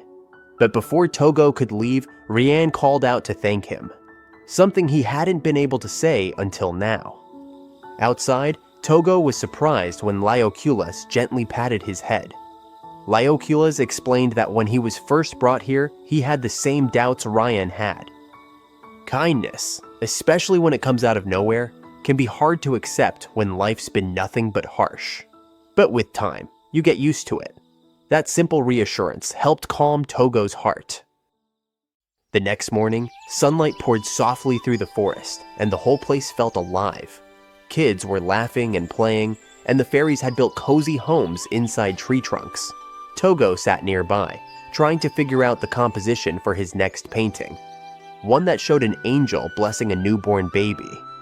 But the vibe just wasn't clicking. That's when Ryan walked over and noticed the sketch. Curious, he asked about it, and that gave Tougo an idea. He asked Ryan to try giving someone a blessing. Ryan was instantly confused. Faye jumped in to explain. Tougo was stuck because he didn't really get what a blessing felt like. But Ryan didn't even know how to bless someone. The whole group paused in awkward silence, until Faye added, "It's like saying, 'I wish you happiness.'" That was enough for Tougo to get it. Even if it wasn't anything fancy, a blessing just needed to be genuine. Ryan, of all people, hesitated. How was he, a former pickpocket, supposed to bless anyone? But deep down, he felt it. The people around him, the ones he used to hate, the rich folks, the adults, they'd all helped him and Ange. That made him happy in a way he hadn't felt in forever. So he tried. Ryan gave a quiet, clumsy little angel blessing to everyone in the forest. And Tougo, he smiled big, like really big, because finally he got his angel's blessing. The next day, Carnelia lit up when she saw the outfit sketch Tougo had drawn. Now that's what an angel should wear. The frilly hem, absolutely perfect for Ange. With Carnelia's help, Tougo finally locked in the design for the angel outfits. When Ryan and Ange wore them, they looked like they'd walked straight out of ancient Greece. Noble, elegant, and totally on theme. Still, Ryan couldn't help feeling awkward in it. But hey, it was better than Interior's suggestion, where angels were sometimes drawn completely naked. So yeah, Tougo considered this a win. They headed to another large house Tougo had designed, something more like a guest house where the painting would take place.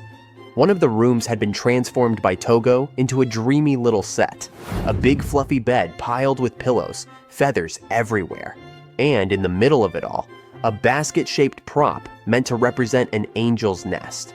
Ryan and Ange climbed onto the bed. Ange loved the softness, while Ryan still looked like he'd rather be anywhere else. And so, the painting began. Ange settled in naturally, leaning against the pillows. Ryan, meanwhile, stiffly held the angel's nest like it was a priceless artifact. Their poses looked good enough, so Tougo told them to hold still for 10 minutes. With every stroke of his pencil, Tougo slowly brought the image of an angel blessing a baby to life. Ange was clearly enjoying the session. Ryan, still awkward. After a few minutes, Ryan started grumbling. "Is it done yet?" Nope, not even close. In fact, Tougo had forgotten to draw the wings. He told Ryan to take a break and relax a bit. Turns out, modeling was way more exhausting than Ryan had expected. But when they finally saw the painting, both he and Ange were stunned. Even though it wasn't finished yet, the soft wings and floating halo gave the scene a pure, almost sacred feel, like a real blessing was happening on the canvas. Then, Ryan pointed something out. "Hey, why haven't you colored in the eyes?" Tougo sighed. He didn't have the right blue. None of his paintings captured the shade he wanted. If he could, he'd turn the sky itself into paint and use that for the angel's eyes. Ryan joked that maybe he should just cut out the eyes on the painting and hang it under the sky. Tougo laughed, then paused. Wait, that's actually not a bad idea. Without saying a word, he rushed outside, drew a paint tube on paper, and cut out the label. Holding it up to the sky, he hoped it might work. But he forgot something kinda important. Ryan and Ange were watching the whole thing. Embarrassed, Tougo quickly waved them off and told them to rest first. Once they left, he drew another paint tube and cut a small hole in the label. Then, lifting the drawing toward the sky, he poured his magic into the drawing. It worked. The paper shrank, transformed, and out popped a tube of actual sky-colored paint. But it took a toll. Tougo felt lightheaded. Guess turning the sky into paint was a bit more magic-intensive than expected. Yeah, probably not a trick he'd use again anytime soon. With the perfect shade of blue finally in his hands, Tougo headed home, fired up to finish the angel painting. He wasted no time, just picked up his brush and got to work. From sunrise to sunset, and even through the night, he barely moved, except to add color, one slow, meaningful stroke at a time. He slept right there on the floor, wrapped in a blanket, and the moment morning light touched the room, he was back at it again. Every layer of paint brought the canvas closer to life, but it wasn't until I reached the angel's eyes that Tougo allowed himself a smile. The painting was done, and he was proud. Without delay, he made his way to the Redguard mansion to hand it over to Sapphire. The moment Sapphire unwrapped the cloth covering, he paused. His reaction at first was subtle, but then his eyes lit up. The painting hit him like a warm breeze on a cold day. It was beautiful. The blue tones didn't feel cold at all. Instead, they radiated comfort and joy. Sapphire was mesmerized. He had never seen an angel look so genuinely happy, and it made him happy too. It felt like a painting born from a real encounter with a divine being. Tougo just smiled. Then came the payment. Sapphire handed over a massive bag of gold, way more than Tougo had expected. But to Sapphire, the painting was priceless. He couldn't stop thanking Tougo and was already excited to show it to his family. Tougo's first commission? A huge win. Later, back in the forest, Tougo handed Ryan the promised 50 gold coins, the exact amount needed to buy Ange's freedom, and also Tougo canceled the slave contract. No strings attached. Ryan and Ange were finally free. But Tougo had a small request. He asked them to stay a little longer. He wanted to paint them more. Ryan didn't answer right away. Instead, he handed the bag of coins back to Tougo. Then, with a bit of a shaky voice, he admitted that he originally planned to leave as soon as the job was done. He didn't get Tougo, didn't understand why he called people angels, or cared so much about strangers. But maybe that's why life here had felt so different, so fun. Ryan said he wanted to stay, do chores, help out, whatever it took. Ange agreed too. Tougo hugged them tightly, welcoming them with open arms. For a bond built in such a short time, it was already strong. A few days later, at the Redguard mansion, Faye got a stack of letters, 5 in total. At first, he had no clue what they were, but it quickly clicked. Word had gotten out about Sapphire's stunning painting. Yep, you guessed it. Tougo's got a line of people now, all waiting to commission their own masterpiece. Faye arrived in the forest with a letter in hand, only to hand Tougo not just 1, but 5 painting requests. Tougo's face said it all. Total confusion. All the requests came from Sapphire's friends, who'd seen one of his paintings and loved it. The real question is, was Tougo ready to take on all 5? At first, he hesitated. 5 commissions at once? That was a lot. But knowing people genuinely liked his art gave him the courage to try. Deep down, he was happy. Never in his wildest dreams did he imagine becoming an actual artist.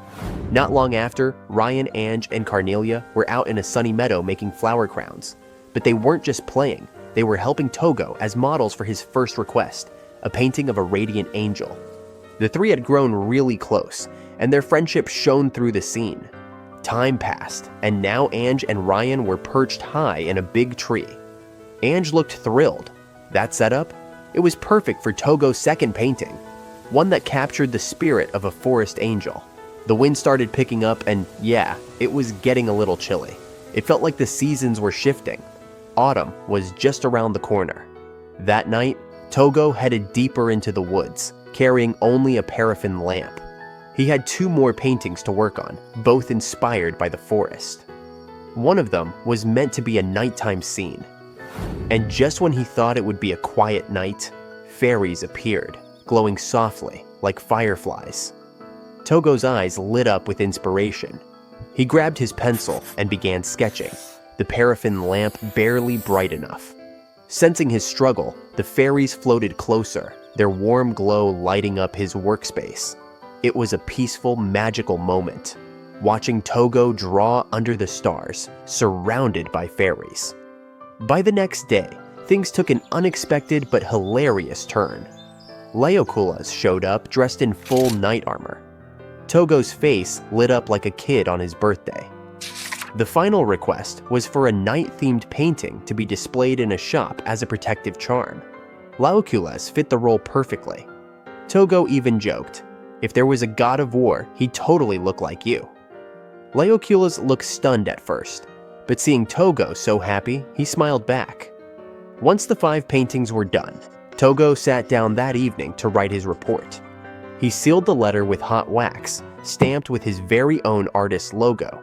He handed it to Pegasus to deliver it to the Redguard family. And with that, the 5 commissions were officially complete. Time had flown. It was already autumn. Tougo figured he should get ready for winter, while he still had time. The autumn breeze was in full swing, leaves dancing through the air like they had somewhere to be. Meanwhile, a big bird was chilling in a hot spring like it was on vacation. And above all that, 𝕚 came soaring in on a red dragon, heading straight for Tougo's place. Tougo greeted him at the door, clearly surprised. He handed Tougo a letter. Yep, just one, but the name on it? That got his attention.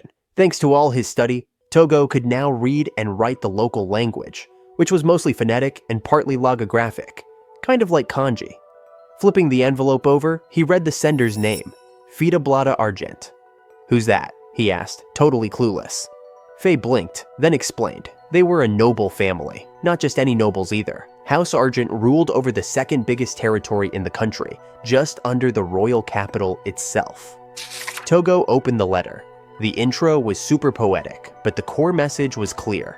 House Argent had seen his artwork, loved it, and wanted him to become their personal artist. That's right, exclusive to House Argent. Tougo's expression darkened. Meanwhile, 𝕚 was like, "Yeah, I saw this coming." And honestly, it was a big deal. Argent wasn't just some fancy name. Their relatives were top-ranking officials in the royal castle, some even ruling their own lands. If they wanted to change the country's laws, they probably could. And now they were knocking on his door. But Tougo couldn't help wondering, why him?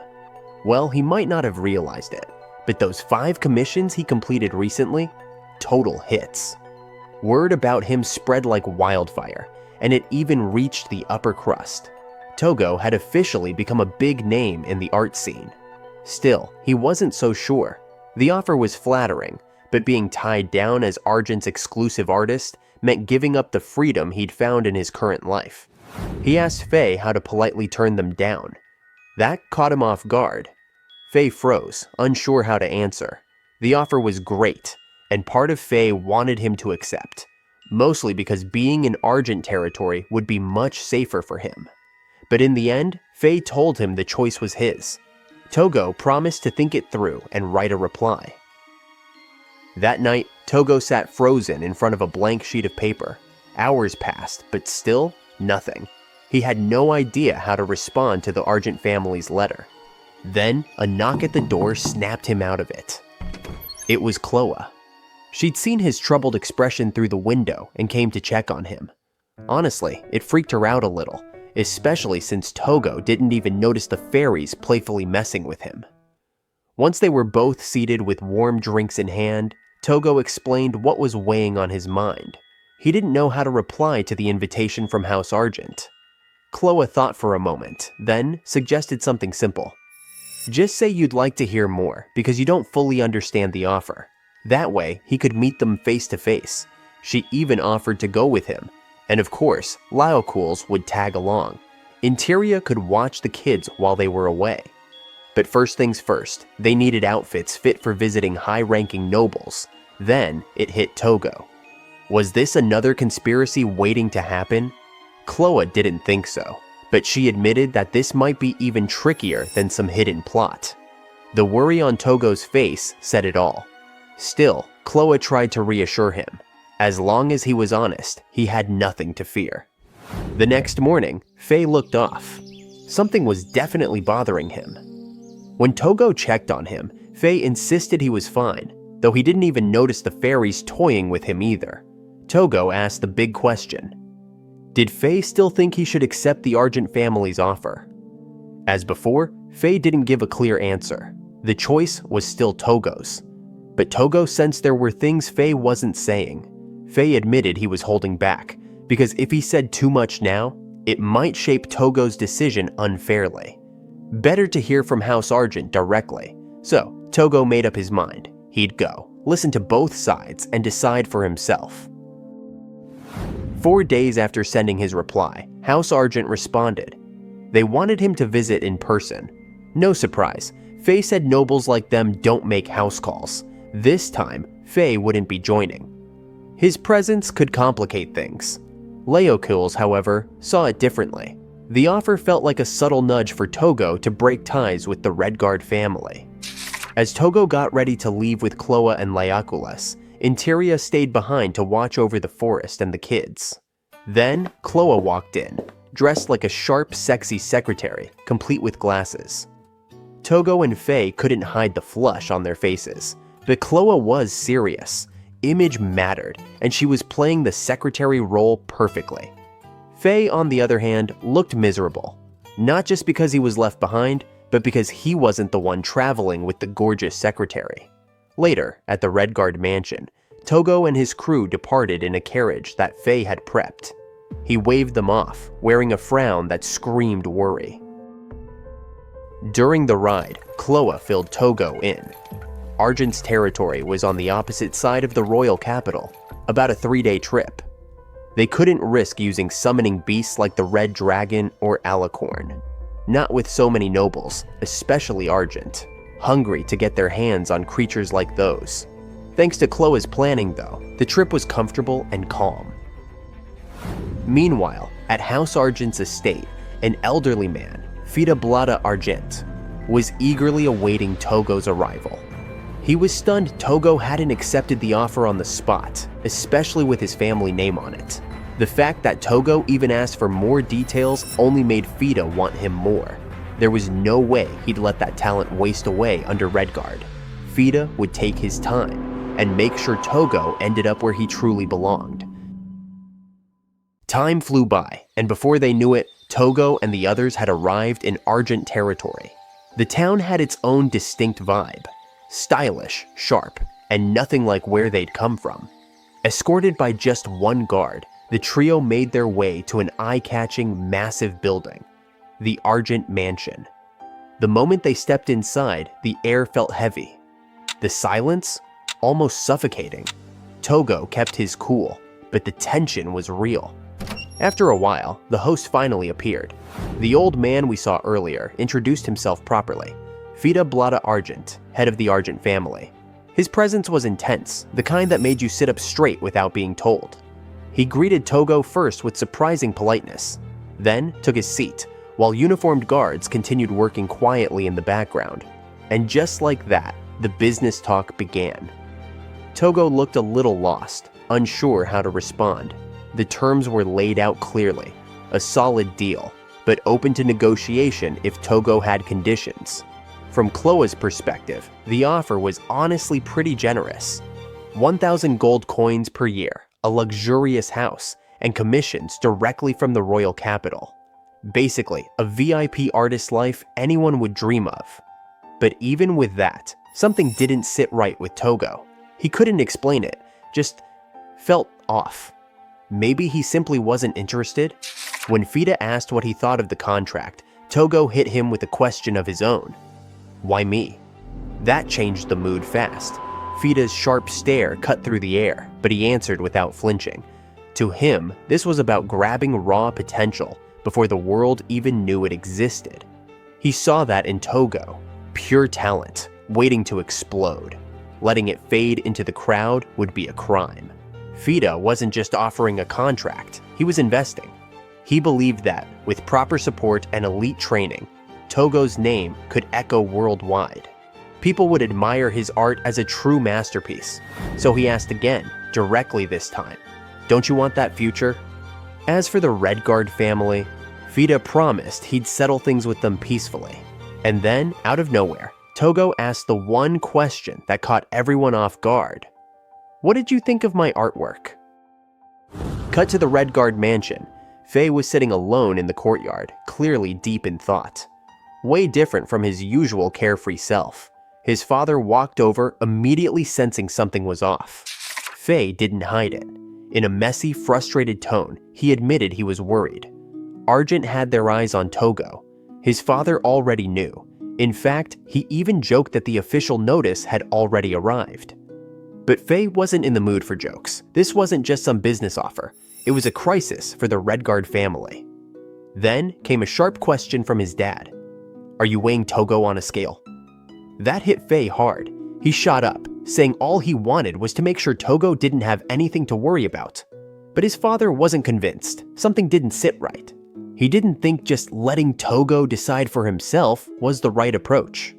After all, Faye was always the cheerful one, the guy who made sure no one else had to worry.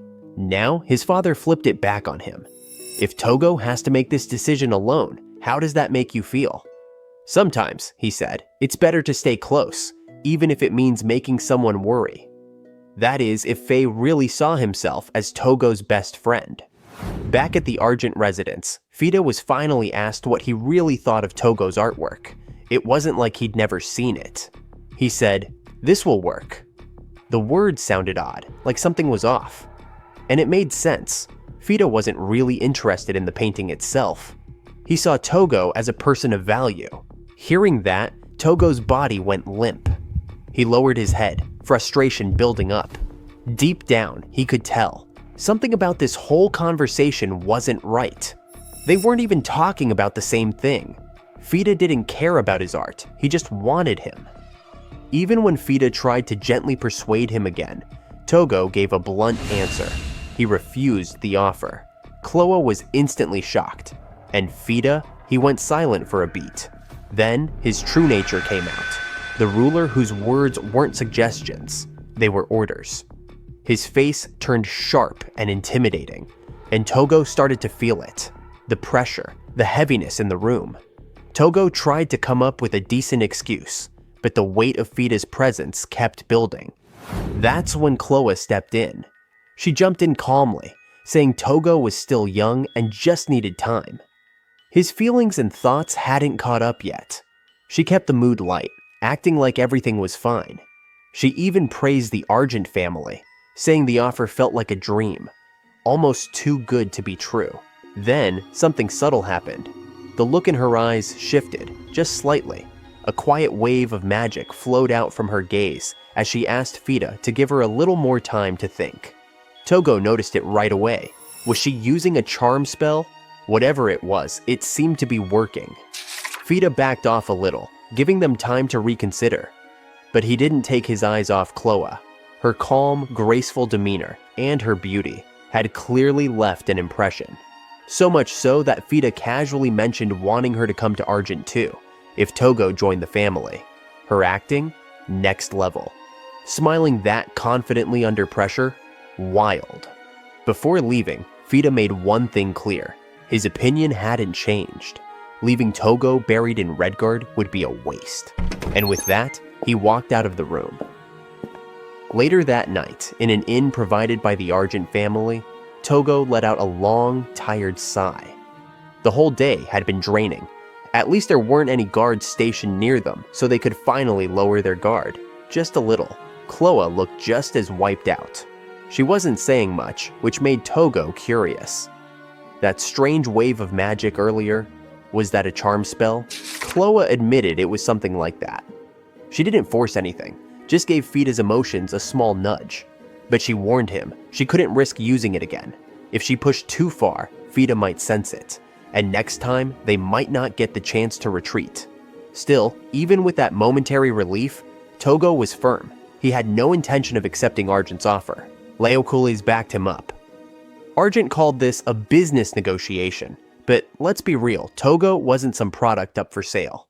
𝕭𝒻 agreed. But the bigger question was, would Argent even let Tougo refuse? That thought hit hard. If Argent didn't get what they wanted, they might start applying pressure on Redguard's territory. Tougo froze. His heart practically stopped at the idea. 𝕭𝒻 brought up the red dragon. Something about that connection was starting to click. A lot of suspicious stuff suddenly made sense. Like the doctor who infiltrated Redguard's household. Was he working for Argent? What about those people who tried to kidnap Tougo? And that first letter from Argent. It arrived way too quickly. Tougo had only completed a handful of commissions by then. It was all starting to look like a setup. They'd been targeting him for a while, and the whole art career thing, just a convenient excuse to get close. They used 𝕻𝕻's name as a smokescreen earlier. That way, if anything went wrong, they could shift the blame. Tougo's face darkened. He turned to 𝐻loa and asked the one question weighing on his mind. If he said no, what would happen to the Redguard family? 𝐻loa didn't sugarcoat it. Argent would do whatever it took to get him. If it came down to it, even military force wasn't off the table. And if that happened, Redguard wouldn't stand a chance. That worst-case scenario haunted Tougo. He suddenly remembered what Faye had said before he left. There was something off about him back then. Looking back, Tougo realized he'd missed it. The Faye he knew would have told him not to go, but this time, Faye stayed quiet. At the time, Tougo thought Faye just didn't want to hold him back. But that wasn't it. Faye stayed silent because he didn't want Tougo to feel guilty about saying no. He didn't want Tougo to think refusing would put Redguard in danger. Tougo clenched his fists. That realization hurt. 𝐻loa tried to reassure him. She said the nobles wouldn't jump to something extreme so quickly. They cared too much about their reputation. That did help a bit. But not noticing Faye's true feelings, that still stung. For now, all they could do was plan. Think of every possible way out.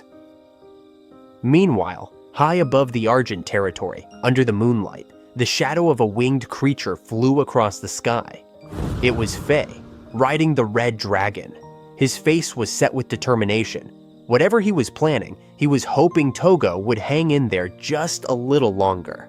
But why was Faye in Argent territory? Over at the Argent mansion, 𝕝 stood by the window, staring up at the night sky. He muttered to himself. It was about time he got a final answer. Lost in thought, he didn't notice the maid entering until she called out. A message had arrived from the royal castle. 𝕝sighed. More pressure. Still, he told the maid to respond with this. I'll have an answer by tomorrow. He figured he'd already pushed Tougo far enough. Refusing shouldn't even be an option anymore. But while 𝕝 was confident, Tougo and the gang were busy figuring out how to turn the whole thing down. 𝐻loa even joked about just assassinating 𝕝 to solve it quickly. Sure, it was a joke, but barely. Tougo, though, wanted to handle things properly. He hadn't said all he needed to yet. As an artist, he felt he owed them a proper no. 𝐻loa and Laoculus exchanged amused looks, but stood by his decision. Tougo felt like he and Faye were finally ready to face this. Right then, a sudden knock rattled the window. When the curtains flew open, there was Faye, completely frozen, with snot hanging from his nose. Yeah, that was definitely unexpected. Even more shocking, the red dragon was right outside with him. After rushing him inside and warming him up with a hot drink, Faye started to thaw out. 𝐻loa took one look and instantly figured it out. He'd flown here on the red dragon, full speed. She was speechless. Sure, the commotion hadn't caused a huge scene, but it wouldn't take long before the news reached Argent. Faye already knew. Honestly, at this point, he didn't care about that anymore. He turned to Tougo and immediately apologized for keeping everything from him, for not saying anything. But Tougo didn't care about that. What mattered was that Redguard was in crisis. Then it hit him. Was Faye really okay being here? Faye nodded. He was done standing on the sidelines while everyone else decided things for him. His father had told him to make a move. Leave the Redguard family to us, he'd said. You go be with your friend. Tougo smiled, feeling a huge weight lift off his shoulders. He told Faye he planned to reject Argent's offer, and Faye backed him up without hesitation.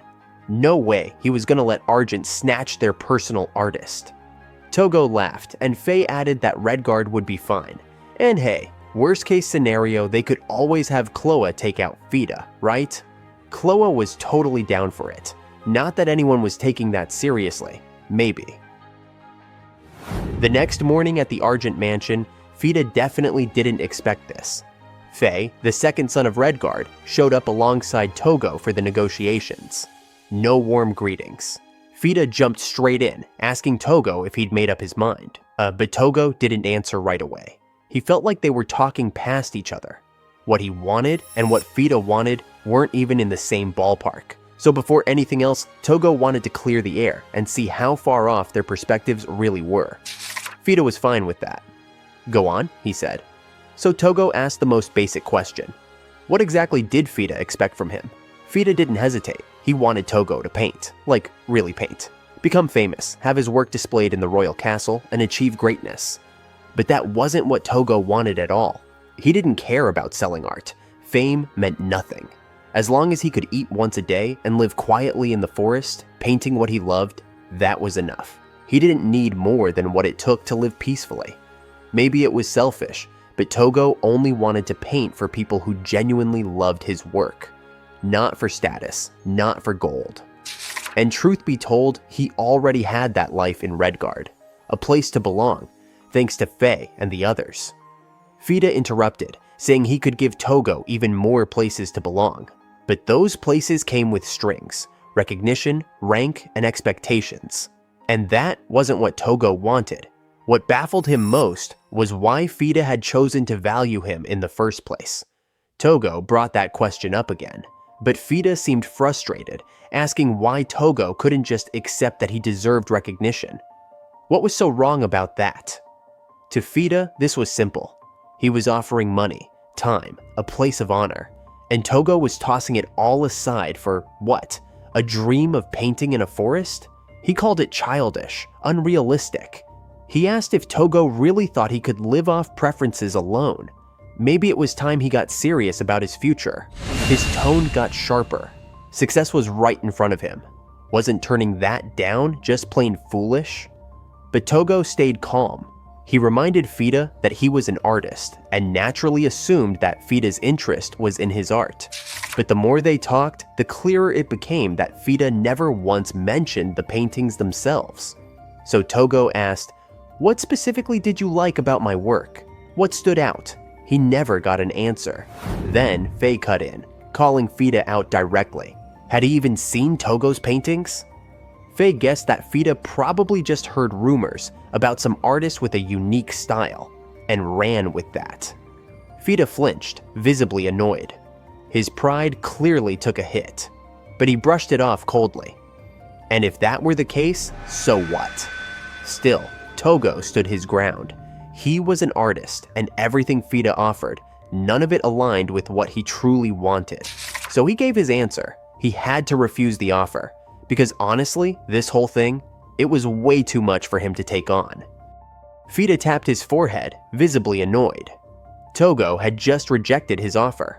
Was the Redguard family feeding him ideas? Nope. This was all 𝕉. He stood firm for his best friend, even bringing along one of Tougo's paintings to make a point. It was a peaceful forest scene, soft, airy, and alive with light. Classic Tougo. 𝕉𝕐 finally saw the artwork up close, and had to admit it was impressive. The color use was bold and messy, clearly self-taught, but it worked. Sure, 𝕉𝕐's real interest was in Tougo's beast summoning ability, but if the guy sharpened his skills, he might have something valuable to offer as an artist too. Still, 𝕉𝕐 stayed cold. "So what, you brought a painting to prove a point?" Tougo simply asked, "What do you think of it?" Caught off guard, 𝕉𝕐 awkwardly praised the technique, adding that Tougo might be more respected if he improved his tools and spread his work, especially with how the colors blended, something 𝕉𝕐 hadn't seen before. Turns out that watercolor didn't exist in this world. When Tougo explained the technique, 𝕉𝕐's interest suddenly peaked. This was new. Not just the art itself, but the potential to commercialize it. Fame, profit. But Tougo just smiled.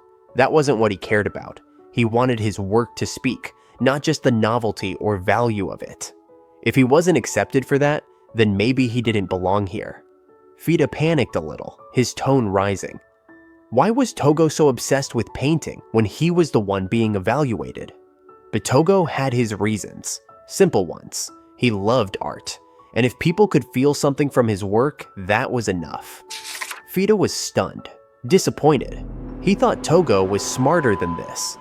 Tougo responded gently, "I'm not smart, I'm just not the person you want me to be." 𝕉𝕐 tried to pull back control, sipping his tea, then tossed out a warning.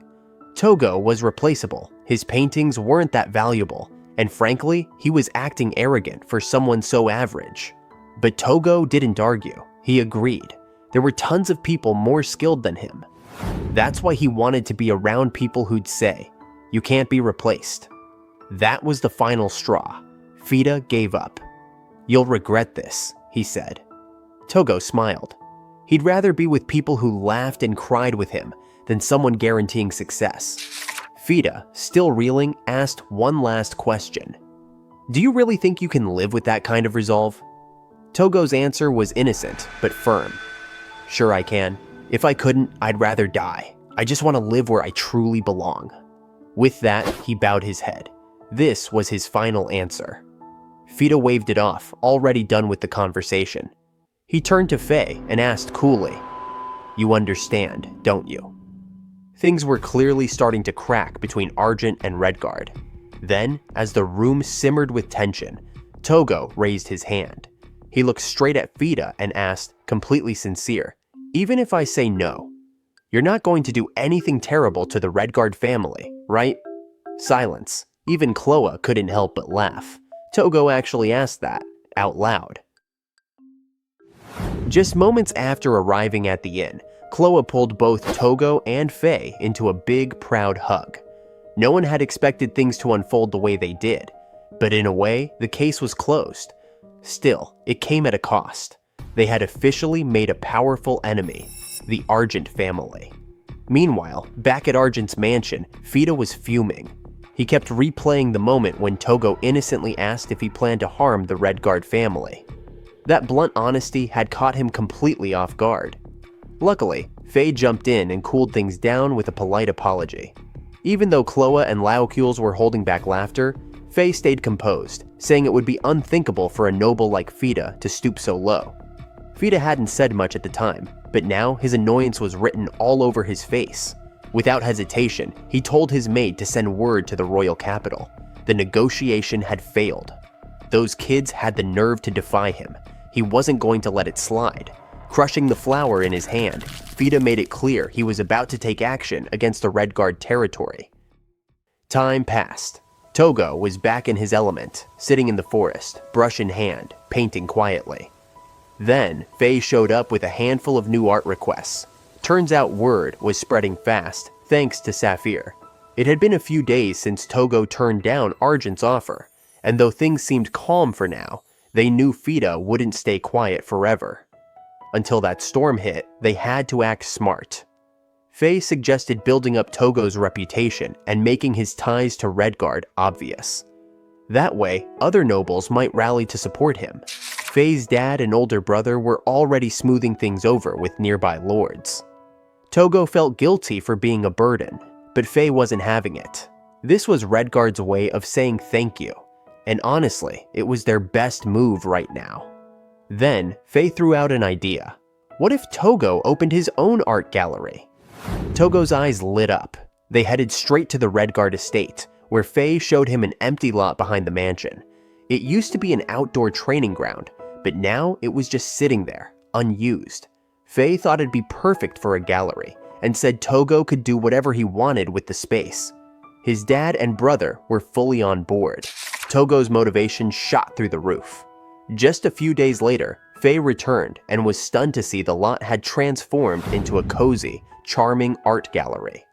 It wasn't huge, but it was just the right size, tucked into a corner behind the mansion, with easy access through the back gate. Inside, the place was almost done. Tougo's paintings were already up on the walls. Turns out Ryan, Ange, and Carnelia had all pitched in to help decorate, and everyone from the forest lent a hand to make it happen.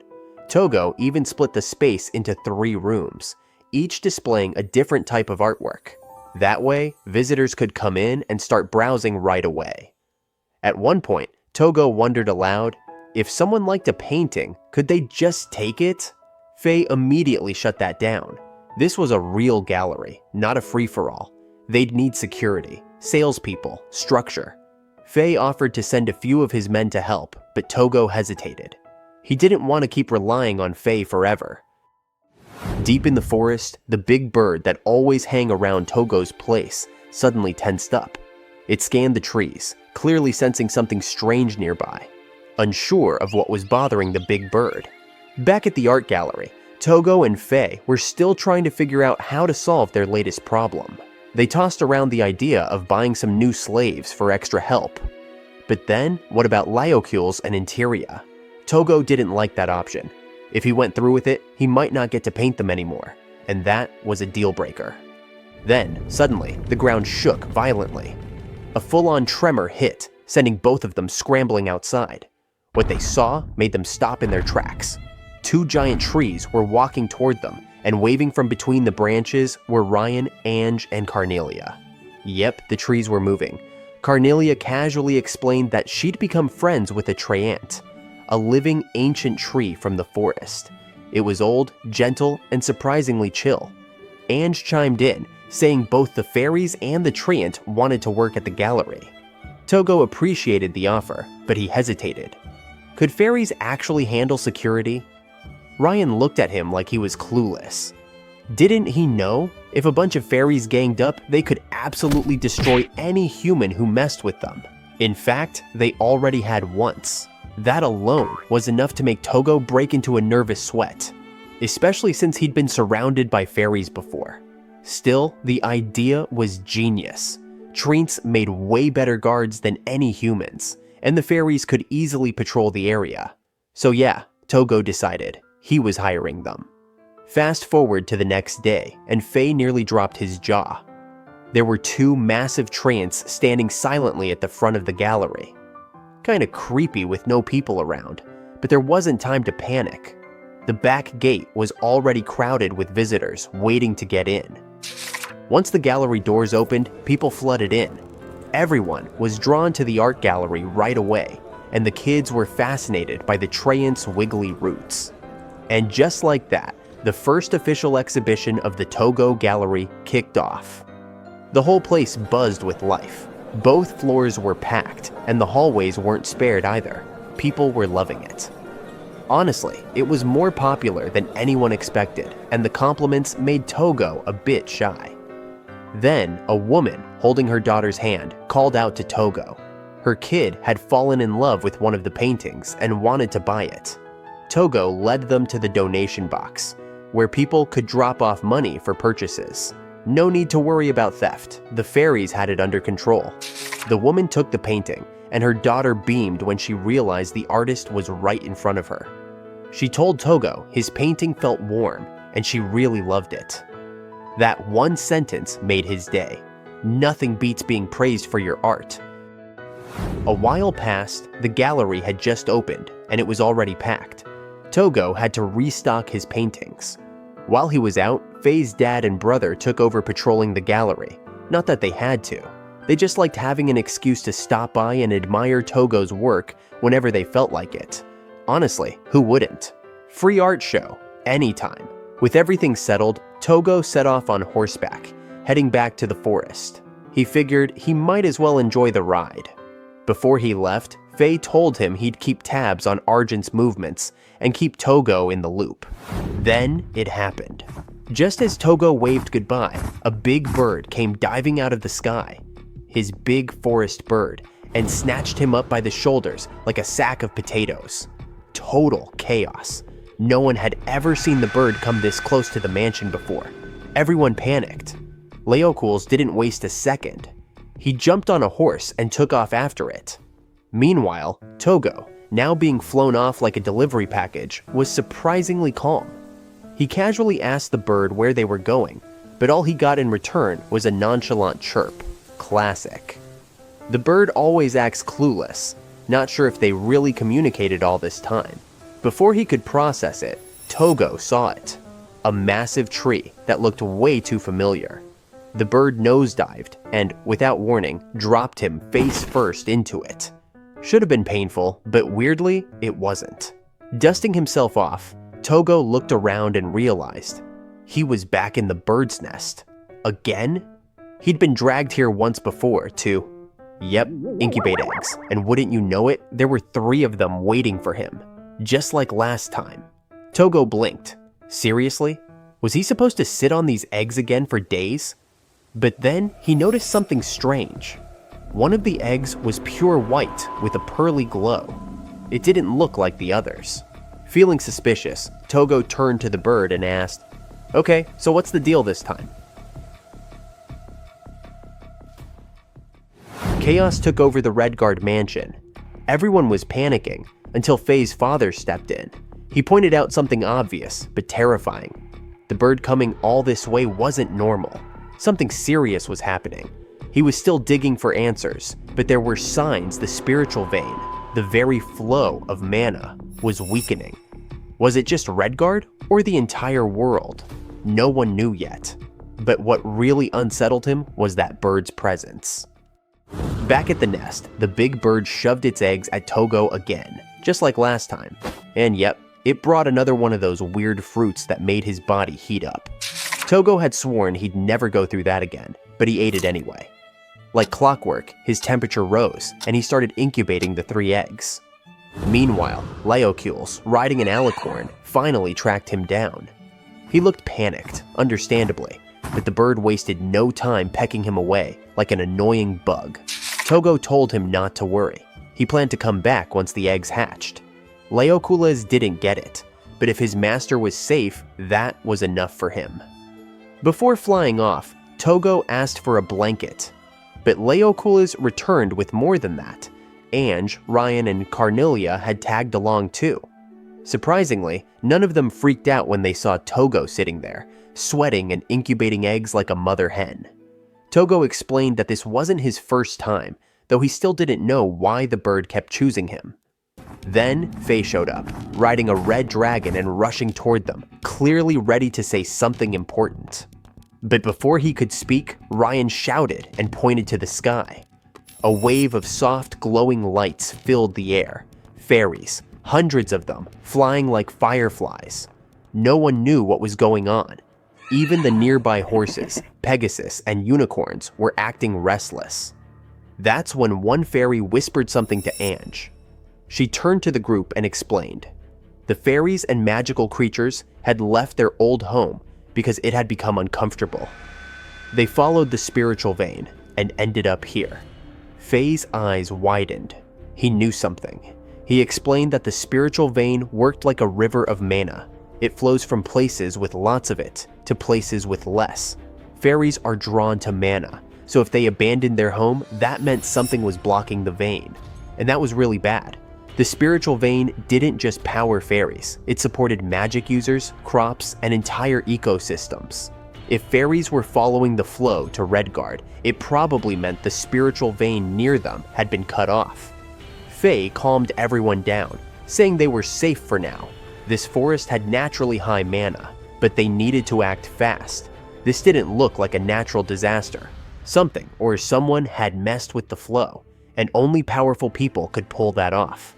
Maybe the royal family, or maybe the Argent family. Something strange was going on in the forest, and Faye wasn't about to sit still. With help from Chloe, his father, and his brother, he was digging into it. They had to move fast, or this land might dry up just like the others. Meanwhile, Tougo couldn't join the investigation. He had to stay behind to incubate the eggs. Besides, Faye has to keep an eye on the bird. It was way too suspicious. Faye couldn't shake off something his father said earlier. When he was a kid, he'd seen that same bird deep in the forest, just like generations before him. The place was supposed to be untouched, sacred even. So why had the bird, which almost never left the forest, suddenly shown up at the Redguard mansion? Whatever the reason, Faye needed answers. But the moment he approached the bird, it went full rage mode, flapping its wings and pecking him like crazy. Tougo tried to explain. Maybe the bird just didn't want anyone messing with its eggs. Weird behavior for sure, but Faye wasn't backing off. He'd be back to investigate again. That night, Faye holed up in the Redguard library, desperate to find any info on the bird. But nothing came up. Zero. The kids helped too.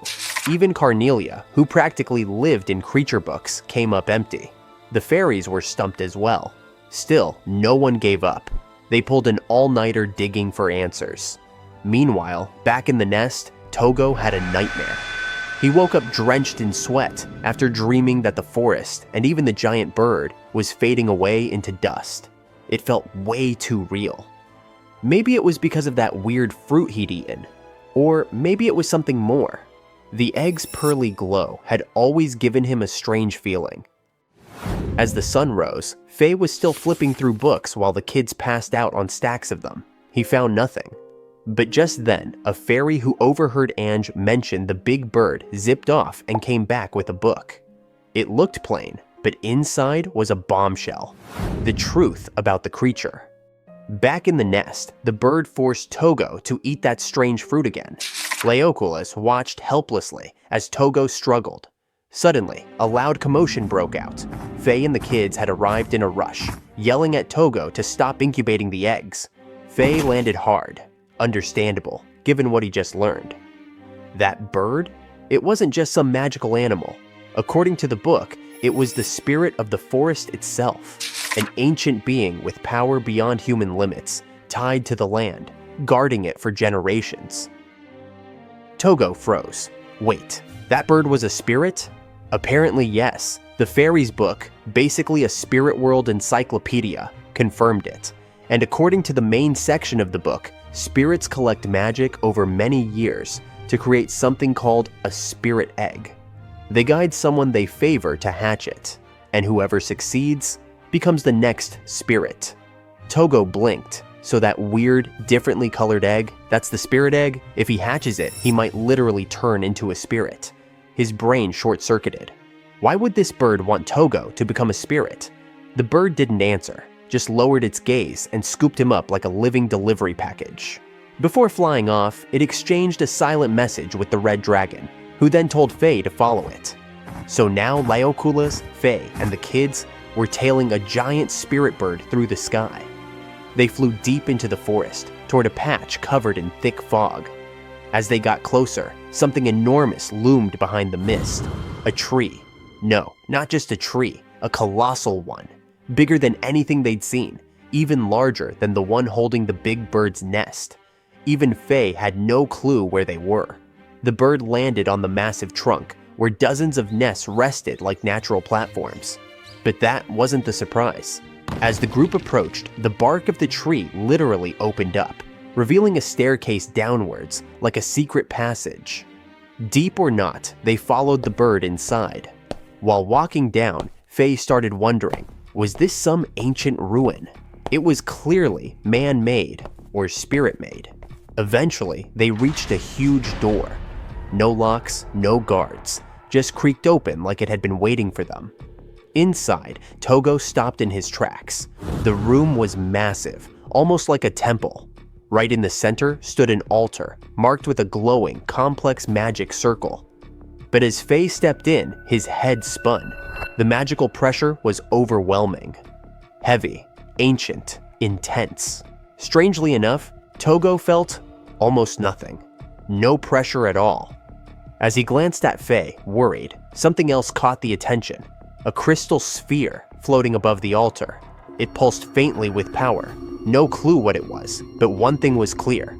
That crystal was hiding a secret. A big one. Out in a field of dying crops, an old farmer explained to a hooded figure that something was wrong. Plants had suddenly started withering. The spirit veins beneath the land were weakening, and although the harvest was safe this year, it might not be next time. The hooded figure? It was 𝐻loa, out investigating the strange drop in spirit energy. With enough info in hand, she planned to return to Redguard, but her mind kept circling back to one thing: why Tougo had to incubate that egg in the first place. Back in the strange room, 𝕱 stepped into the room and was instantly hit by a wave of intense dizziness. Rian rushed to help, but 𝕰𝕠𝕗𝕚 barked at him to stop. Following his instructions, Tougo pulled 𝕱 out of the room, and just like that, 𝕱 was fine again. Whatever magic was in that space, it was way too strong for a regular human. Especially someone like 𝕱, who barely had any magic to begin with. But Tougo? He didn't feel a thing. That alone raised red flags. 𝕰𝕠𝕗𝕚 hinted that Tougo might be turning into a half-spirit. Tougo wasn't thrilled with the idea, but before he could say anything, the big bird dragged him back inside. That's when he saw it. A glowing crystal sphere resting on the altar. The bird flapped its wings and the sphere lit up, blindingly bright. Then, a magic circle expanded across the altar floor, its pattern ancient and complex. Tougo stood there, confused as the orb's light faded, but 𝕉 suddenly pieced it together. This wasn't just any magic, it was a massive barrier of protection spell, the kind used to shield an entire forest. And this place is a barrier control device. The design matched something from a fairy book 𝕉 had read, but the sphere's glow faded too quickly. The barrier was losing power. 𝕉 explained the forest was in danger, and the Great Spirit might be eyeing Tougo as the next protector. Why? Because of his insane magical potential. All those visits from the bird, the egg, it was all a test. And apparently, Tougo passed. He panicked. But deep down, he understood. If anyone could protect this place, it was probably him. Still, he needed answers before making any decisions. Not long after, 𝕉 gathered everyone at Tougo's house to explain what was going on, since it all boiled down to Tougo's choice. The group shifted the conversation to the spirit veins. 𝐻loa got straight to the point. If nothing changed, the spirit vein running through Redguard would run dry. No one could say for sure, but signs pointed to Argent pulling the strings, most likely as payback for Tougo turning down their offer. If they couldn't stop it, then their only option might be for Tougo to accept his role as a spirit. That's when Ryan spoke up. Who was Tougo, really? For a guy who claimed to be just a painter, he sure was surrounded by mystery. Living alone in a forbidden forest, getting invitations from nobles, and now being scouted by the Great Spirit. Interior cut in. If Tougo kept quiet, there was probably a good reason. They'd just have to trust him. 𝕉 agreed. When the time came, Tougo would talk. For now, the big question was, what would he choose? The scene switches to the bird's nest, where Tougo sat face to face with the giant bird in its massive nest, and his first question cut straight to the point. What would change if he became a spirit? The bird's response was surprisingly comforting. His body wouldn't transform. His senses, his daily life, none of it would shift drastically. That was a relief. What he was really worried about was whether he could still keep painting. Turns out he could. That sealed it. Becoming a spirit was the only way to protect the forest. With a calm look of resolve, Tougo asked 𝕰𝕗𝕨 to spread the word and to call 𝕉. Not long after, 𝕉 arrived. And the moment he did, he heard the news. Tougo had made his choice. He was going to become a spirit. Tougo greeted him with a warm smile. He'd already asked 𝕰𝕗𝕨 to notify everyone else, but he needed to tell 𝕉 personally. He loved the forest. He loved its people. And if giving up his humanity meant saving them all, then so be it. No matter how many times someone tried to stop him, his answer wouldn't change. 𝕉 didn't take it well. He looked torn, angry, desperate, and helpless. But Tougo was okay with that. In fact, he was grateful. It was 𝕉 who helped him belong in this forest. Maybe 𝕉 had known this would happen from the very beginning, ever since they first met. And hey, the best part? Tougo could still paint. That little detail snapped the tension. 𝕉 burst into laughter. Of course, that's what you care about, he probably thought. Still the same Tougo. Determined to support his best friend, 𝕉 stayed by the tree all night, watching over him as he began the transformation. First step, eating some seriously weird fruit. Judging by Tougo's reaction, it tasted awful. 𝕰𝕗𝕨 showed up at dawn with breakfast and noticed Tougo was struggling. His body was flushed with heat as he incubated the eggs. Ryan and the others wanted to visit, but 𝕰𝕗𝕨 told them to wait. It wasn't time yet. Just then, Tougo stirred. Slowly, he opened his eyes. The two eggs beneath him began to crack. And out came two tiny baby birds, chirping and crawling into his arms, like they knew he'd kept them safe. But there was still one more egg. This one was different in color and still unhatched. Tougo gently picked it up. Why wasn't it hatching? Was the magic not strong enough? He hugged it close. Warmth surrounded the egg, and suddenly it began to glow. Cracks formed. Light burst from within. The egg floated into the air, magic exploding from it. Then out came something unexpected. A sleek, spirit-like eagle emerged, scanned the area, locked eyes with Tougo. and dove straight into his chest. At first, it felt like a breeze, but then Tougo's body felt strange, like it was expanding, reshaping, and just as quickly as it started, the sensation ended. He was still standing, still himself. 𝕚 and 𝕬𝕠𝕚 rushed over in a panic, calling his name, checking if he was all right. Tougo slowly turned his head toward them, but his eyes, they had changed. They were deeper, sharper. Something had awakened inside him. He looked the same, but somehow, nothing was the same anymore. Something had changed. The moment the spirit creature entered Tougo's body, the air grew heavy. 𝕚 hesitated to even say his name, but Tougo, he still felt like himself, just thrown off by the weird changes. He hadn't even realized yet that he was turning into a spirit. Then, the giant bird nudged him toward the ruins again. Back at the massive tree, inside the barrier control room, Tougo's eyes locked onto the crystal sphere floating above the altar. Something was different about Tougo. 𝕬𝕠𝕚 and 𝕚 noticed it too. His longer hair, the shift in his eye color. But even then, they hadn't fully grasped that Tougo was no longer human. Tougo slowly reached out and touched the sphere. Instantly, a blinding light burst out of it. Strange patterns scattered from the altar, way more than before, like the forest itself was reacting. His hair had turned a vivid green, and when he closed his eyes, the entire forest came alive in his mind. He could sense everything, from the rustling leaves to the deep roots underground. It was unreal. But then, he noticed something worrying. The flow of spiritual energy was weakening. Without thinking, Tougo poured his magic into the sphere. The patterns climbed up the tree trunk, and a calm, powerful wave of magic pulsed through the forest. A massive barrier formed around it, and Tougo collapsed, completely drained. Back at Tougo's house, Ryan practically flew down the stairs to open the door. 𝕬𝕠𝕚 and 𝕚 had returned, carrying Tougo, who was muttering nonsense the whole way back. He was burning up. They explained what had happened. Tougo had spiked a fever. His magic had surged too fast, and his body couldn't keep up. He'd passed out from the overload. But then came the real question. Did he actually become a spirit? Ryan was skeptical. Spirits don't get fevers, right?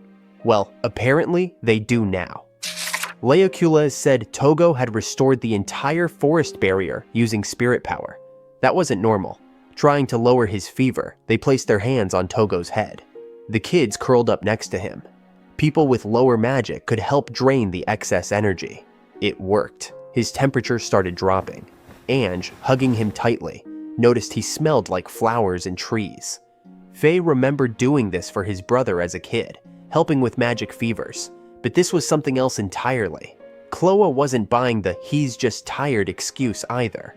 Even standing near him, she could feel the overwhelming magic pouring off him. There was no doubt about it now. Tougo was turning into a spirit. Tougo's fever finally broke after some time, thanks to everyone's help. He felt guilty for being a burden, but there was something more important he had to say. He had officially become a spirit. And with that, he now had insight into the forest's spirit vein, and it didn't look good. He could see its state clearly in his mind. The protective barrier was holding, so outside threats weren't the issue. The real problem, he couldn't control the spirit vein. Instead of sitting around and blaming the situation, 𝕚 suggested something more direct. They should negotiate with the Argent family. They soon arrived at Argent's mansion, where 𝕱, as rigid as ever, cut straight to the point. What were they doing in his territory? 𝕚 didn't waste time either. He flat out accused Argent of doing something to harm them. 𝕱, taken aback, asked if he looked like the kind of guy who'd stoop to that. Honestly, 𝕚 didn't think Argent was behind any harassment, but he was convinced the royal family was. That hit 𝕱 like a punch. He didn't deny it, because 𝕚 wasn't just guessing. He'd already figured it out. 𝕱 also couldn't ignore Tougo's overwhelming new magical presence. Tougo then asked the big question. Was there a reason behind the blocked spirit vein? Backed into a corner, 𝕱 finally admitted the truth. He didn't hate them. He wasn't trying to mess with them. But if they rejected the royal family's offer, he had no obligation to protect them either. He clarified, it wasn't out of malice. The royal family simply didn't care if Redguard's land suffered, and since that land had nothing to do with him, he wasn't about to get involved. This whole mess, it was the result of Faye and Tougo's decision to say no. Surprisingly, Faye didn't blow up. He understood. If the royal family was pulling the strings, there wasn't much to be done. So they turned to leave. But 𝕉𝕤 wasn't done yet. He wanted to know, weren't they here to demand the spirit vein's release? What was their real goal? Faye just laughed. Bold demands weren't their style. Like 𝕉𝕤 said, this was the fallout of their own choices. They came here just to confirm the cause, and now they knew. They wouldn't sit around waiting for the spirit vein to run dry. They'd handle it themselves, no help from Argent. That made 𝕉𝕤 snap. Then came the next question. Where did they get info on the spirit vein? It was supposed to be a top secret operation. If they told him, maybe 𝕉𝕤 could make some compromises. Faye just shrugged. Who knows?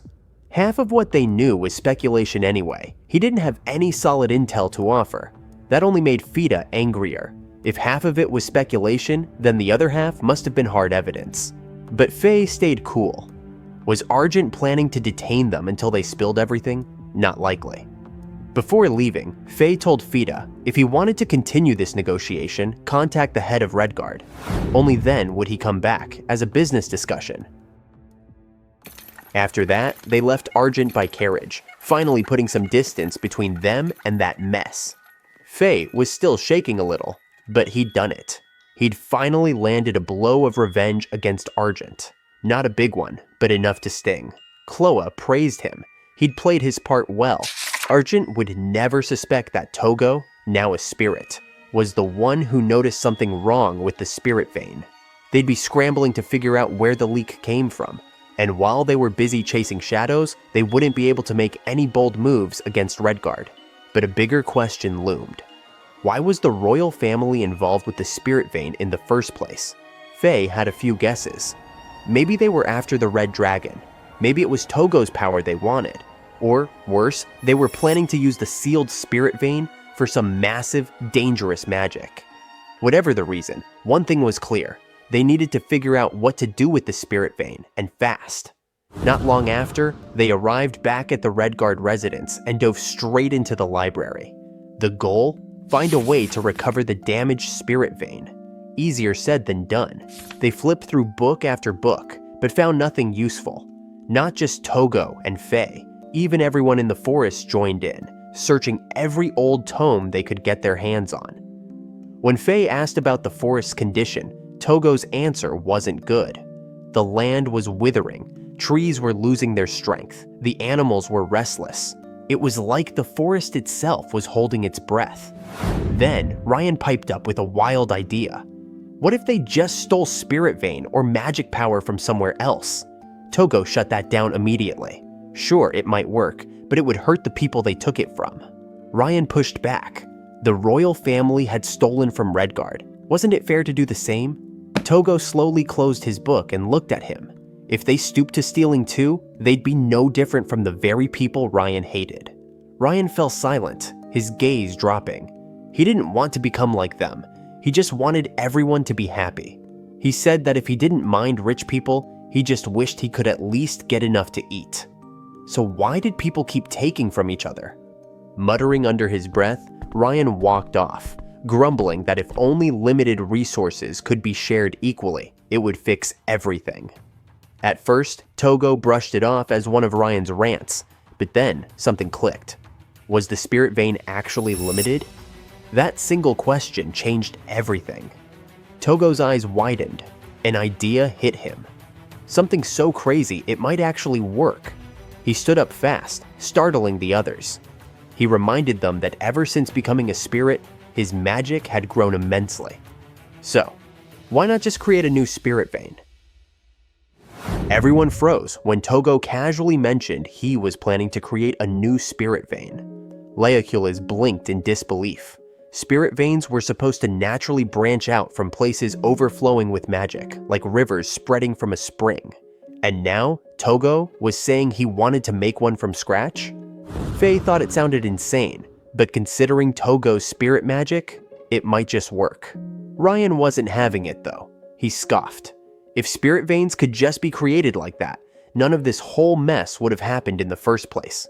Tougo admitted it did sound wild, but then dropped a surprise. He had actually made a spring before. It worked on the same principle, or at least that's what he believed. Skeptical looks all around. So, to prove his point, Tougo decided to show them his power. They headed back to the forest house. Once inside, Tougo pulled out his sketchbook and started drawing. His first drawing in this world, a mochi. And just like that, the mochi popped out of the sketchbook, real as anything. That was Tougo's power. He could bring his drawings to life. He explained further, the houses in the forest, all his creations. Even the little phoenix flying around, his drawing made real. And now that he had become a spirit, his power had only grown stronger. So yeah, creating a spirit vein wasn't impossible, just not easy. Of course, using that power came at a price. Each creation drained a ton of magic. Overdo it, and he could end up knocked out for days. 𝕬𝕠𝕔𝕙 seemed unsure. Was it really okay to let people know about this kind of ability? Faye, calm as ever, said it was fine. No one here had any shady intentions. Tougo was safe. Later on, they made their way to the royal capital, heading straight for a massive, awe-inspiring building. Ange and Ryan were wide-eyed. It was their first time seeing a library this enormous.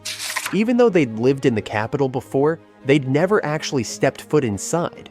But now, it was the perfect place to dig into research on spirit veins. So they spread out and got to work, scanning shelf after shelf for any clues. Then, Carnelia, running around in her characteristic style, bumped into a girl holding a painting book.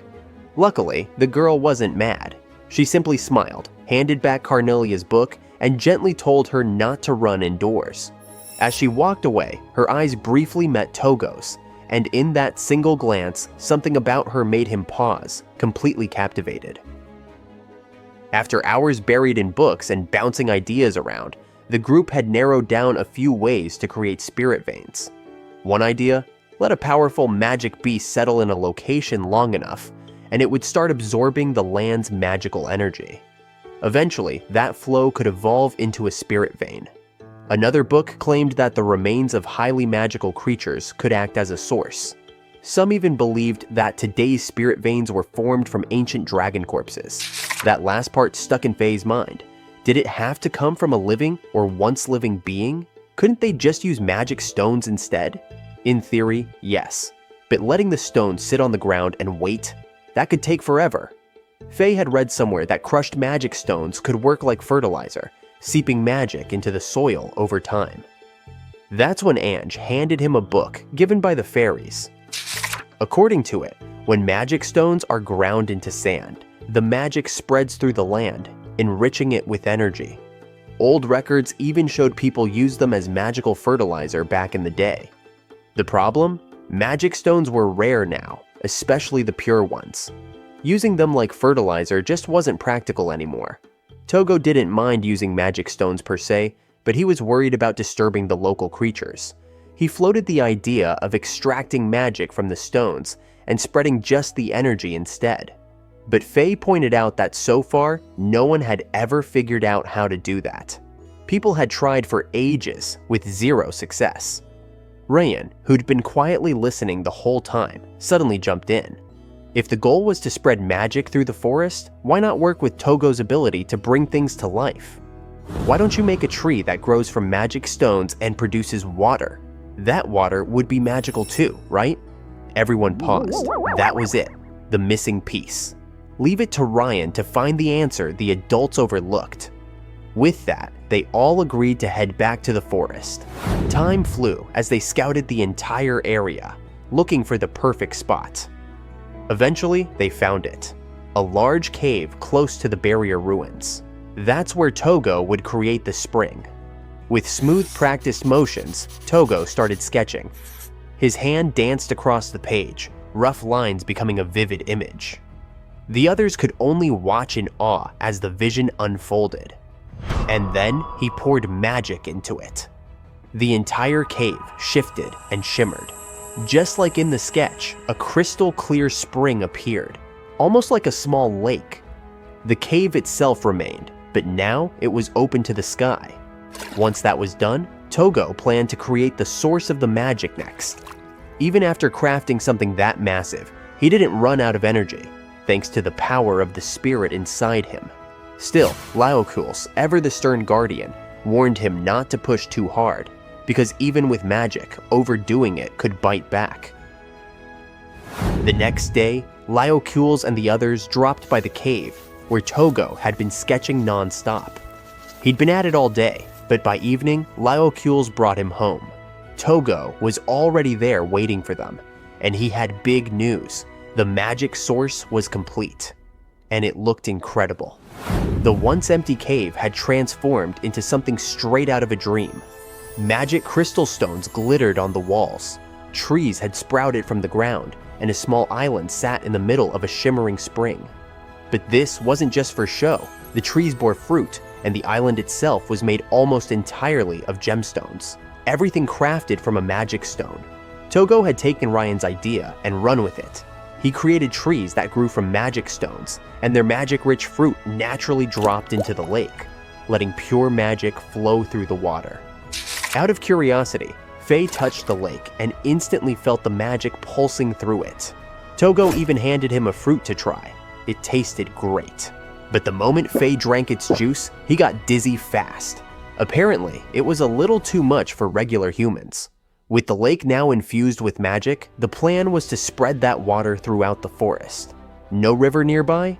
No problem, they'd just have to do it manually. Even without a proper spirit vein, the method should keep the forest alive with magic. But how exactly did Tougo plan to water an entire forest? While sketching, Tougo explained that the spirit vein was sometimes called a dragon's vein. So who better to spread the water than a dragon? He didn't know if the world recognized it, but dragons had long been known for bringing rain and governing water. But not just any dragon. This one would be big, fierce, and beautiful. Inspired by Eastern mythology, he poured every drop of his remaining magic into the painting. His hair even turned bright green as the magic surged through him. When the final stroke landed, the ink painting glowed, and then a massive explosion of light shot into the sky. Everyone stood frozen, caught between awe and panic. But Tougo? He smiled and welcomed the creature. The dragon was stunning. Light gray scales, sky blue hair, and an air of raw magical power. Tougo asked the dragon to bring rain to the forest. The creature let out a deep growl, agreeing.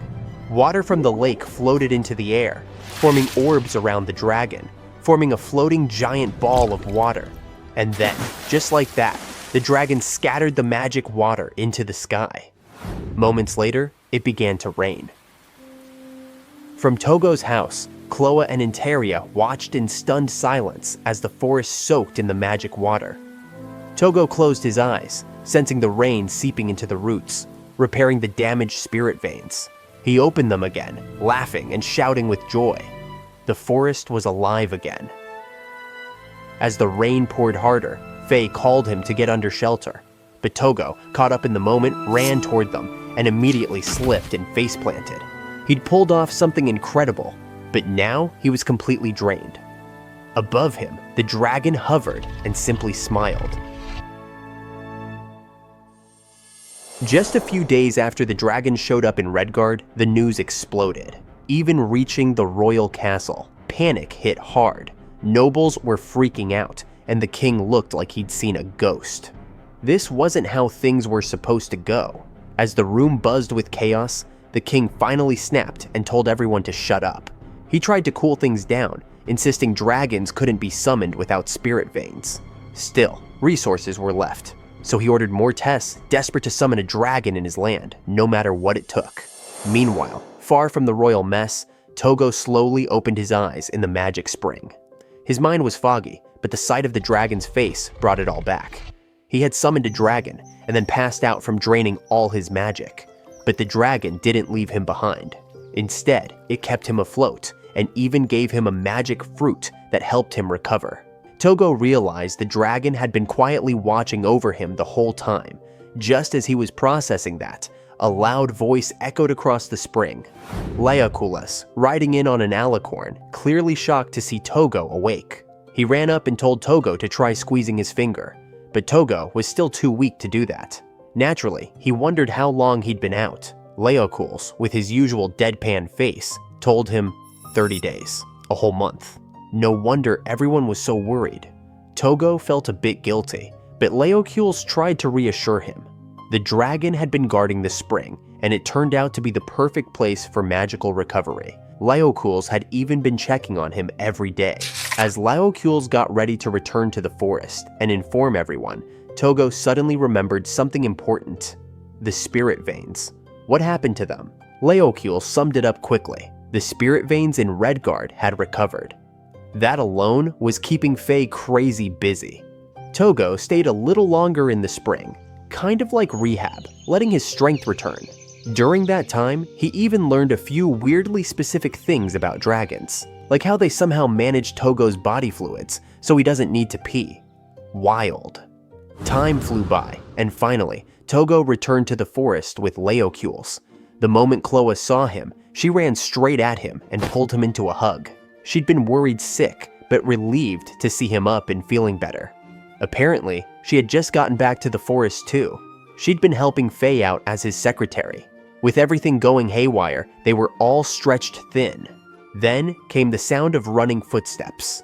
Ryan and Ange charged at Tougo and basically crashed into him. It was half a hug, half a tackle. The kids were mad that Tougo had slept through an entire month and needed a whole extra week to recover. They bickered a little, but in the end, the message was clear. They really missed him. After returning to the forest, Tougo took a bath with Ryan and Ange. The two kids clung to him like they were still shaken from his long, unconscious state. The forest felt extra quiet with Carnelia and Interia out shopping. While Ryan and Ange scolded him for scaring them, Chloe walked into the bathroom with fresh clothes, ones that had been delivered by the big bird a few days ago. Once Tougo put them on, they fit so perfectly that he looked more like a spirit. Not long after, Tougo and 𝕬𝕠𝕠𝕚 dropped by the Redguard mansion, where Faye welcomed them with a big smile. When Tougo mentioned the chaos while he was out, Faye invited him in to explain everything properly. Over a cup of tea, Faye started his story. First, he brought up the current situation with the royal family. One of their direct territories had completely dried up, all tied to the spirit veins. The trigger was a dragon summoning ritual. The royal family had been blocking spirit veins and storing magic to summon a dragon. Since they weren't sure it would work, they cut off Redguard's spirit veins, just in case, and may even want to force Redguard to hand over the red dragon. As expected, their summoning attempt failed. And right then, a second dragon appeared in Redguard. Yep, it was the blue dragon Tougo had summoned. That caused absolute panic. A dragon showing up in a place where all the magic was supposed to be gone. The royals and nobles lost it, so they came up with a theory to explain it. Meanwhile, over in the Argent territory, 𝕝𝕗 got some bad news. The experiment tied to the theory had failed, and the spirit veins in the test area were completely drained. 𝕝𝕗 could only sigh, frustrated with how greedy and reckless the king had become. It connected with the theory that the royal family had made. Tougo was stunned when he heard the theory. Dragons appeared in areas with low magic. It sounded completely off to him, but surprisingly, the royal family believed it. Because of that, Faye's father was summoned to the capital and interrogated. The king asked him directly, "Did a dragon appear in Redguard?" Faye's father confirmed it without hesitation, but he didn't spill all the details. Just said the dragon showed up, brought rain, and vanished. The king raised his voice, not buying it, but Faye's father stayed calm. He said even the Redguard family was confused by what happened. Then he dropped a sharp line, that something was off with Redguard's spirit veins. That one comment made the king pause. Faye's father followed up with a theory. Maybe when a territory's magic gets really low, it creates the conditions for a dragon to appear. Surprisingly, the royal family took that theory seriously. So seriously, they started blocking spirit veins in their own lands. But that move had consequences. The political situation was getting unstable fast. With their lands now affected, the royal family had their hands full and didn't have the time to mess with Redguard for a while. Instead, Redguard was busy with a flood of inquiries from other regions about dragons. It overwhelmed Tougo. Everyone wanted a dragon. From 𝕻𝕠𴟫 to Argent, those families wanted dragons. He blamed himself for Redguard's suffering. But Faye shut that down immediately. Just having a dragon made people cautious. Sure, it brought complications, but being feared wasn't always a bad thing. Thanks to Tougo, no one dared to underestimate Redguard anymore. That gave Tougo a wake-up call. It became the spark that made him want to get stronger. Oh, and speaking of the 𝕻𝕠𴟫 family, Faye ended with one last update. The Lord of 𝕻𝕠𴟫 and his son had just been arrested. As soon as Tougo heard the news, he returned to the forest, where Carnelia and Interia were waiting to greet him. Carnelia looked happy to see him up and moving again, but she had something big to share. Her family's trial was over. Turns out, they were punished for organizing poaching in Redguard. Even though they were nobles, they had to pay bail and were temporarily locked up. That meant Carnelia and Interia no longer had to hide in the forest. So they decided to take this chance to finally explore the outside world a little. Nothing too crazy. They wouldn't be gone long. Carnelia wanted to visit a rural town in the 𝕻𝕠𴟫 territory where her mother had been buried. Her mother, once a maid in the 𝕻𝕠𴟫 household, had fallen ill and passed away years ago. Carnelia had always wanted to visit her grave. Tougo was clearly still annoyed with the 𝕻𝕠𴟫 family, but Carnelia had already made peace with it. She just wanted to tell her mother, properly, that she was happy now. Hearing that, Tougo couldn't argue. He simply wished them a good trip. Soon after, Carnelia and Interia began preparing to leave. Everyone from the forest came to send them off, though Anjay didn't seem too happy about it. Goodbyes weren't really her thing. Faye helped by arranging horses for the journey, and Interia had already done the shopping for supplies. Before leaving, Interia called Leiokulas, who she still called Ed, and reminded him to keep up with his training. They even made a promise to spar when she got back. As for the kids, saying goodbye wasn't easy. They promised to keep practicing the flower crown making that Carnelia had taught them. Then, out of nowhere, a little phoenix appeared. It flapped around before landing on Tougo's head, clearly not wanting to be left out. Holding the phoenix in his hands, Tougo realized it had grown a bit bigger, and that got him feeling nostalgic. Finally, the farewell moment came. Carnelia and Interia rode off on horseback. Every meeting has its goodbye, but watching them leave still hit hard, especially for Ange. That's when Tougo realized something. The little girl was afraid of being separated from her family again. That's why she hugged him so tightly when he woke up earlier. She didn't want to lose another family. To help her through it, Tougo suddenly waved both arms and shouted at Carnelia, Interia, and the phoenix, loudly and cheerfully, like he was trying to say, "This is how you send off people you love." Ange and Ryan were surprised, but quickly followed his lead. The goodbye felt lighter, warmer, and full of good energy. And just like that, Carnelia and Interia set off on their short journey, smiling all the way.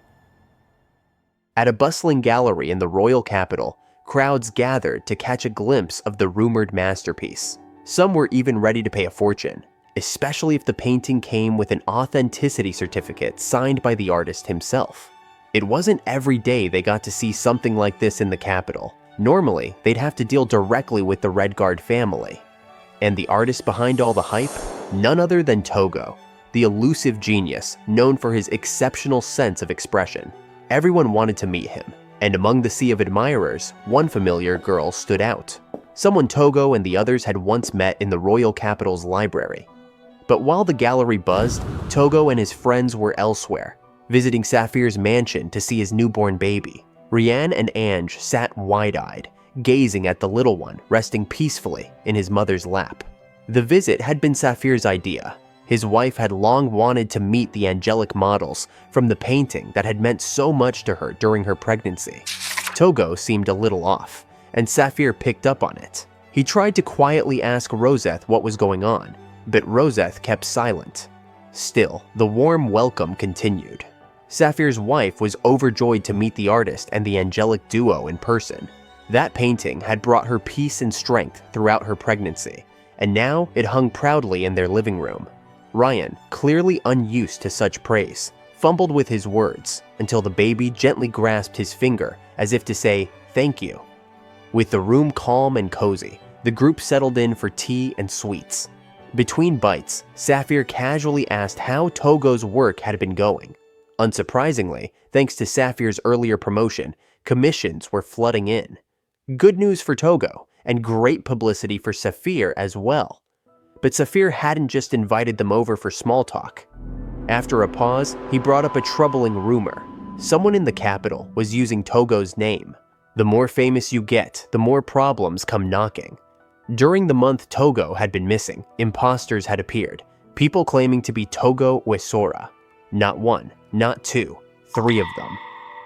They headed back to the forest to get answers from 𝕭. After all, she was the expert here. And yep, the rumors were spot on.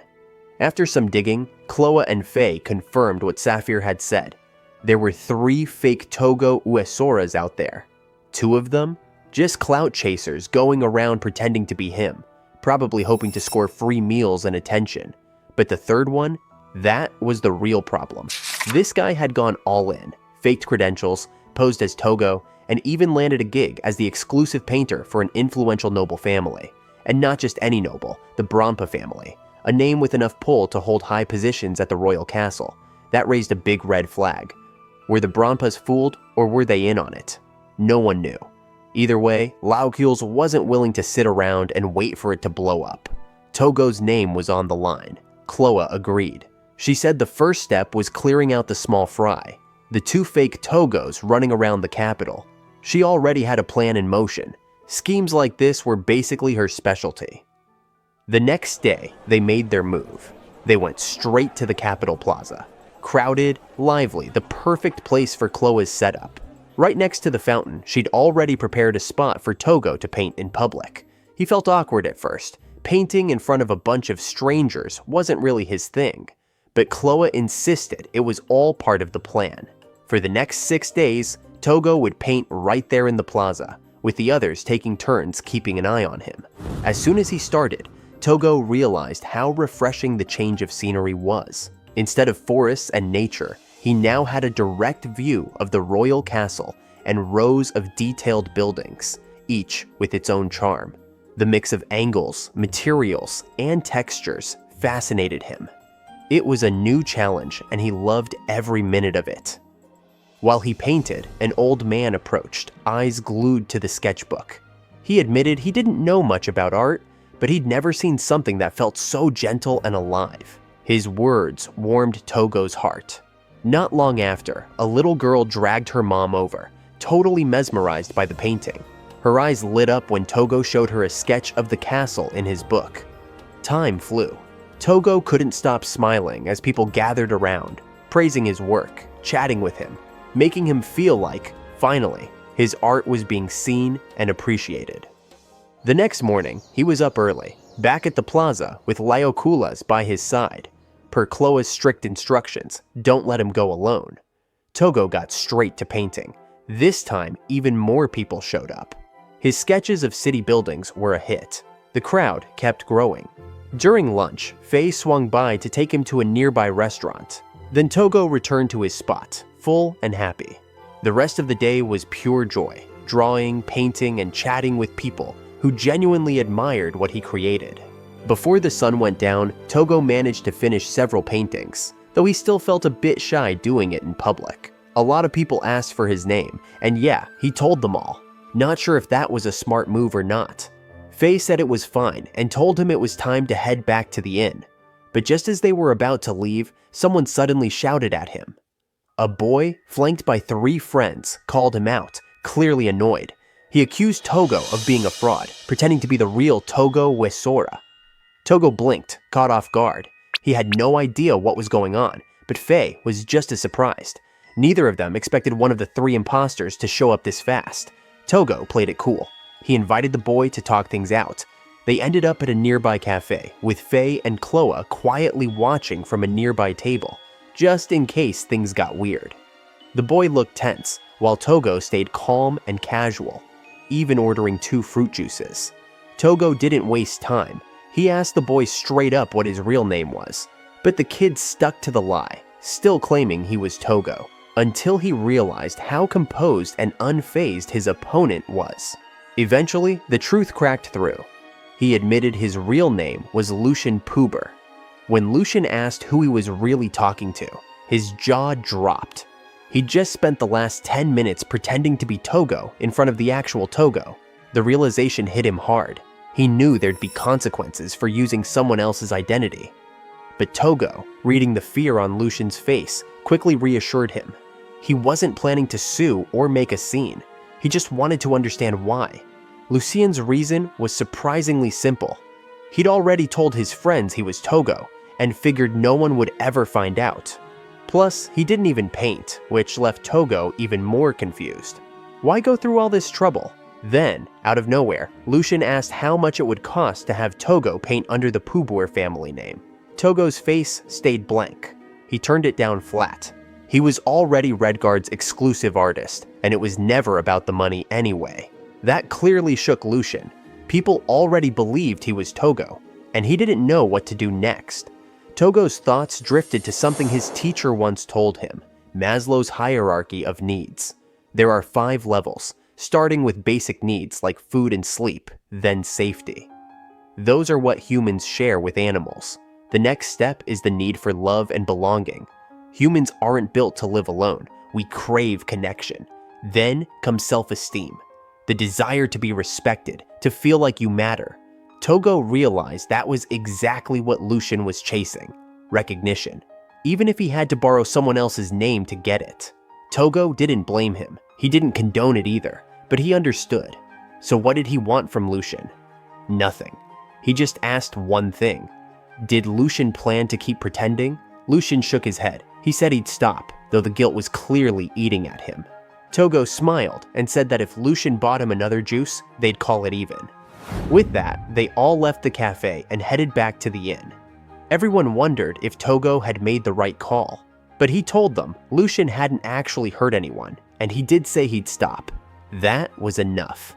Still, something about the whole self-esteem thing stuck with Tougo. He understood it on paper, but not in his heart. Then, halfway through the walk, a carriage rolled past. Something about it caught his eye. He wasn't sure why. But inside that carriage sat a girl he had met before. Her eyes were fixed on the glowing capital outside, her expression unreadable, yet full of meaning. It was the 3rd day of their painting trip, and after catching the first imposter and settling things without going to court, they managed to nab the second fake Tougo today. This time, it started with 𝕄𝕗𝕄𝕗𝕗 yelling so loud it nearly made the guy jump out of his shoes. The imposter had been caught red-handed trying to steal a sketchbook, one filled with stunning drawings. What he didn't realize, that sketchbook belonged to Tougo. Naturally, that raised some eyebrows. Why steal Tougo's work?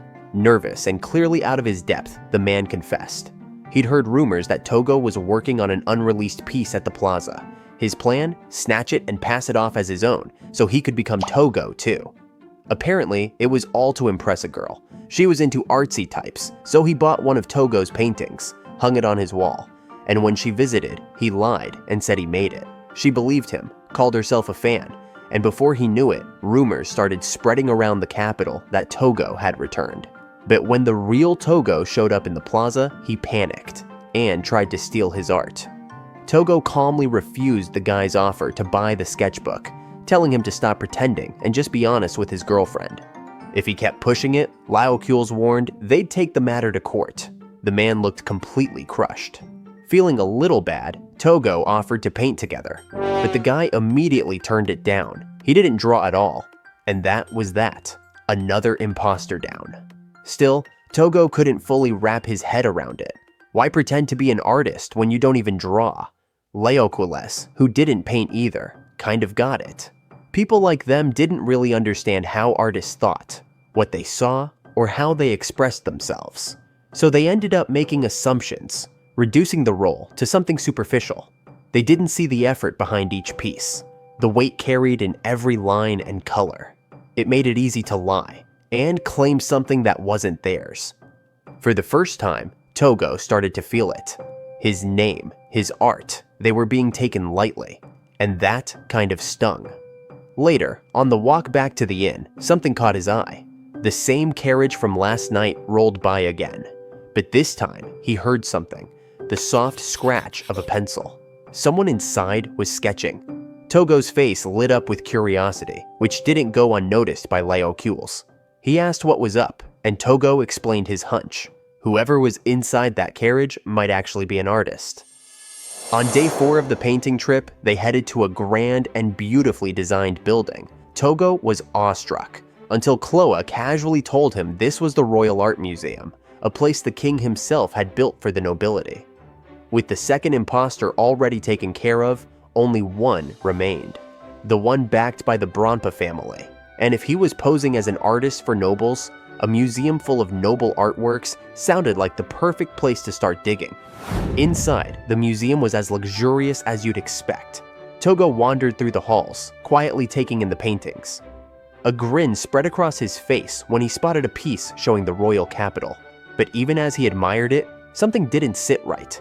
He turned to 𝕬𝕑𝕍𝕋, admitting that the more he saw, the more overwhelmed he felt. Not in a good way. These works were supposed to be masterpieces, but something felt off. Many of the paintings seemed noble made, but strange. The lighting felt wrong, the shading clunky, and the composition just awkward. For a second, Tougo had the bold thought, if this is what's displayed here, I could do this too. He immediately brushed that off, too cocky. Still, not everything felt fake. One painting stopped him in his tracks, a quiet alley scene from the capital. The colors, made with crushed magic stones, gave it a rich, dignified feel. The artist's name was written below, 𝕮𝕮. Sounded more like an art critic than a painter, but Tougo was genuinely impressed. Meanwhile, 𝕮 and 𝕬𝕑 were scouting around the back of the museum. That's when a staff member noticed them looking lost and told them the grounds were currently off limits. Turns out they were preparing for an upcoming painting competition. 𝕮 and 𝕬𝕑 looked at each other. Bingo! The staff explained that on the day of the event, the works of artists employed by noble families would be on full display, so they decided to return tomorrow. On day 5, they didn't find the third imposter, but it didn't ruin the day. Tougo, Ange, and Ryan had a great time painting around the capital. Still, the trip was almost over. Tomorrow, they'd head home. But when they got back to the inn, 𝕮 hit them with some surprising news. A painting had been submitted to the competition under Tougo's name. That night, Tougo and 𝕮 snuck around to the back of the museum to meet with one of the staff. They needed to see that painting. What they found left them speechless. The artwork showed a violent rainstorm ripping through a forest. It was intense, full of raw motion and emotion, and yet, under it, clear as day, was Tougo's name. Tougo stood frozen. He'd never painted anything like this in his life. The staff member looked at him, puzzled. He asked, almost uncertainly, if he truly was Tougo. 𝕮 exploded, furious that the museum was still confused, especially after they had submitted official documents and Tougo's real signature. But what the staff said next was the real shocker. The painting had been submitted by the 𝕚 family's court painter. 𝕮 immediately pushed for more answers. Finally, the staff admitted that the so-called Tougo could usually be found painting in the park right behind the museum. The moment they arrived at the park, they saw a sleek black carriage with gold trim, parked just like the one they'd seen before. Rumor had it that the third imposter was inside. Without wasting a second, 𝕮 marched straight up and yanked the carriage door open. But instead of finding some shady con artist, they found a woman sitting calmly, pencil in hand, sketching in silence.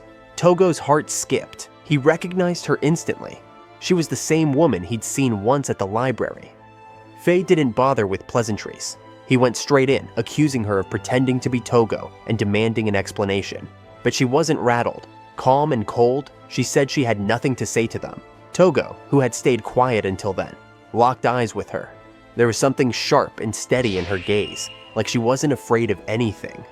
Just as the carriage began to pull away, 𝕬𝕑𝕍𝕋 swooped in on Alicorn, managing to block its path. 𝕬𝕑 was with him, and they brought news that Ryan and Ange were safe back at the inn. Eventually, the woman stepped out of the carriage, clearly annoyed by the commotion. Tougo kept it simple and asked if she was the one who submitted the painting under his name. She didn't flinch. She owned up to it without a hint of guilt. According to her, she was hired by a noble named Brampa to use Tougo's name. After meeting all three imposters, each one around his age, Tougo couldn't help but feel frustrated. The weight of it all was starting to pile up. Then, he introduced himself properly as the real Tougo, exclusive artist of the Redguard family. He invited her to talk, not as enemies, but as fellow artists. There was a pause when Tougo asked to talk artist to artist. The girl finally agreed, saying they could interrogate her or do whatever they wanted. Tougo started by asking her real name, but she just gave the same answer. She was Tougo. They moved to a nearby park to continue. That's when Tougo got straight to the point. He told her he was the real Tougo. So why was she submitting work under his name? Her answer was blunt. She was the Brampa family's personal painter, and Lord Brampa said she was the real one. Seeing they were getting nowhere, Tougo changed his approach. He asked if she used his name of her own will. After a short silence, she admitted she did. But honestly, with how beautiful her painting was, Tougo didn't see why she even needed his name, the brushwork, the mood. It was so alive he could almost feel the wind and hear the trees swaying. He hadn't seen her other pieces yet, but he was certain one of them could win a major award. She blushed at the compliment, but her expression quickly turned bitter. In this country, she said, recognition was only for nobles or people with the right connections. The capital's museums were full of works displayed under noble sponsorship, or worse, nobly painted trash. Their art lacked perspective, had poor brush pressure, and dull observation. She couldn't stand it. The sad truth, she said, was that it wasn't the quality that mattered, it was the name. A good painting meant nothing unless it came from someone famous. For unknown artists like her, being recognized felt impossible. Tougo could understand that frustration. Maybe the galleries only cared about names, but something still stuck in his mind. There was a painting by someone named Orhan Halk that really moved him. It captured the capital in a bold, reckless way that just felt real. He suggested she check it out, as if to prove that not everything displayed there was worthless. Then he asked the big question, why use someone else's name at all? Her answer was honest. She didn't care about royalty or fame. She just wanted people to see her work, no matter how it happened. That's when Tougo finally understood what his teacher once said about the desire for recognition. Talking to her actually helped, but he wasn't done. She asked if he'd tell her to withdraw from the contest. Surprisingly, he wouldn't. Instead, he decided to flip the situation. He'd submit a painting under her name. Maybe by doing that, he'd finally understand what she felt when she used his. She couldn't quite wrap her head around it. She even called him a weirdo. But with the moment hanging, she finally gave him her real name, Layla Lasward. She was the one who'd been using his name. As she headed back to the carriage, Layla tossed him a challenge. She claimed that without his name, even his painting wouldn't get noticed. No one knows. Maybe he'd be the one accepted under her name. After she left, Faye stood frozen in shock. Layla had just openly confessed she was a fake, but Tougo didn't plan to expose her. For now, he wanted to understand her better. There was something about Layla that felt genuine. He couldn't help but think they might actually become good friends. The painting trip was over, and the next day, they headed back to the forest. Judging by the mood, it was clear they'd had a good time in the capital. As for the whole fake Tougo situation, Faye would probably deal with the Brampa family himself. Tougo felt guilty for dragging Faye into it, but Faye didn't mind. He figured Tougo had his reasons. Still, Faye couldn't help but wonder about the contest. What made those paintings worthy of being displayed? If he hadn't met Tougo, he might have just accepted it all without a second thought. Tougo didn't exactly reject selling art based on fame, but he believed art should be judged for what it is, not who made it.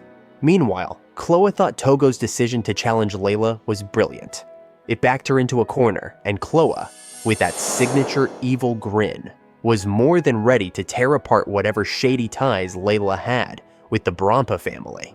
Later, Tougo walked into the forest with Rian and Ange, still unsure what to paint for the contest.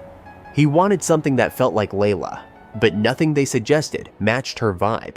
So they paid a visit to 𝕰𝕗𝕄 to figure out what kind of image captured her essence. 𝕰𝕗𝕄 asked Tougo what came to mind when he thought of her.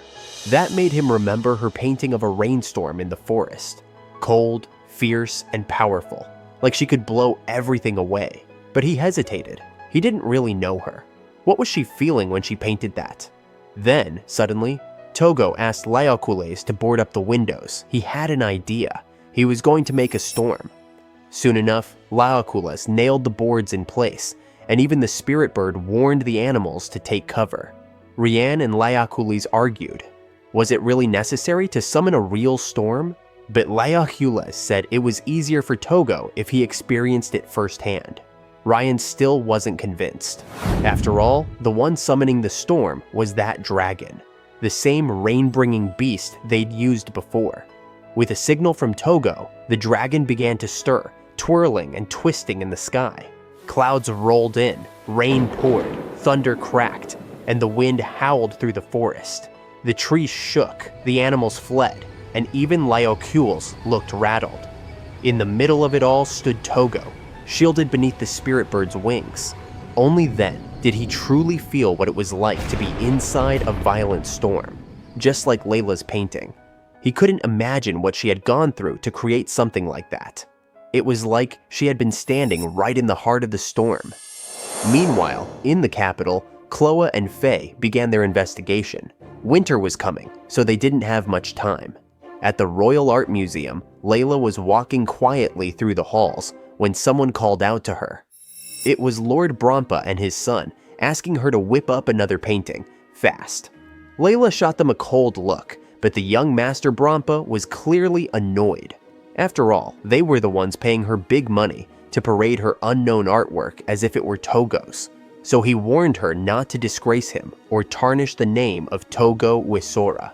It was that arrogant, noble attitude that made Layla sick. She was stuck in a cycle she couldn't escape, powerless to resist the Brampa family's demands.